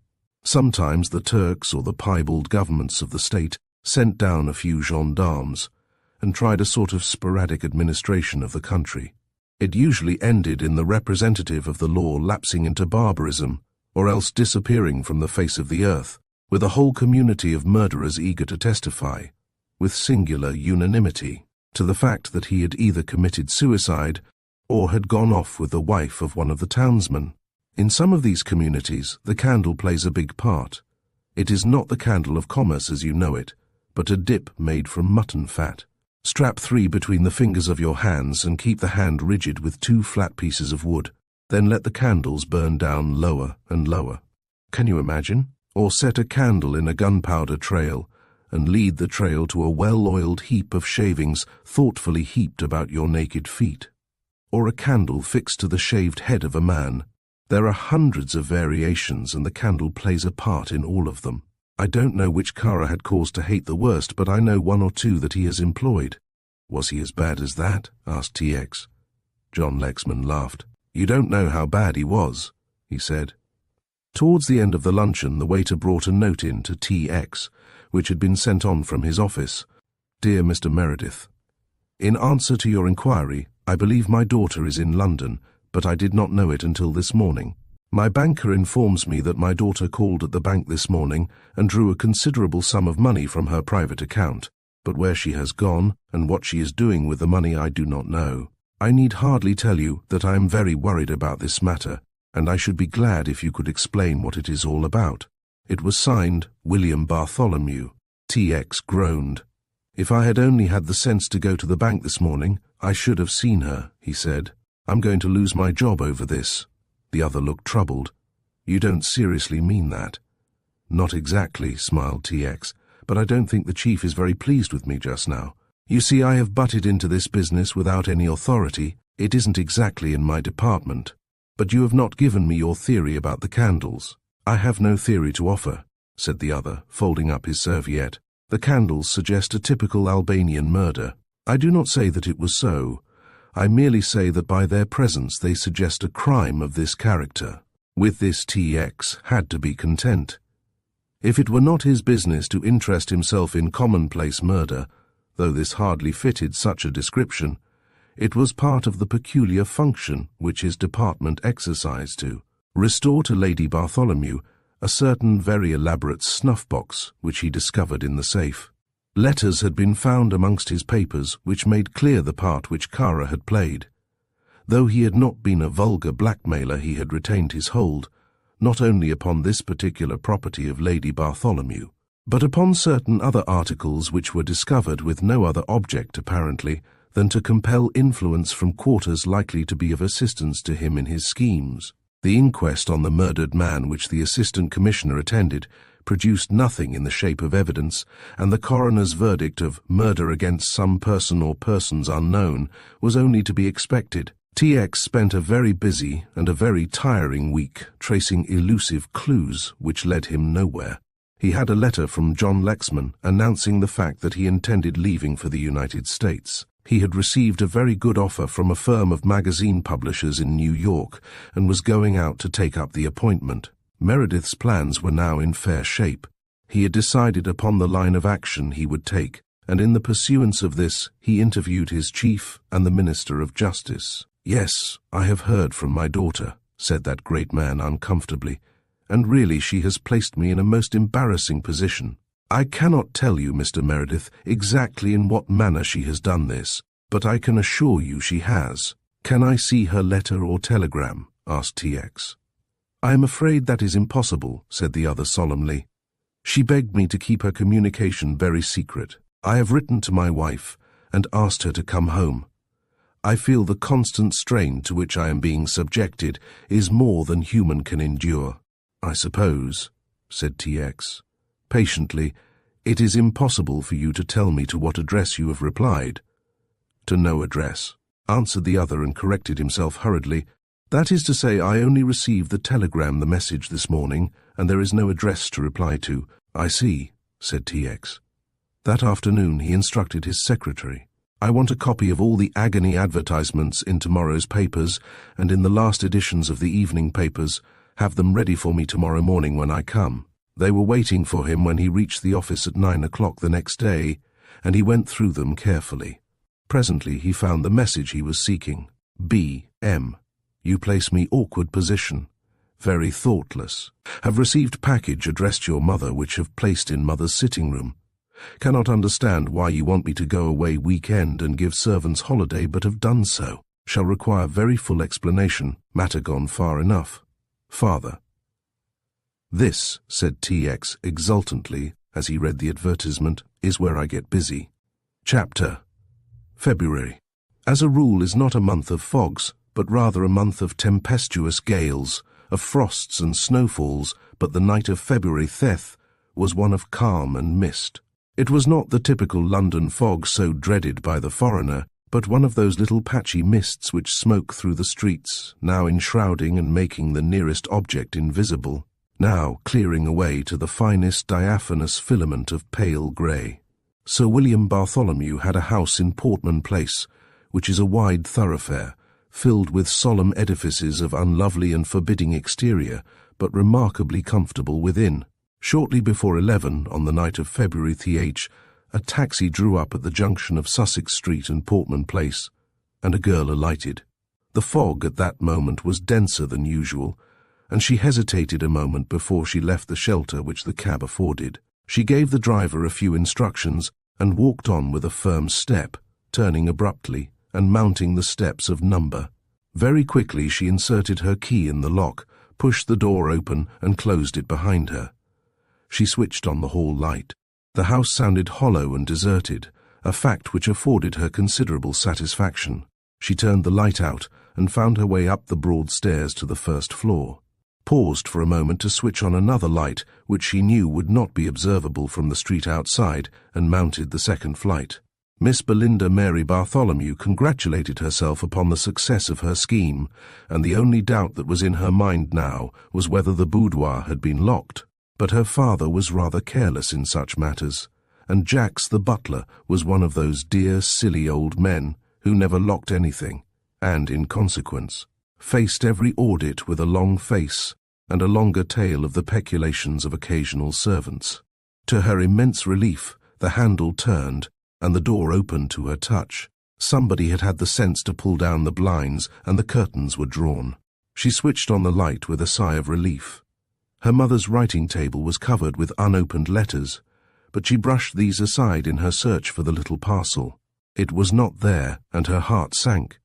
Perhaps she had put it in one of the drawers. She tried them all without result. She stood by the desk, a picture of perplexity, biting a finger thoughtfully. "Thank goodness," she said with a jump, for she saw the parcel on the mantel shelf, crossed the room and took it down. With eager hands she tore off the covering and came to the familiar leather case. Not until she had opened the padded lid and had seen the snuff-box reposing in a bed of cotton wool did she relapse into a long sigh of relief. "Thank heaven for that," she said aloud. "And me," said a voice. She sprang up and turned round with a look of terror. Mr. Meredith," she stammered. T.X. stood by the window curtains from whence he had made his dramatic entry upon the scene. "I say you have to thank me also, Miss Bartholomew," he said presently. "How do you know my name?" she asked with some curiosity. "I know everything in the world," he answered, and she smiled.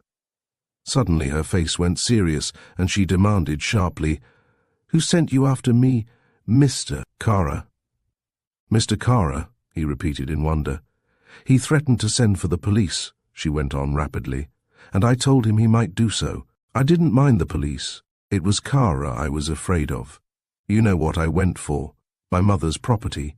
She held the snuff-box in her outstretched hand. "He accused me of stealing and was hateful, and then he put me downstairs in that awful cellar and, suggested T.X. "That's all," she replied with tightened lips. "What are you going to do now?" "I am going to ask you a few questions, if I may," he said. "In the first place, have you not heard anything about Mr. Kara since you went away?" She shook her head. "I have kept out of his way," she said grimly. "Have you seen the newspapers?" he asked. She nodded. "I have seen the advertisement column. I wired asking Papa to reply to my telegram." "I know, I saw it," he smiled. "That is what brought me here. I was afraid it would," she said ruefully. "Father is awfully loquacious in print. He makes speeches, you know. All I wanted him to say was yes or no." "What do you mean about the newspapers?" she went on. "Is anything wrong with Mother?" He shook his head. "So far as I know, Lady Bartholomew is in the best of health and is on her way home."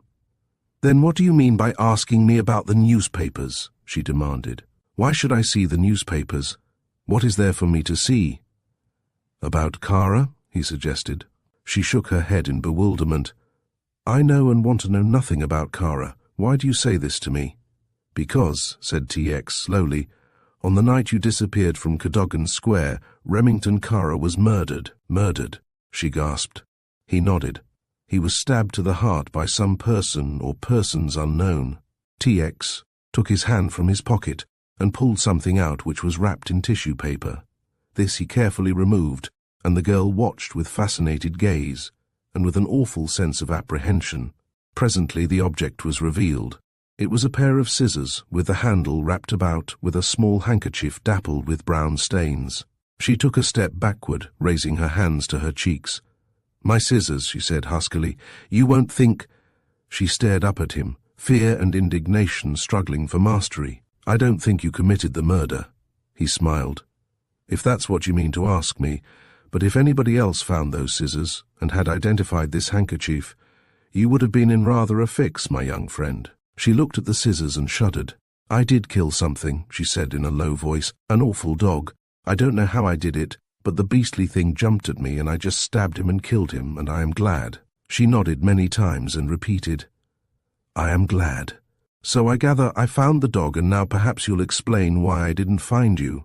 Again she hesitated, and he felt that she was hiding something from him. "I don't know why you didn't find me," she said. "I was there." "How did you get out?" "How did you get out?" She challenged him boldly. "I got out through the door," he confessed. "It seems a ridiculously commonplace way of leaving, but that's the only way I could see. And that's how I got out," she answered with a little smile. "But it was locked." She laughed. "I see now," she said. "I was in the cellar. I heard your key in the lock and bolted down the trap, leaving those awful scissors behind. I thought it was Kara with some of his friends, and then the voices died away, and I ventured to come up and found you had left the door open. These queer little pauses puzzled TX. There was something she was not telling him, something she had yet to reveal. "So I got away, you see," she went on. "I came out into the kitchen, there was nobody there, and I passed through the area door and up the steps, and just round the corner I found a taxicab, and that is all." She spread out her hands in a dramatic little gesture. "And that is all, is it?" said TX. "That is all," she repeated. "Now what are you going to do?" TX looked up at the ceiling and stroked his chin. "I suppose that I ought to arrest you. I feel that something is due from me. May I ask if you were sleeping in the bed downstairs?" "In the lower cellar," she demanded, a little pause, and then, "Yes, I was sleeping in the cellar downstairs." There was that interval of hesitation almost between each word. "What are you going to do?" she asked again. She was feeling more sure of herself, and had suppressed the panic which his sudden appearance had produced in her. He rumpled his hair, a gross imitation, did she but know it, of one of his chief's mannerisms, and she observed that his hair was very thick and inclined to curl. She saw also that he was passably good-looking, had fine grey eyes, a straight nose, and a most firm chin. "I think," she suggested gently, "you had better arrest me." "Don't be silly," he begged. She stared at him in amazement. "What did you say?" she asked wrathfully. "I said don't be silly," repeated the calm young man. "Do you know that you're being very rude?" she asked. He seemed interested and surprised at this novel view of his conduct. "Of course," she went on, carefully smoothing her dress and avoiding his eye, "I know you think I am silly and that I've got a most comic name." "I have never said your name was comic," he replied coldly. "I would not take so great a liberty." "You said it was weird, which was worse," she claimed. "I may have said it was weird," he admitted, "but that's rather different to saying it was comic. There is dignity in weird things. For example, nightmares aren't comic, but they're weird." "Thank you," she said pointedly. "Not that I mean your name is anything approaching a nightmare." He made this concession with a most magnificent sweep of hand, as though he were a king, conceding her the right to remain covered in his presence. "I think that Belinda Mary," she corrected. "Belinda Mary, I was going to say, or as a matter of fact," he floundered, "I was going to say Belinda and Mary." "You were going to say nothing of the kind," she corrected him. "Anyway, I think Belinda Mary is a very pretty name." "You think nothing of the sort." She saw the laughter in his eyes, and felt an insane desire to laugh. "You said it was a weird name, and you think it is a weird name, but I really can't be bothered considering everybody's views. I think it's a weird name, too. I was named after an aunt," she added in self-defense. "There you have the advantage of me." He inclined his head politely. "I was named after my father's favorite dog." "What does TX stand for?" she asked curiously. "Thomas Xavier," he said, and she leant back in the big chair on the edge of which a few minutes before she had perched herself in trepidation and dissolved into a fit of immoderate laughter. "It is comic, isn't it?" he asked. "Oh, I am sorry I'm so rude," she gasped. "Fancy being called Tommy Xavier. I mean Thomas Xavier. You may call me Tommy if you wish. Most of my friends do." "Unfortunately, I'm not your friend," she said, still smiling and wiping the tears from her eyes, "so I shall go on calling you Mr. Meredith if you don't mind." She looked at her watch. "If you are not going to arrest me, I'm going," she said. "I have certainly no intention of arresting you," said he, "but I am going to see you home." She jumped up smartly. "You're not," she commanded. She was so definite in this that he was startled. "My dear child," he protested. "Please don't dear child me," she said seriously.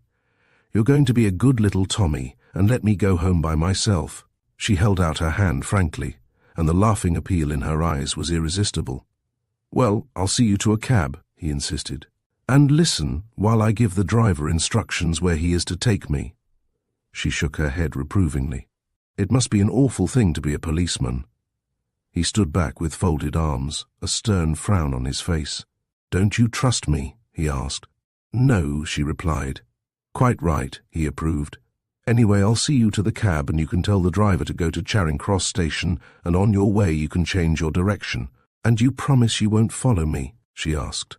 "On my honor," he swore. "On one condition, though." "I will make no conditions," she replied haughtily.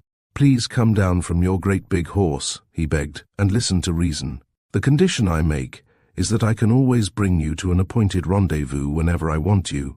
Honestly, this is necessary, Belinda Mary." "Miss Bartholomew," she corrected coldly. "It is necessary," he went on, "as you will understand. Promise me that, if I put an advertisement in the agonies of either an evening paper, which I will name, or in the Morning Port, you will keep the appointment I fix, if it is humanly possible." She hesitated a moment, then held out her hand. "I promise," she said. "Good for you, Belinda Mary," said he, and tucking her arm in his, he led her out of the room, switching off the light and racing her down the stairs. If there was a lot of the schoolgirl left in Belinda Mary Bartholomew, no less of the schoolboy was there in this commissioner of police. He would have danced her through the fog, contemptuous of the proprieties, but he wasn't so very anxious to get her to her cab and to lose sight of her. "Good night," he said, holding her hand. "That's the third time you've shaken hands with me tonight," she interjected. "Don't let us have any unpleasantness at the last," he pleaded. "And remember." "I have promised," she replied. "And one day," he went on, "you will tell me all that happened in that cellar." "I have told you," she said in a low voice. "You have not told me everything, child." He handed her into the cab. He shut the door behind her and leant through the open window. "Victoria or Marble Arch?" he asked politely. "Charing Cross," she replied with a little laugh. He watched the cab drive away, and then suddenly it stopped and a figure leant out from the window, beckoning him frantically. He ran up to her. "Suppose I want you?" she asked. "Advertise," he said promptly, "beginning your advertisement, dear Tommy." "I shall put X," she said indignantly. "Then I shall take no notice of your advertisement," he replied, and stood in the middle of the street, his hat in his hand, to the intense annoyance of a taxicab driver who literally all but ran him down, and in a figurative sense did so until TX was out of earshot. Chapter. Thomas Xavier Meredith was a shrewd young man. It was said of him by Signor Paolo Coselli, the eminent criminologist, that he had a gift of intuition which was abnormal. Probably the mystery of the twisted candle was solved by him long before any other person in the world had the dimmest idea that it was capable of solution. The house in Cadogan Square was still in the hands of the police. To this house, and particularly to Kara's bedroom, TX, from time to time repaired, and reproduced as far as possible the conditions which obtained on the night of the murder. He had the same stifling fire, the same locked door. The latch was dropped in its socket, whilst TX, with a stopwatch in his hand, made elaborate calculations and acted certain parts which he did not reveal to a soul. 3 times, accompanied by Mansus, he went to the house, 3 times went to the death chamber, and was alone on one occasion for an hour and a half, whilst the patient Mansus waited outside. 3 times he emerged looking graver on each occasion, and after the 3rd visit, he called into consultation John Lexman. Lexman had been spending some time in the country, having deferred his trip to the United States. "This case puzzles me more and more, John," said TX, troubled out of his usual boisterous self. "And thank heaven it worries other people besides me. De Menau came over from France the other day and brought all his best sleuths, whilst O'Grady of the New York Central Office paid a flying visit just to get hold of the facts. Not one of them has given me the real solution, though they've all been rather ingenious. Gathercole has vanished and is probably on his way to some undiscoverable region, and our people have not yet traced the valet. He should be the easiest for you," said John Lexman reflectively. "Why Gathercole should go off I can't understand," TX continued. "According to the story which was told me by Fisher, his last words to Kara were to the effect that he was expecting a check, or that he had received a check. No check has been presented or drawn, and apparently Gathercole has gone off without waiting for any payment. An examination of Kara's books show nothing against the Gathercole account, save the sum of pounds which was originally advanced. And now, to upset all my calculations, look at this." He took from his pocketbook a newspaper cutting and pushed it across the table, for they were dining together at the Carlton. John Lexman picked up the slip and read. It was evidently from a New York paper. "Further news has now come to hand by the Antarctic Trading Company's steamer Cyprus concerning the wreck of the City of the Argentine. It is believed that this ill-fated vessel, which called at South American ports, lost her propeller and drifted south out of the track of shipping. This theory is now confirmed. Apparently the ship struck an iceberg on December R&D and foundered with all aboard, save a few men who were able to launch a boat and who were picked up by the Cyprus. The following is the passenger list." John Lexman ran down the list until he came upon the name which was evidently underlined in ink by TX. That name was George Gathercole, and after it in brackets Explorer. If that were true, then Gathercole could not have come to London. "He may have taken another boat," said TX, "and I cabled to the steamship company without any great success. Apparently Gathercole was an eccentric sort of man and lived in terror of being overcrowded. It was a habit of his to make provisional bookings by every available steamer. The company can tell me no more than that he had booked, but whether he shipped on the City of the Argentine or not, they do not know. I can tell you this about Gathercole," said John slowly and thoughtfully, "that he was a man who would not hurt a fly. He was incapable of killing any man, being constitutionally averse to taking life in any shape. For this reason he never made collections of butterflies or of bees, and I believe has never shot an animal in his life. He carried his principles to such an extent that he was a vegetarian poor old Gathercole," he said, with the first smile which TX had seen on his face since he came back. "If you want to sympathize with anybody," said TX gloomily, "sympathize with me." On the following day TX was summoned to the Home Office and went steeled for a most unholy row. The Home Secretary, a large and worthy gentleman, given to the making of speeches on every excuse, received him, however, with unusual kindness. "I've sent for you, Mr. Meredith," he said, "about this unfortunate Greek.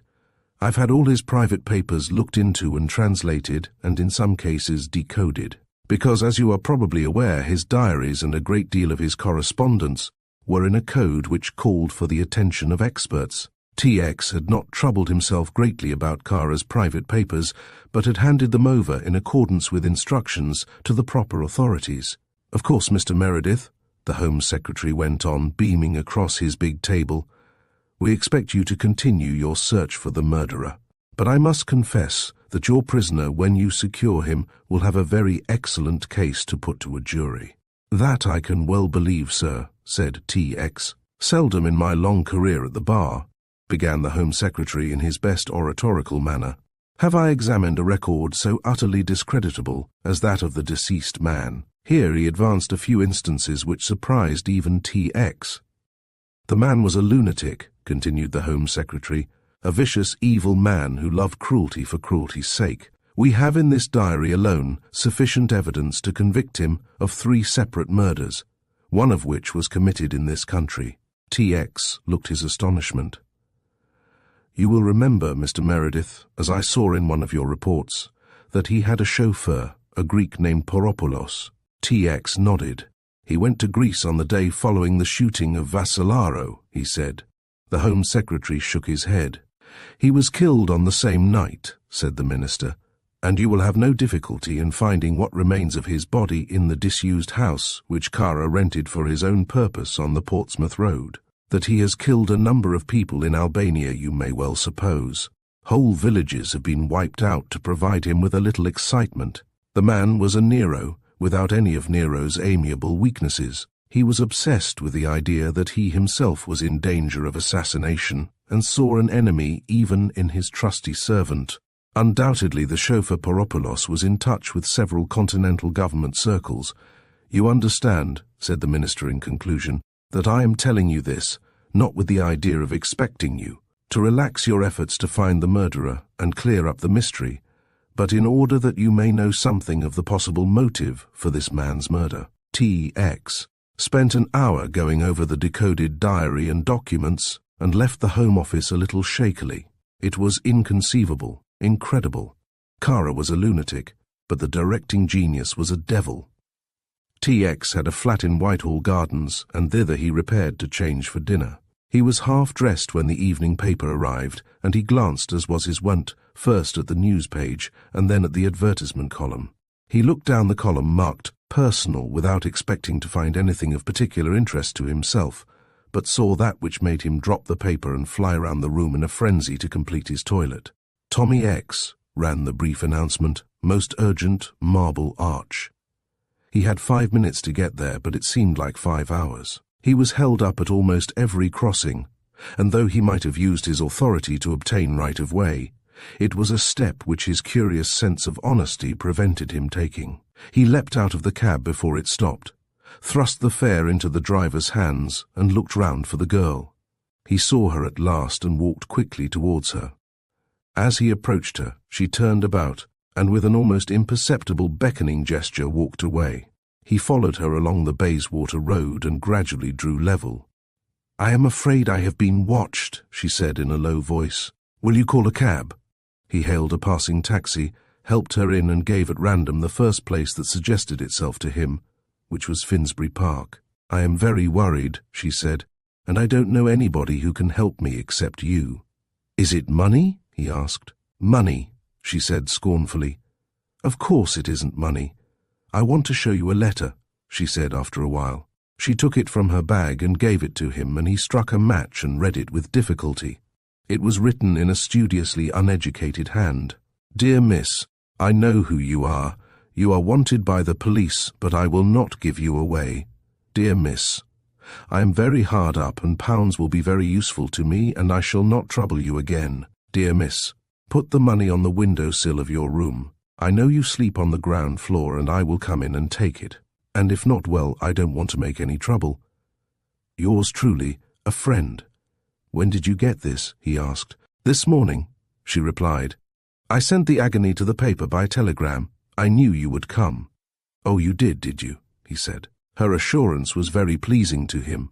The faith that her words implied gave him an odd little feeling of comfort and happiness. "I can easily get you out of this," he added. "Give me your address, and when the gentleman comes—" "That is impossible," she replied hurriedly. "Please don't think I'm ungrateful, and don't think I'm being silly. You do think I'm being silly, don't you?" "I have never harbored such an unworthy thought," he said virtuously. "Yes, you have," she persisted. "But really I can't tell you where I am living. I have a very special reason for not doing so. It's not myself that I'm thinking about, but there's a life involved." This was a somewhat dramatic statement to make, and she felt she had gone too far. "Perhaps I don't mean that," she said, "but there is someone I care for." She dropped her voice. "Oh," said TX blankly. He came down from his rosy heights into the shadow and darkness of a sunless valley. "Someone you care for," he repeated after a while. "Yes." There was another long silence, then, "Oh, indeed," said TX. Again the unbroken interval of quiet, and after a while she said in a low voice, "Not that way." "Not what way?" asked TX, huskily, his spirits doing a little mountaineering. "The way you mean," she said. "Oh," said TX. He was back again amidst the rosy snows of dawn, was in fact climbing a dizzy escalier on the topmost height of Hope's Mont Blanc when she pulled the ladder from under him. "I shall of course never marry," she said with a certain prim decision.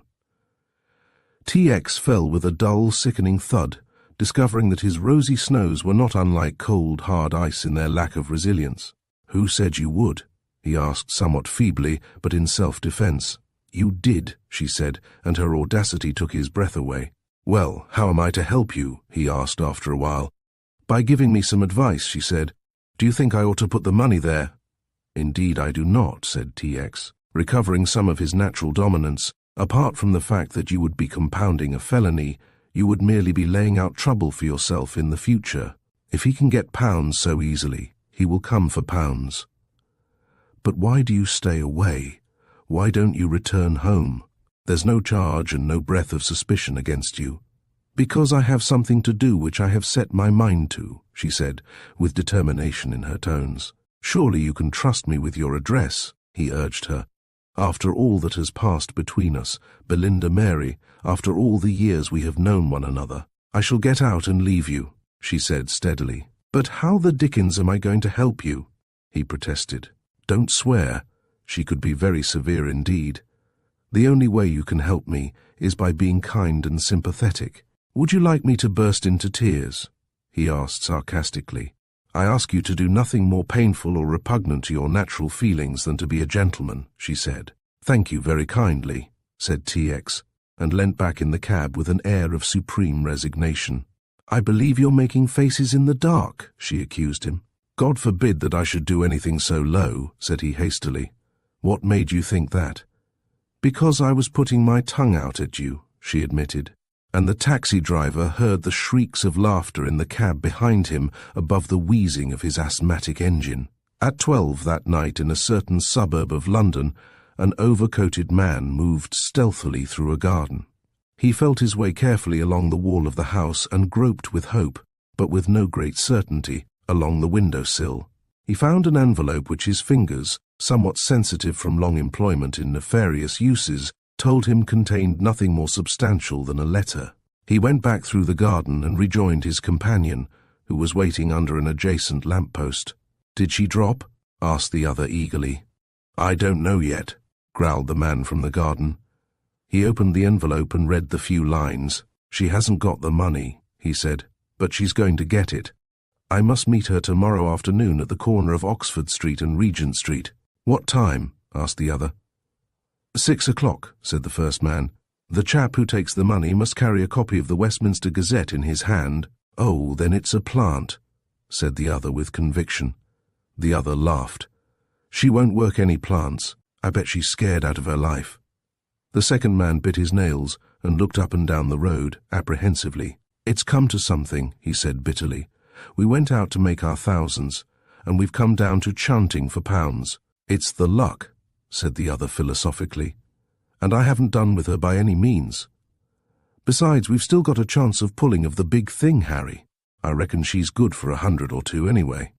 At 6 o'clock on the following afternoon, a man dressed in a dark overcoat, with a soft felt hat pulled down over his eyes, stood nonchalantly by the curb near where the buses stop at Regent Street, slapping his hand gently with a folded copy of the Westminster Gazette.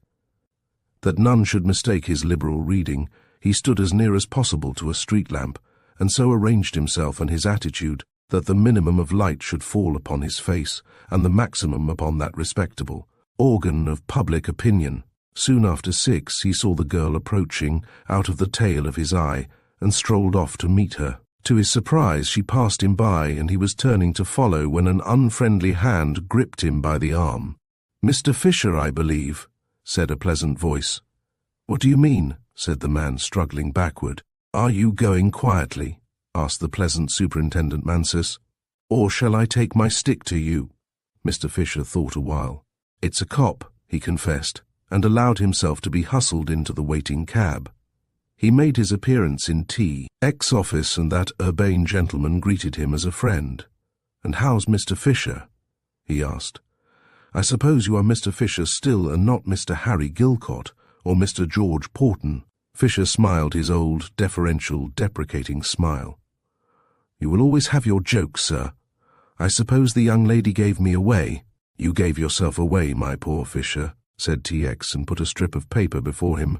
"You may disguise your hand, and in your extreme modesty pretend to an ignorance of the British language, which is not creditable to your many attainments, but what you must be awfully careful in doing in future when you write such epistles," he said, "is to wash your hands." "Wash my hands," repeated the puzzled Fisher.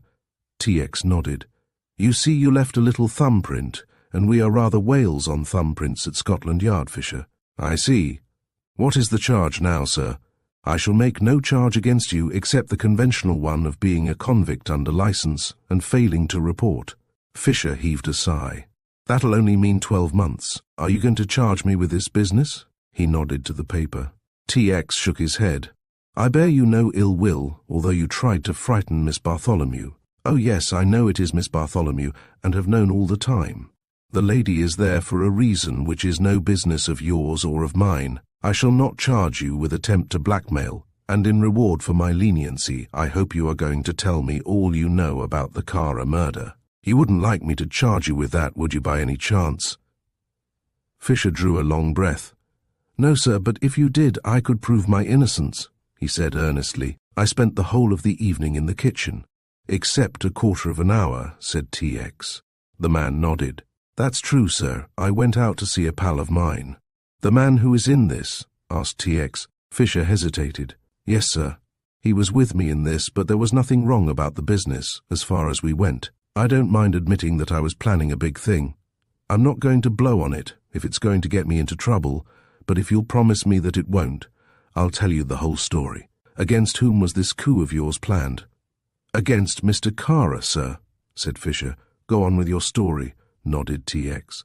The story was a short and commonplace one. Fisher had met a man who knew another man who was either a Turk or an Albanian. They had learnt that Kara was in the habit of keeping large sums of money in the house, and they had planned to rob him. That was the story in a nutshell. Somewhere the plan miscarried. It was when he came to the incidents that occurred on the night of the murder that T.X. followed him with the greatest interest. "The old gentleman came in," said Fisher, "and I saw him up to the room. I heard him coming out, and I went up and spoke to him while he was having a chat with Mr. Kara at the open door." "Did you hear Mr. Kara speak?" "I fancy I did, sir," said Fisher. "Anyway, the old gentleman was quite pleased with himself." "Why do you say old gentleman?" asked T.X. "He was not an old man." "Not exactly, sir," said Fisher, "but he had a sort of fussy, irritable way that old gentlemen sometimes have, and I somehow got it fixed in my mind that he was old. As a matter of fact, he was about 45. He may have been 50. You have told me all this before. Was there anything peculiar about him?" Fisher hesitated. "Nothing, sir, except the fact that one of his arms was a game one, meaning that it was an artificial one, sir, so far as I can make out." "Was it his right or his left arm that was game?" interrupted T.X. "His left arm, sir." "You're sure?" "I'd swear to it, sir." "Very well, go on." "He came downstairs and went out, and I never saw him again.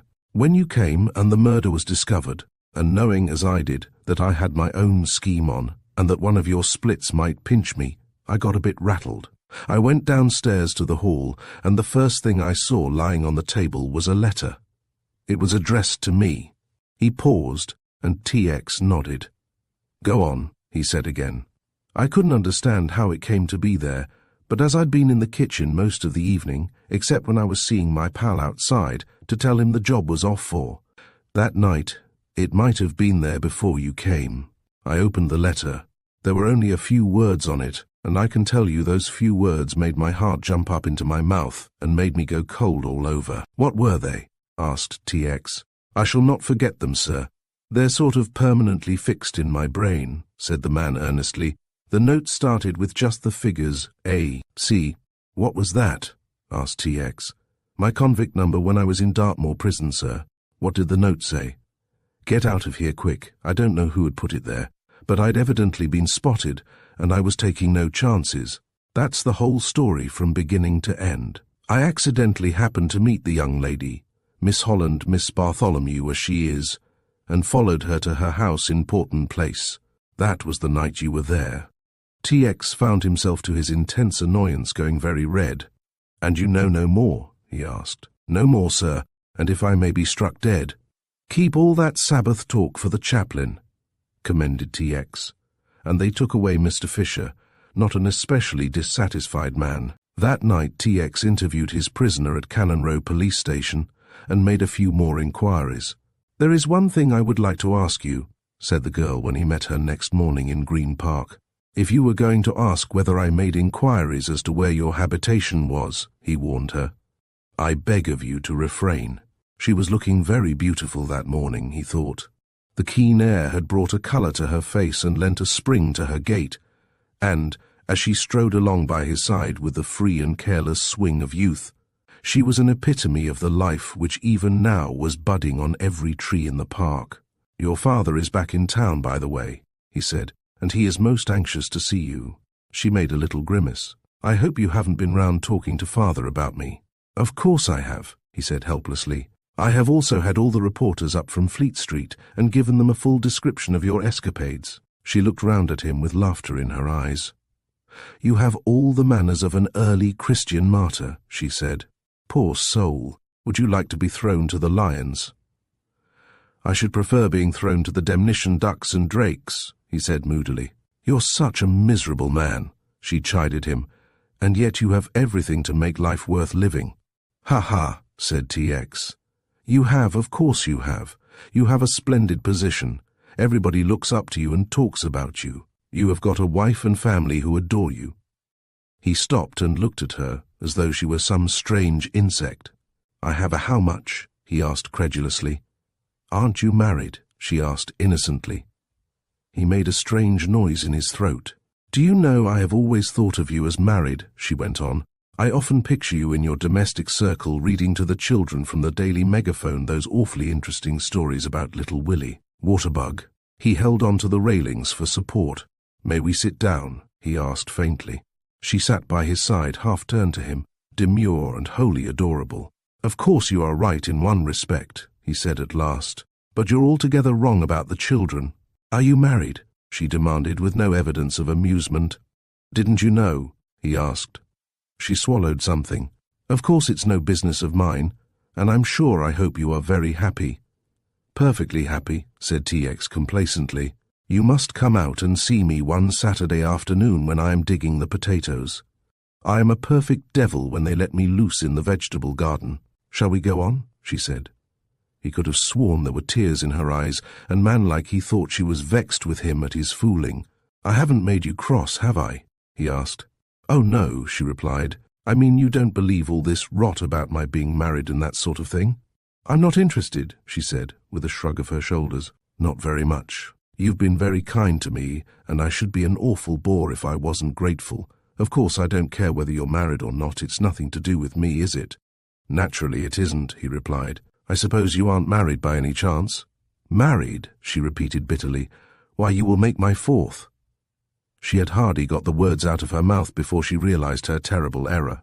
A second later, she was in his arms, and he was kissing her to the scandal of one aged park keeper, one small and dirty-faced little boy, and a molting duck who seemed to sneer at the proceedings which he watched through a yellow and malignant eye. "Belinda Mary," said TX. "At parting, you have got to give up your little country establishment, wherever it may be, and come back to the discomforts of Portman Place. Oh, I know you can't come back yet. That somebody is there, and I can pretty well guess who it is." "Who?" she challenged. "I rather fancy your mother has come back," he suggested. A look of scorn dawned into her pretty face. "Good Lord, Tommy," she said in disgust. "You don't think I should keep mother in the suburbs without her telling the world all about it?"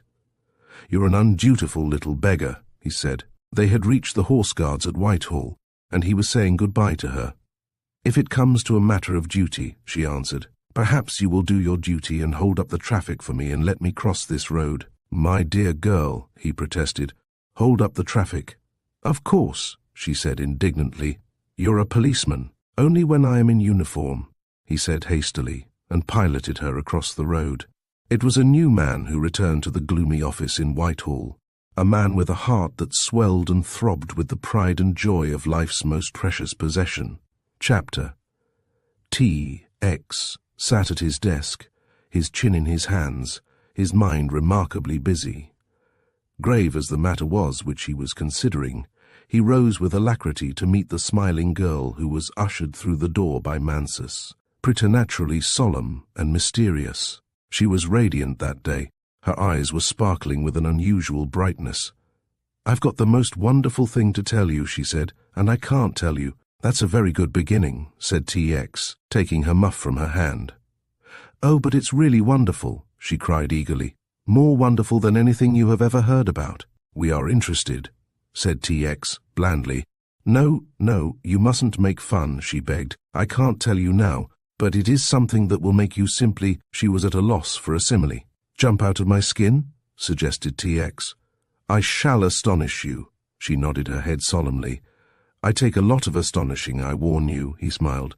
"To know you is to exhaust one's capacity for surprise. That can be either very, very nice or very, very nasty," she said cautiously.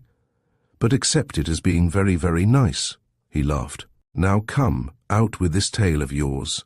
She shook her head very vigorously. "I can't possibly tell you anything," she said.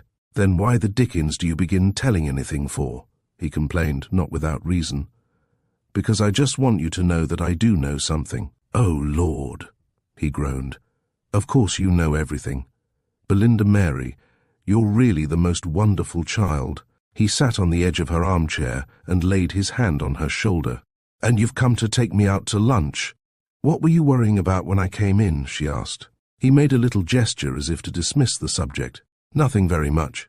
You've heard me speak of John Lexman?" She bent her head. "Lexman's the writer of a great many mystery stories, but you've probably read his books."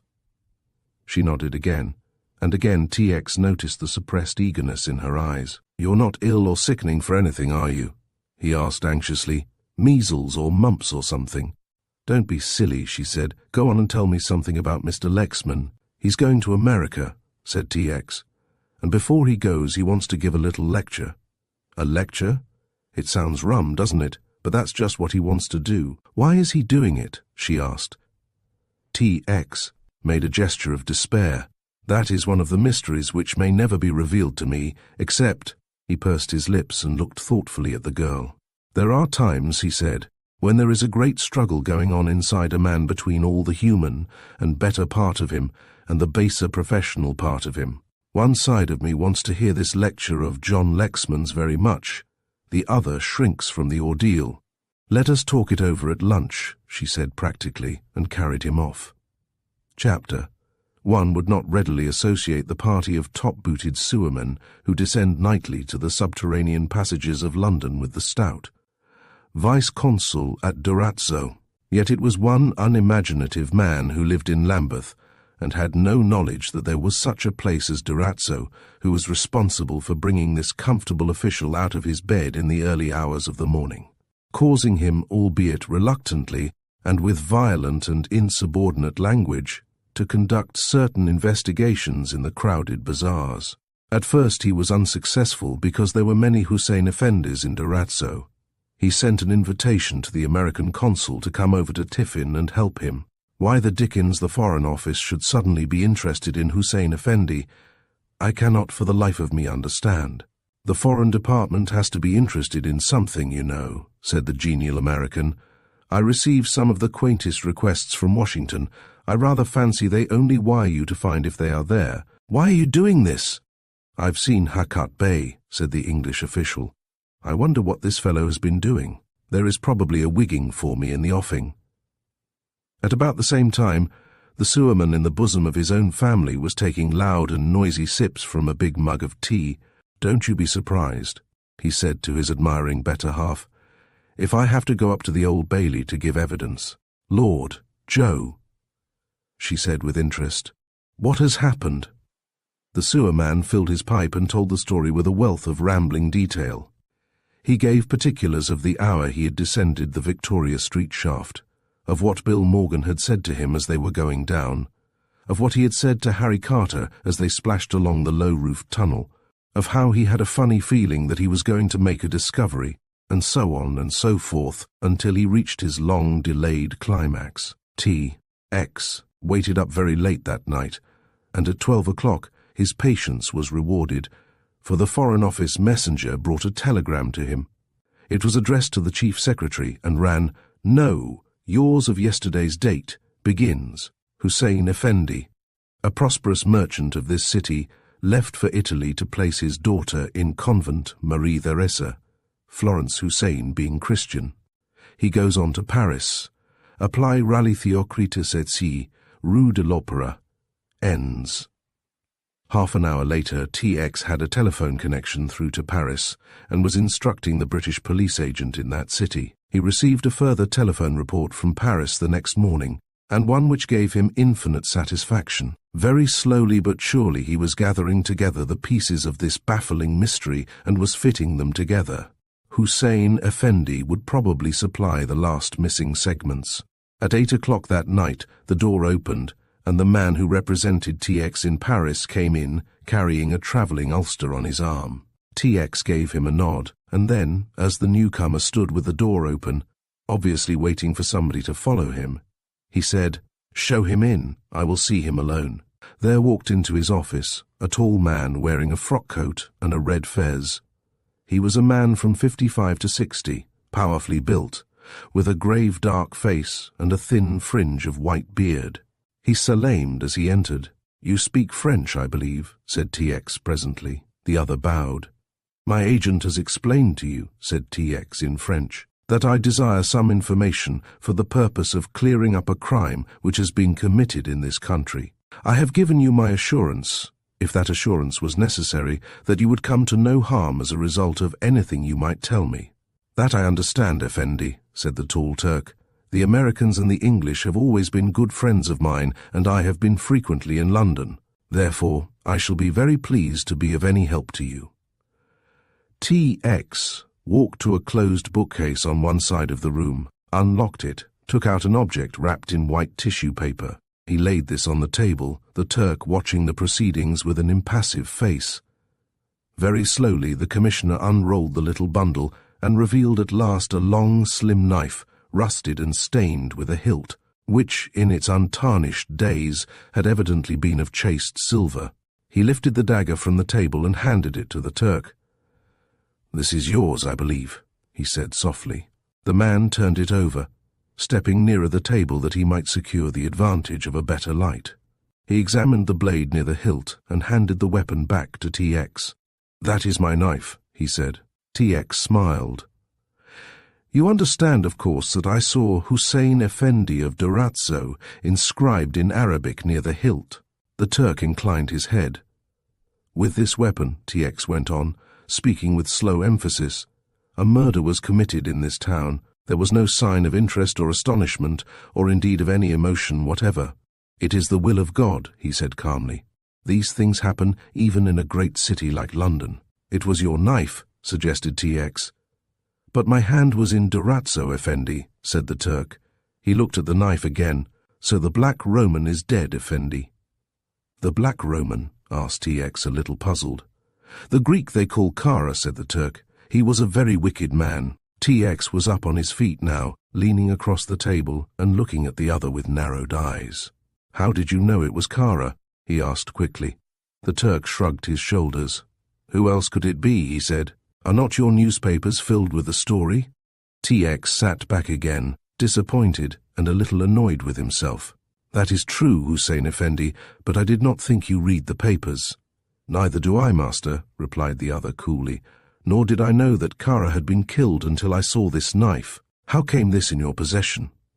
"It was found in a rain sewer," said T.X., "into which the murderer had apparently dropped it. But if you have not read the newspapers, Effendi, then you admit that you know who committed this murder." The Turk raised his hands slowly to a level with his shoulders. "Though I am a Christian," he said, "there are many wise sayings of my father's religion which I remember. And one of these, Effendi, was, 'The wicked must die in the habitations of the just, by the weapons of the worthy shall the wicked perish.'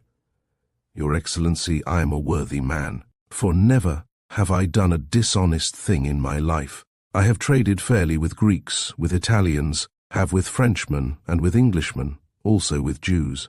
I have never sought to rob them nor to hurt them. If I have killed men, God knows it was not because I desired their death, but because their lives were dangerous to me and to mine. Ask the blade all your questions and see what answer it gives. Until it speaks, I am as dumb as the blade, for it is also written that the soldier is the servant of his sword, and also the wise servant is dumb about his master's affairs.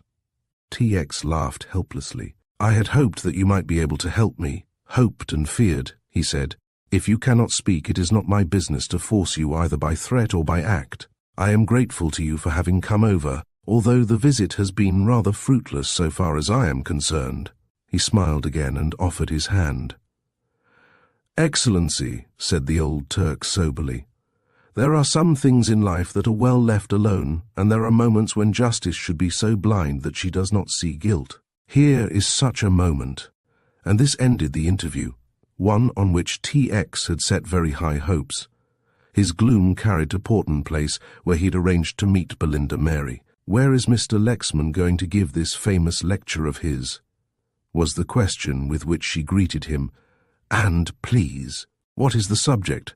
It is on a subject which is of supreme interest to me, he said gravely. He has called his lecture The Clue of the Twisted Candle. There is no clearer brain being employed in the business of criminal detection than John Lexman's. Though he uses his genius for the construction of stories, were it employed in the legitimate business of police work, I am certain he would make a mark second to none in the world. He is determined on giving this lecture, and he has issued a number of invitations. These include the chiefs of the secret police of nearly all the civilized countries of the world. O'Grady is on his way from America. He wirelessed me this morning to that effect. Even the chief of the Russian police has accepted the invitation because, as you know, this murder has excited a great deal of interest in police circles everywhere. John Lexman is not only going to deliver this lecture, he said slowly, but he is going to tell us who committed the murder and how it was committed. She thought a moment. Where will it be delivered? I don't know, he said in astonishment. Does that matter? It matters a great deal, she said emphatically, especially if I want it delivered in a certain place. Would you induce Mr. Lexman to lecture at my house? At Portman Place, he asked. She shook her head. No, I have a house of my own, a furnished house I have rented at Blackheath. Will you induce Mr. Lexman to give the lecture there? But why? He asked. Please don't ask questions, she pleaded. Do this for me, Tommy. He saw she was in earnest. I'll write to old Lexman this afternoon, he promised. John Lexman telephoned his reply. I should prefer somewhere out of London, he said. And since Miss Bartholomew has some interest in the matter, may I extend my invitation to her? I promise she shall not be any more shocked than a good woman need be. And so it came about that the name of Belinda Mary Bartholomew was added to the selected list of police chiefs, who were making for London at that moment to hear from the man who had guaranteed the solution of the story of Kara and his killing, the unravelment of the mystery which surrounded his death, and the significance of the twisted candles which at that moment were reposing in the Black Museum at Scotland Yard. Chapter. The room was a big one, and most of the furniture had been cleared out to admit the guests who had come from the ends of the earth to learn the story of the twisted candles, and to test John Lexman's theory by their own. They sat around chatting cheerfully of men and crimes, of great coups planned and frustrated, of strange deeds committed and undetected. Scraps of their conversation came to Belinda Mary as she stood in the chintz-draped doorway which led from the drawing-room to the room she used as a study. Do you remember, Sir George, the Bolbrook case? I took the man at Odessa. The curious thing was that I found no money on the body, only a small gold charm set with a single emerald. So I knew it was the girl with the fur bonnet who had. Pino got away after putting 3 bullets into me, but I dragged myself to the window and shot him dead. It was a real good shot. They rose to meet her, and T.X. introduced her to the men. It was at that moment that John Lexman was announced. He looked tired, but returned the commissioner's greeting with a cheerful mien. He knew all the men present by name, as they knew him. He had a few sheets of notes, which he laid on the little table which had been placed for him, and when the introductions were finished, he went to this, and with scarcely any preliminary began. Chapter: The Narrative of John Lexman. I am, as you may all know, a writer of stories which depend for their success upon the creation and unravelment of criminological mysteries. The Chief Commissioner has been good enough to tell you that my stories were something more than a mere seeking after sensation, and that I endeavored in the course of those narratives to propound obscure but possible situations, and, with the ingenuity that I could command, to offer to those problems a solution acceptable, not only to the general reader, but to the police expert. Although I did not regard my earlier work with any great seriousness, and indeed only sought after exciting situations and incidents, I can see now, looking back, that underneath the work which seemed at the time purposeless, there was something very much like a scheme of studies. You must forgive this egotism in me, because it is necessary that I should make this explanation, and you, who are in the main police officers of considerable experience and discernment, should appreciate the fact that as I was able to get inside the minds of the fictitious criminals I portrayed, so am I now able to follow the mind of the man who committed this murder, or if not to follow his mind, to recreate the psychology of the slayer of Remington Kara. In the possession of most of you are the vital facts concerning this man. You know the type of man he was. You have instances of his terrible ruthlessness. You know that he was a blot upon God's earth, a vicious, wicked ego, seeking the gratification of that strange bloodlust and painlust which is to be found in so few criminals. John Lexman went on to describe the killing of Vassalaro. I know now how that occurred, he said. I had received on the previous Christmas Eve, amongst other presents, a pistol from an unknown admirer. That unknown admirer was Kara, who had planned this murder some 3 months ahead. He it was who sent me the Browning, knowing as he did that I had never used such a weapon, and that therefore I would be chary about using it.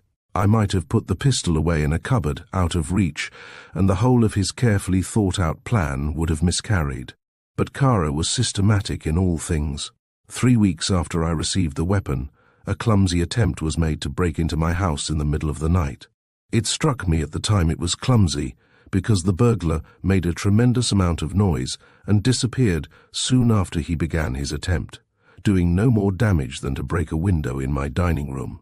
Naturally, my mind went to the possibility of a further attempt of this kind, as my house stood on the outskirts of the village, and it was only natural that I should take the pistol from one of my boxes and put it somewhere handy. To make doubly sure, Kara came down the next day and heard the full story of the outrage. He did not speak of pistols, but I remember now, though I did not remember at the time, that I mentioned the fact that I had a handy weapon. A fortnight later, a second attempt was made to enter the house. I say an attempt, but again, I do not believe that the intention was at all serious. The outrage was designed to keep that pistol of mine in a get-at-able place. And again, Kara came down to see us on the day following the burglary, and again I must have told him, though I have no distinct recollection of the fact, of what had happened the previous night. It would have been unnatural if I had not mentioned the fact, as it was a matter which had formed a subject of discussion between myself, my wife, and the servants. Then came the threatening letter, with Kara providentially at hand. On the night of the murder, whilst Kara was still in my house, I went out to find his chauffeur. Kara remained a few minutes with my wife, and then on some excuse went into the library. There he loaded the pistol, placing one cartridge in the chamber, and trusting to luck that I did not pull the trigger until I had it pointed at my victim. Here he took his biggest chance, because, before sending the weapon to me, he had had the spring of the Browning so eased that the slightest touch set it off, and, as you know, the pistol being automatic. The explosion of one cartridge, reloading and firing the next, and so on, it was probably that a chance touch would have brought his scheme to naught, probably me also. Of what happened on that night you are aware. He went on to tell of his trial and conviction, and skimmed over the life he led until that morning on Dartmoor. Kara knew my innocence had been proved, and his hatred for me being his great obsession, since I had the thing he had wanted but no longer wanted. Let that be understood. He saw the misery he had planned for me and my dear wife being brought to a sudden end. He had, by the way, already planned and carried his plan into execution, a system of tormenting her. You did not know, he turned to TX. That scarcely a month passed, but some disreputable villain called at her flat, with a story that he had been released from Portland or Wormwood Scrubs that morning, and that he had seen me. The story each messenger brought was one sufficient to break the heart of any but the bravest woman. It was a story of ill treatment by brutal officials, of my illness, of my madness, of everything calculated to harrow the feelings of a tender-hearted and faithful wife. That was Kara's scheme. Not to hurt with the whip or with the knife, but to cut deep at the heart with his evil tongue, to cut to the raw places of the mind. When he found that I was to be released, he may have guessed, or he may have discovered by some underhand method, that a pardon was about to be signed. He conceived his great plan. He had less than 2 days to execute it. Through one of his agents he discovered a warder who had been in some trouble with the authorities, a man who was avaricious, and was even then on the brink of being discharged from the service for trafficking with prisoners. The bribe he offered this man was a heavy one, and the warder accepted. Kara had purchased a new monoplane, and as you know, he was an excellent aviator. With this new machine, he flew to Devon and arrived at dawn in one of the unfrequented parts of the moor. The story of my own escape needs no telling. My narrative really begins from the moment I put my foot upon the deck of the Emperette. The first person I asked to see was, naturally, my wife. Kara, however, insisted on my going to the cabin he had prepared and changing my clothes, and until then, I did not realize I was still in my convict's garb. A clean change was waiting for me, and the luxury of soft shirts and well-fitting garments after the prison uniform I cannot describe. After I was dressed, I was taken by the Greek steward to the larger stateroom, and there I found my darling waiting for me. His voice sank almost to a whisper, and it was a minute or two before he had mastered his emotions. She had been suspicious of Kara, but he had been very insistent. He had detailed the plans and shown her the monoplane, but even then she would not trust herself on board, and she had been waiting in a motorboat, moving parallel with the yacht, until she saw the landing and realized, as she thought, that Kara was not playing her false. The motorboat had been hired by Kara, and the 2 men inside were probably as well bribed as the warder. The joy of freedom can only be known to those who have suffered the horrors of restraint.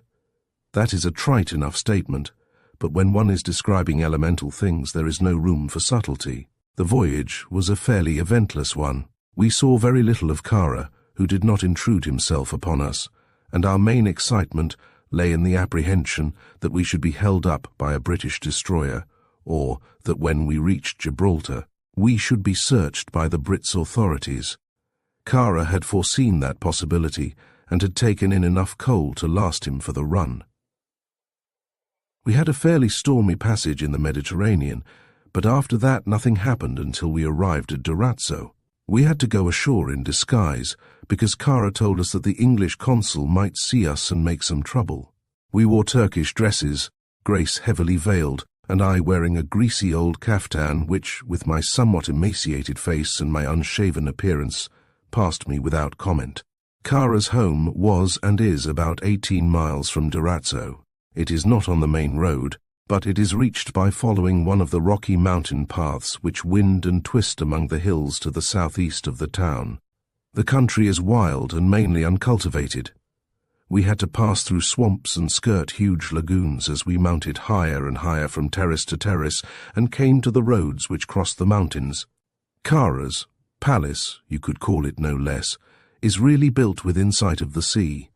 It is on the Acroceraunian Peninsula near Cape Linguetta.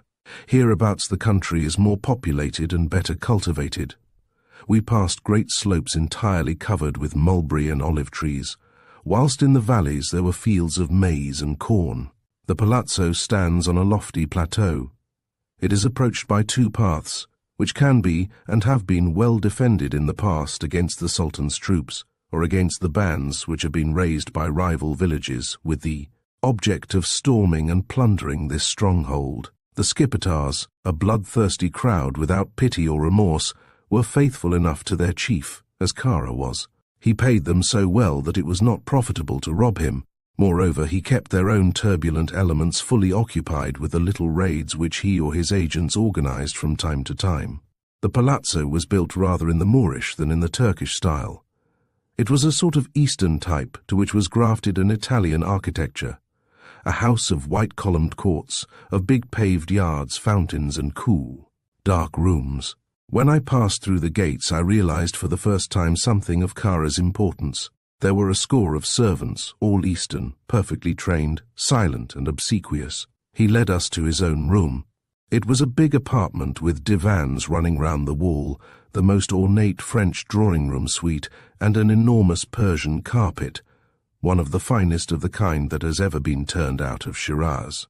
Here, let me say, that throughout the trip, his attitude to me had been perfectly friendly, and towards Grace all that I could ask of my best friend, considerate and tactful. We had hardly reached his room before he said to me with that bonhomie which he had observed throughout the trip, "You would like to see your room?"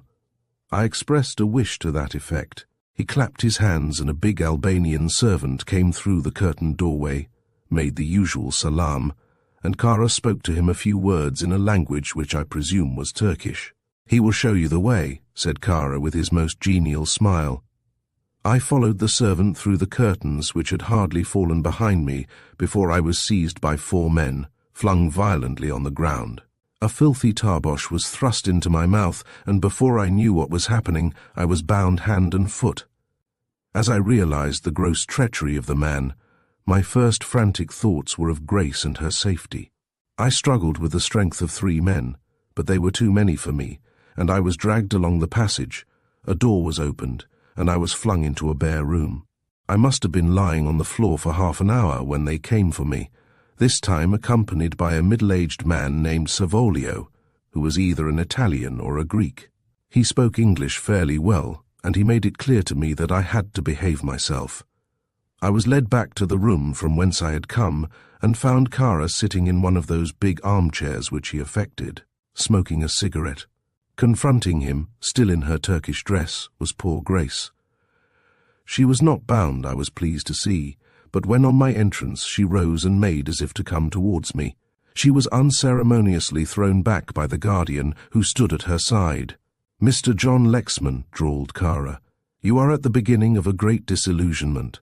I have a few things to tell you which will make you feel rather uncomfortable." It was then that I heard for the first time that my pardon had been signed and my innocence discovered. "Having taken a great deal of trouble to get you in prison," said Kara, "it isn't likely that I'm going to allow all my plans to be undone, and my plan is to make you both extremely uncomfortable."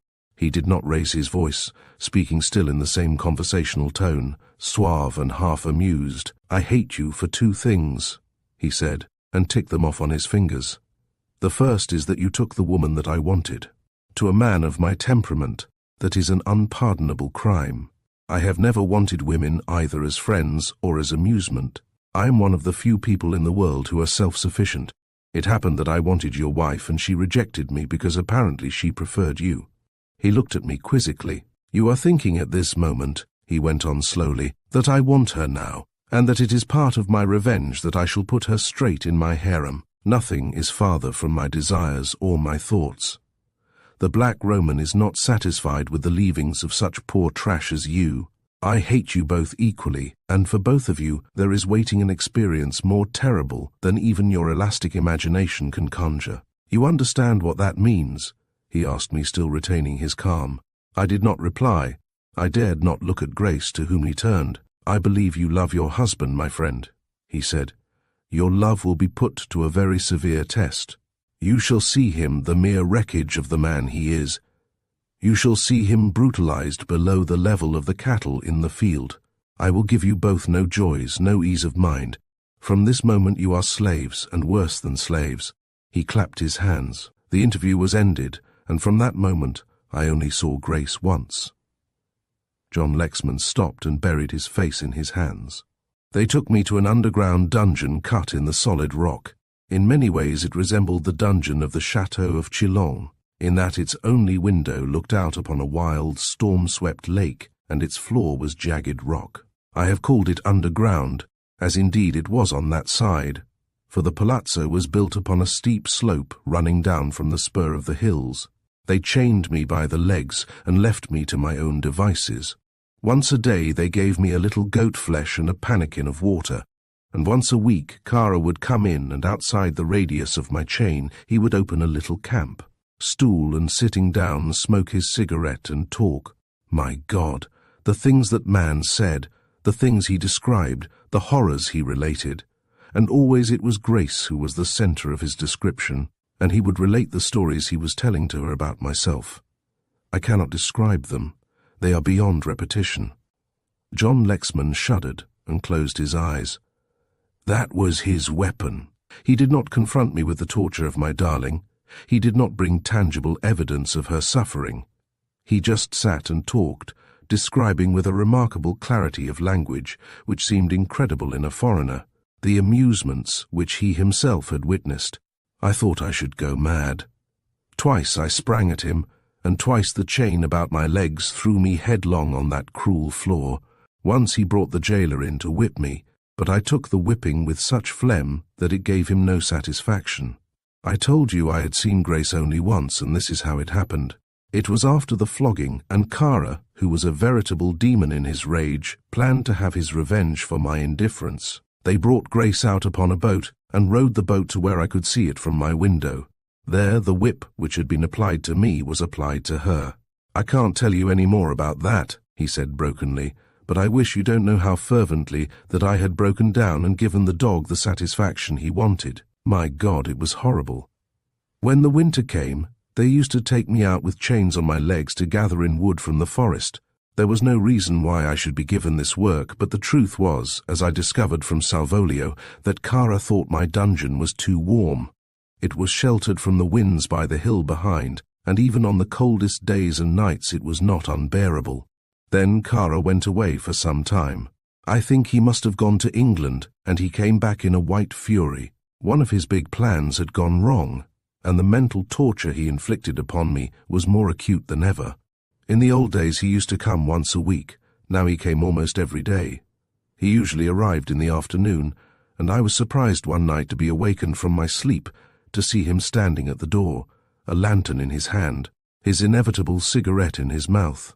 He always wore the Albanian costume when he was in the country, those white kilted skirts and zouave jackets which the hillsmen affect, and, if anything, it added to his demoniacal appearance. He put down the lantern and leant against the wall. "I'm afraid that wife of yours is breaking up, Lexman," he drawled. "She isn't the good, stout English stuff that I thought she was." I made no reply. I had found by bitter experience that if I intruded into the conversation, I should only suffer the more. "I have sent down to Durazzo to get a doctor," he went on. "Naturally, having taken all this trouble, I don't want to lose you by death." "She is breaking up," he repeated with relish, and yet with an undertone of annoyance in his voice. "She asked for you 3 times this morning." I kept myself under control, as I had never expected that a man so desperately circumstanced could do. "Kara," I said as quietly as I could, "what has she done that she should deserve this hell in which she has lived?" He sent out a long ring of smoke and watched its progress across the dungeon. "What has she done?" he said, keeping his eye on the ring. I shall always remember every look, every gesture, and every intonation of his voice. Why, she has done all that a woman can do for a man like me. She has made me feel little. Until I had a rebuff from her, I had all the world at my feet, Lexman. I did as I liked. If I crooked my little finger, people ran after me, and that one experience with her has broken me. "Oh, don't think," he went on quickly, "that I am broken in love. I never loved her very much. It was just a passing passion, but she killed my self-confidence. After then, whenever I came to a crucial moment in my affairs, when the big manner, the big certainty, was absolutely necessary for me to carry my way, whenever I was most confident of myself and my ability and my scheme, a vision of this damned girl rose, and I felt that momentary weakening, that memory of defeat, which made all the difference between success and failure. I hated her, and I hate her still," he said with vehemence. "If she dies, I shall hate her more, because she will remain everlastingly unbroken to menace my thoughts and spoil my schemes through all eternity." He leant, forward, his elbows on his knees, his clenched fist under his chin, how well I can see him, and stared at me. "I could have been king here in this land," he said, waving his hand toward the interior. "I could have bribed and shot my way to the throne of Albania. Don't you realize what that means to a man like me? There is still a chance, and if I could keep your wife alive, if I could see her broken in reason and in health, a poor skeleton, gibbering thing that knelt at my feet when I came near her, I should recover the mastery of myself. Believe me," he said, nodding his head, "your wife will have the best medical advice that it is possible to obtain." Kara went out and I did not see him again for a very long time. He sent word, just a scrawled note in the morning, to say my wife had died. John Lexman rose up from his seat and paced the apartment, his head upon his breast. "From that moment," he said, "I lived only for one thing, to punish Remington Kara. And gentlemen, I punished him." He stood in the center of the room and thumped his broad chest with his clenched hand. "I killed Remington Kara," he said, and there was a little gasp of astonishment from every man present save one. That one was T.X. Meredith, who had known all the time. Chapter 22. After a while, Lexman resumed his story. "I told you that there was a man at the palazzo named Salvolio. Salvolio was a man who had been undergoing a life sentence in one of the prisons of southern Italy. In some mysterious fashion, he escaped and got across the Adriatic in a small boat. How Kara found him, I don't know. Salvolio was a very uncommunicative person. I was never certain whether he was a Greek or an Italian. All that I am sure about is that he was the most unmitigated villain next to his master that I have ever met. He was a quick man with his knife, and I have seen him kill one of the guards, whom he had thought was favoring me in the matter of diet, with less compunction than you would kill a rat. It was he who gave me this scar." John Lexman pointed to his cheek. "In his master's absence, he took upon himself the task of conducting a clumsy imitation of Kara's persecution. He gave me, too, the only glimpse I ever had of the torture poor Grace underwent. She hated dogs, and Kara must have come to know this, and in her sleeping room. She was apparently better accommodated than he kept 4 fierce beasts so chained that they could almost reach her. Some reference to my wife from this low brute maddened me beyond endurance, and I sprang at him. He whipped out his knife and struck at me as I fell, and I escaped by a miracle. He evidently had orders not to touch me, for he was in a great panic of mind, as he had reason to be, because on Kara's return he discovered the state of my face. Started an inquiry, and had Salvolio taken to the courtyard in the true Eastern style, and bastinadoed, until his feet were pulp. You may be sure the man hated me with a malignity which almost rivaled his employer's.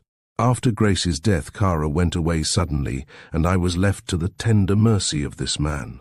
Evidently he had been given a fairly free hand. The principal object of Kara's hate being dead, he took little further interest in me, or else wearied of his hobby. Salvolio began his persecutions by reducing my diet. Fortunately, I ate very little. Nevertheless, the supplies began to grow less and less, and I was beginning to feel the effects of this starvation system, when there happened a thing which changed the whole course of my life and opened to me a way to freedom and to vengeance. Salvolio did not imitate the austerity of his master, and in Kara's absence was in the habit of having little orgies of his own. He would bring up dancing girls from Durazzo for his amusement and invite prominent men in the neighborhood to his feasts and entertainments, for he was absolutely lord of the palazzo when Kara was away and could do pretty well as he liked. On this particular night, the festivities had been more than usually prolonged, for as near as I could judge by the daylight, which was creeping in through my window, it was about 4 o'clock in the morning when the big, steel-sheeted door was opened, and Salvolio came in, more than a little drunk. He brought with him, as I judged, one of his dancing girls, who apparently was privileged to see the sights of the palace. For a long time he stood in the doorway talking incoherently, in a language which I think must have been Turkish, for I caught 1 or 2 words. Whoever the girl was, she seemed a little frightened, I could see that, because she shrank back from him though his arm was about her shoulders and he was half supporting his weight upon her. There was fear, not only in the curious little glances she shot at me from time to time, but also in the averted face. Her story I was to learn.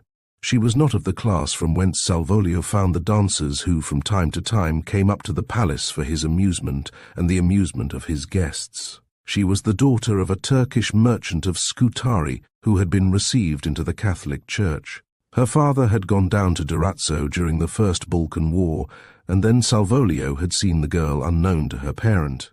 And there had been some rough kind of courtship which ended in her running away on this very day and joining her ill-favoured lover at the palazzo. I tell you this because the fact had some bearing on my own fate. As I say, the girl was frightened and made as though to go from the dungeon. She was probably scared both by the unkempt prisoner and by the drunken man at her side. He, however, could not leave without showing to her something of his authority. He came lurching over near where I lay, his long knife balanced in his hand ready for emergencies, and broke into a string of vituperations of the character to which I was quite hardened. Then he took a flying kick at me and got home in my ribs. But again I experienced neither a sense of indignity nor any great hurt. Salvolio had treated me like this before, and I had survived it. In the midst of the tirade, looking past him, I was a new witness to an extraordinary scene. The girl stood in the open doorway, shrinking back against the door, looking with distress and pity at the spectacle which Salvolio's brutality afforded. Then suddenly there appeared beside her a tall Turk. He was grey-bearded and forbidding. She looked round and saw him, and her mouth opened to utter a cry. But with a gesture he silenced her, and pointed to the darkness outside. Without a word she cringed past him, her sandaled feet making no noise. All this time Salvolio was continuing his stream of abuse, but he must have seen the wonder in my eyes, for he stopped and turned. The old Turk took one stride forward, encircled his body with his left arm, and there they stood grotesquely like a couple who were going to start to waltz. The Turk was a head taller than Salvolio, and as I could see, a man of immense strength. They looked at one another, face to face, Salvolio rapidly recovering his senses, and then the Turk gave him a gentle punch in the ribs. That is what it seemed like to me, but Salvolio coughed horribly, went limp in the other's arms, and dropped with a thud to the ground. The Turk leant down soberly and wiped his long knife on the other's jacket before he put it back in the sash at his waist. Then with a glance at me he turned to go, but stopped at the door and looked back thoughtfully. He said something in Turkish which I could not understand. Then he spoke in French. "Who are you?" he asked. In as few words as possible I explained. He came over and looked at the manacle about my leg and shook his head. "You will never be able to get that undone," he said. He caught hold of the chain, which was a fairly long one, bound it twice round his arm, and steadying his arm across his thigh, he turned with a sudden jerk. There was a smart snap as the chain parted. He caught me by the shoulder and pulled me to my feet. "Put the chain about your waist, Effendi," he said, and he took a revolver from his belt and handed it to me. "You may need this before we get back to Durazzo," he said. His belt was literally bristling with weapons. I saw 3 revolvers beside the one I possessed, and he had evidently come prepared for trouble. We made our way from the dungeon into the clean-smelling world without. It was the second time I had been in the open air for 18 months, and my knees were trembling under me with weakness and excitement. The old man shut the prison door behind us and walked on until we came up to the girl waiting for us by the lakeside. She was weeping softly, and he spoke to her a few words in a low voice, and her weeping ceased. "This daughter of mine will show us the way," he said. "I do not know this part of the country. She knows it too well." "To cut a long story short," said Lexman, "we reached Durazzo in the afternoon. There was no attempt made to follow us up, and neither my absence nor the body of Salvolio were discovered until late in the afternoon. You must remember that nobody but Salvolio was allowed into my prison, and therefore nobody had the courage to make any investigations. The old man got me to his house without being observed, and brought a brother-in-law or some relative of his to remove the anklet. The name of my host was Hussein Effendi. That same night we left with a little caravan to visit some of the old man's relatives. He was not certain what would be the consequence of his act, and for safety's sake took this trip.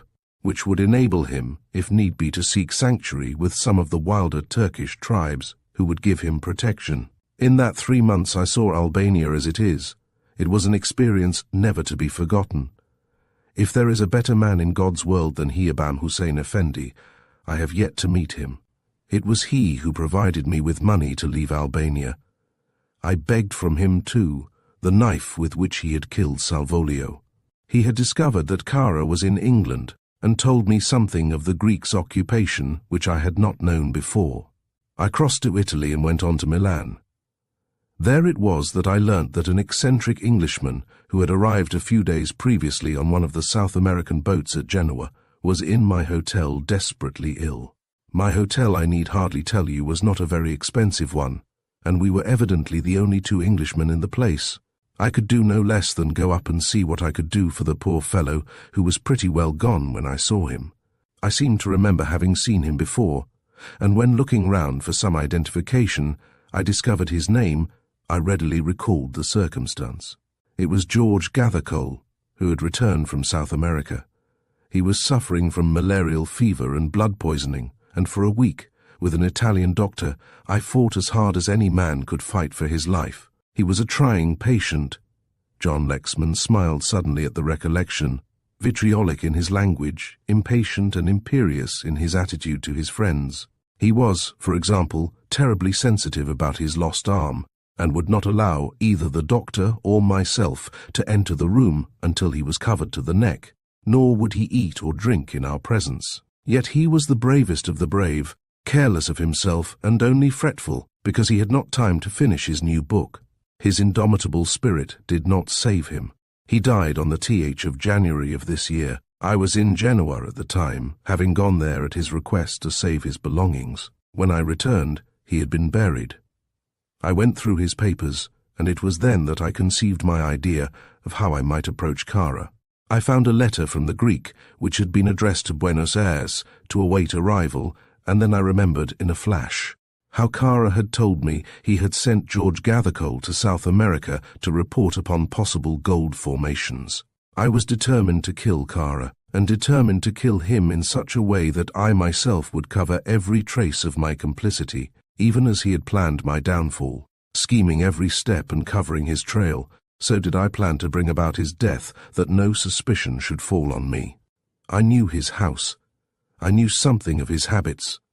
I knew the fear in which he went when he was in England and away from the feudal guards who had surrounded him in Albania. I knew of his famous door with its steel latch, and I was planning to circumvent all these precautions and bring to him not only the death he deserved, but a full knowledge of his fate before he died. Gathercole had some money, about £. I took £. Of this for my own use, knowing that I should have sufficient in London to recompense his heirs, and the remainder of the money, with all such documents as he had, save those which identified him with Kara, I handed over to the British consul. I was not unlike the dead man. My beard had grown wild, and I knew enough of Gathercole's eccentricities to live the part. The first step I took was to announce my arrival by inference. I am a fairly good journalist with a wide general knowledge, and with this, corrected by reference to the necessary books which I found in the British Museum library, I was able to turn out a very respectable article on Patagonia. This I sent to the Times with one of Gathercole's cards and, as you know, it was printed. My next step was to find suitable lodgings between Chelsea and Scotland Yard. I was fortunate in being able to hire a furnished flat, the owner of which was going to the south of France for 3 months. I paid the rent in advance, and since I dropped all the eccentricities I had assumed to support the character of Gathercole, I must have impressed the owner, who took me without references. I had several suits of new clothes made, not in London, he smiled, but in Manchester, and again I made myself as trim as possible to avoid after-identification. When I had got these together in my flat, I chose my day. In the morning, I sent 2 trunks with most of my personal belongings to the Great Midland Hotel. In the afternoon, I went to Cadogan Square and hung about until I saw Kara drive off. It was my first view of him since I had left Albania, and it required all my self-control to prevent me springing at him in the street and tearing at him with my hands. Once he was out of sight, I went to the house, adopting all the style and all the mannerisms of poor Gathercole. My beginning was unfortunate for, with a shock, I recognized in the valet a fellow convict who had been with me in the warder's cottage on the morning of my escape from Dartmoor. There was no mistaking him, and when I heard his voice I was certain. Would he recognize me, I wondered, in spite of my beard and my eyeglasses? Apparently he did not. I gave him every chance. I thrust my face into his, and on my second visit challenged him, in the eccentric way which poor old Gathercole had, to test the grey of my beard. For the moment, however, I was satisfied with my brief experiment, and after a reasonable interval I went away, returning to my place off Victoria Street and waiting till the evening. In my observation of the house, whilst I was waiting for Kara to depart, I had noticed that there were two distinct telephone wires running down to the roof. I guessed, rather than knew, that one of these telephones was a private wire, and knowing something of Kara's fear, I presumed that that wire would lead to a police office, or at any rate to a guardian of some kind or other. Kara had the same arrangement in Albania, connecting the palazzo with the gendarme posts at Alesso. This much Hussein told me. That night, I made a reconnaissance of the house, and saw Kara's window was lit, and at 10 minutes past 10 I rang the bell, and I think it was then that I applied the test of the beard. Kara was in his room, the valet told me, and led the way upstairs. I had come prepared to deal with this valet, for I had an especial reason for wishing that he should not be interrogated by the police. On a plain card I had written the number he bore in Dartmoor, and had added the words, "I know you, get out of here quick." As he turned to lead the way upstairs, I flung the envelope containing the card on the table in the hall. In an inside pocket, as near to my body as I could put them, I had the two candles. How I should use them both I had already decided. The valet ushered me into Kara's room, and once more I stood in the presence of the man who had killed my girl and blotted out all that was beautiful in life for me. There was a breathless silence when he paused. T.X. leaned back in his chair, his head upon his breast, his arms folded, his eyes watching the other intently. The Chief Commissioner, with a heavy frown and pursed lips, sat stroking his moustache and looking under his shaggy eyebrows at the speaker. The French police officer, his hands thrust deep in his pockets, his head on one side, was taking in every word eagerly. The sallow-faced Russian, impassive of face, might have been a carved ivory mask. O'Grady, the American, the stump of a dead cigar between his teeth, shifted impatiently with every pause, as though he would hurry forward the denouement. Presently John Lexman went on. He slipped from the bed and came across to meet me as I closed the door behind me. "Ah, Mr. Gathercole," he said, in that silky tone of his, and held out his hand. I did not speak. I just looked at him with a sort of fierce joy in my heart, the like of which I had never before experienced, and then he saw in my eyes the truth and half reached for the telephone. But at that moment I was on him. He was a child in my hands. All the bitter anguish he had brought upon me, all the hardships of starved days and freezing nights had strengthened and hardened me. I had come back to London disguised with a false arm, and this I shook free. It was merely a gauntlet of thin wood, which I had had made for me in Paris. I flung him back on the bed and half knelt, half laid on him. "Kara," I said, "you are going to die, a more merciful death than my wife died." He tried to speak. His soft hands gesticulated wildly, but I was half lying on one arm and held the other. I whispered in his ear, "Nobody will know who killed you, Kara, think of that. I shall go scot-free and you will be the centre of a fine mystery. All your letters will be read, all your life will be examined, and the world will know you for what you are."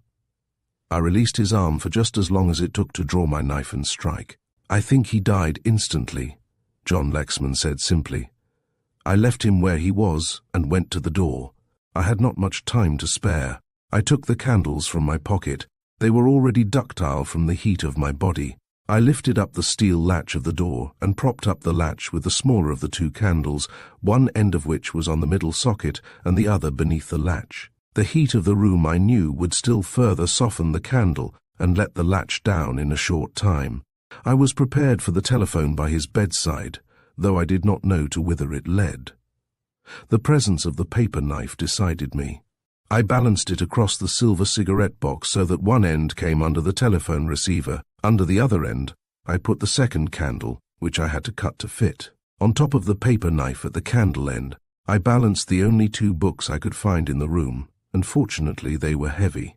I had no means of knowing how long it would take to melt the candle to a state of flexion which would allow the full weight of the books to bear upon the candle end of the paper knife and fling off the receiver. I was hoping that Fisher had taken my warning and had gone. When I opened the door softly, I heard his footsteps in the hall below. There was nothing to do but to finish the play. I turned and addressed an imaginary conversation to Kara. It was horrible, but there was something about it which aroused in me a curious sense of humor, and I wanted to laugh and laugh and laugh. I heard the man coming up the stairs and close the door gingerly. What length of time would it take for the candle to bend? To completely establish the alibi, I determined to hold Fisher in conversation, and this was all the easier, since apparently he had not seen the envelope I had left on the table downstairs. I had not long to wait for. Suddenly, with a crash, I heard the steel latch fall in its place. Under the effect of the heat, the candle had bent sooner than I had expected. I asked Fisher what was the meaning of the sound, and he explained. I passed down the stairs talking all the time. I found a cab at Sloane Square and drove to my lodgings. Underneath my overcoat I was partly dressed in evening kit. 10 minutes after I entered the door of my flat, I came out a beardless man about town, not to be distinguished from the 1,000 others who would be found that night walking the promenade of any of the great music halls. From Victoria Street, I drove straight to Scotland Yard. It was no more than a coincidence that, whilst I should have been speaking with you all, the second candle should have bent, and the alarm be given in the very office in which I was sitting. I assure you all in all earnestness that I did not suspect the cause of that ringing until Mr. Mansus spoke. There, gentlemen, is my story.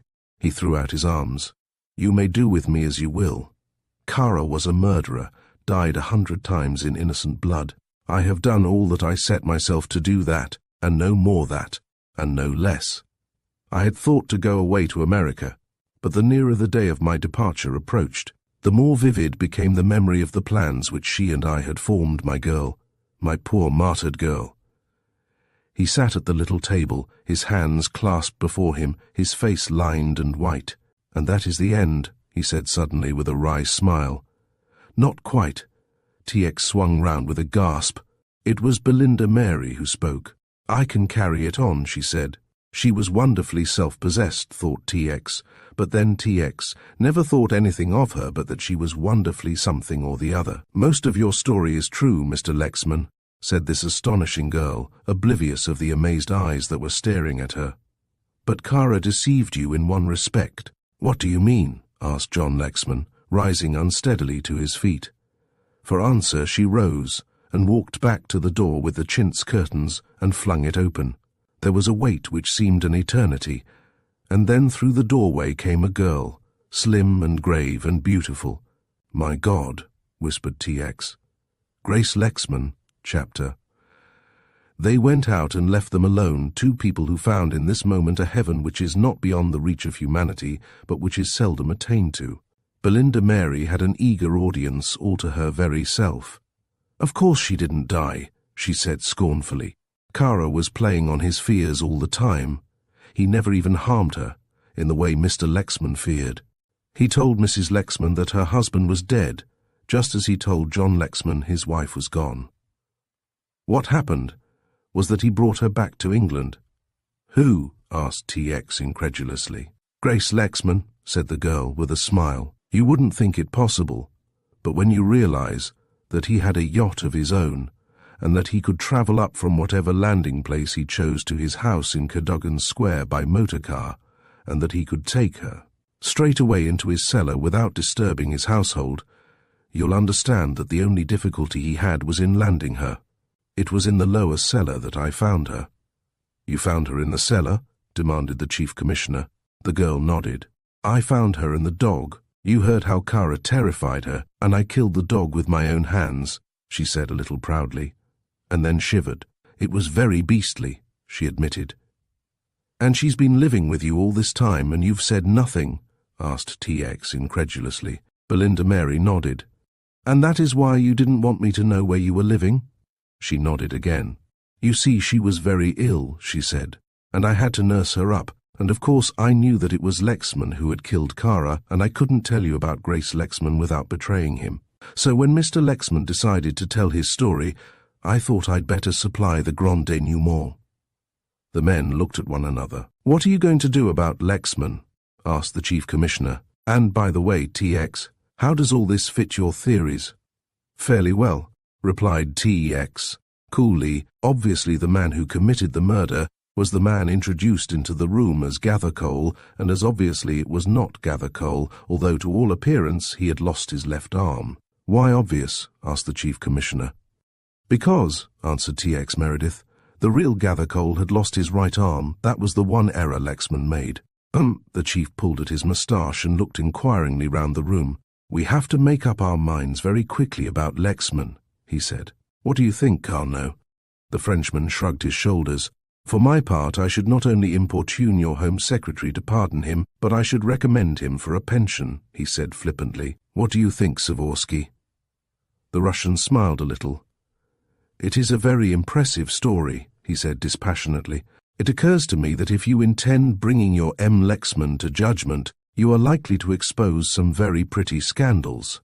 Incidentally," he said, stroking his trim little moustache, "I might remark that any exposure which drew attention to the lawless conditions of Albania would not be regarded by my government with favour." The Chief Commissioner's eyes twinkled and he nodded. "That is also my view," said the Chief of the Italian Bureau. "Naturally, we are greatly interested in all that happens on the Adriatic littoral. It seems to me that Kara has come to a very merciful end, and I am not inclined to regard a prosecution of Mr. Lexman with equanimity." "Well, I guess the political aspect of the case doesn't affect us very much," said O'Grady, "but as one who was once mighty near asphyxiated by stirring up the wrong kind of mud, I should leave the matter where it is." The Chief Commissioner was deep in thought, and Belinda Mary eyed him anxiously. "Tell them to come in," he said bluntly. The girl went and brought John Lexman and his wife, and they came in hand supremely and serenely happy, whatever the future might hold for them. The Chief Commissioner cleared his throat. "Lexman, we're all very much obliged to you," he said, "for a very interesting story and a most interesting theory. What you have done, as I understand the matter," he proceeded deliberately, "is to put yourself in the murderer's place and advance a theory not only as to how the murder was actually committed, but as to the motive for that murder. It is, I might say, a remarkable piece of reconstruction." He spoke very deliberately, and swept away John Lexman's astonished interruption with a stern hand. "Please wait and do not speak until I am out of hearing," he growled. "You have got into the skin of the actual assassin, and have spoken most convincingly.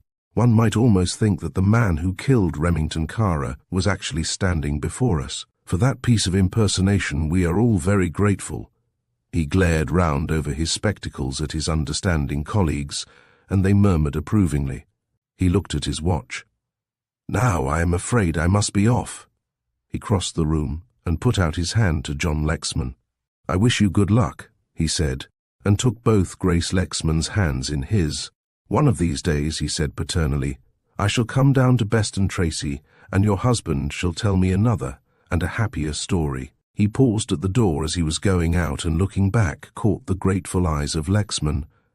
"By the way, Mr. Lexman," he said hesitatingly, "I don't think I should ever write a story called The Clue of the Twisted Candle, if I were you." John Lexman shook his head.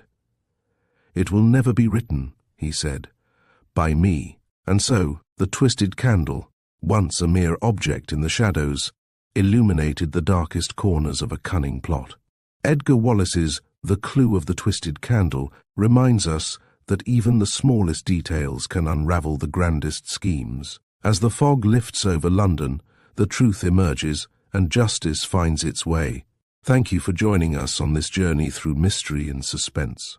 Until next time, may your curiosity guide you, and may the stories you uncover be as thrilling as the ones we share. Good night.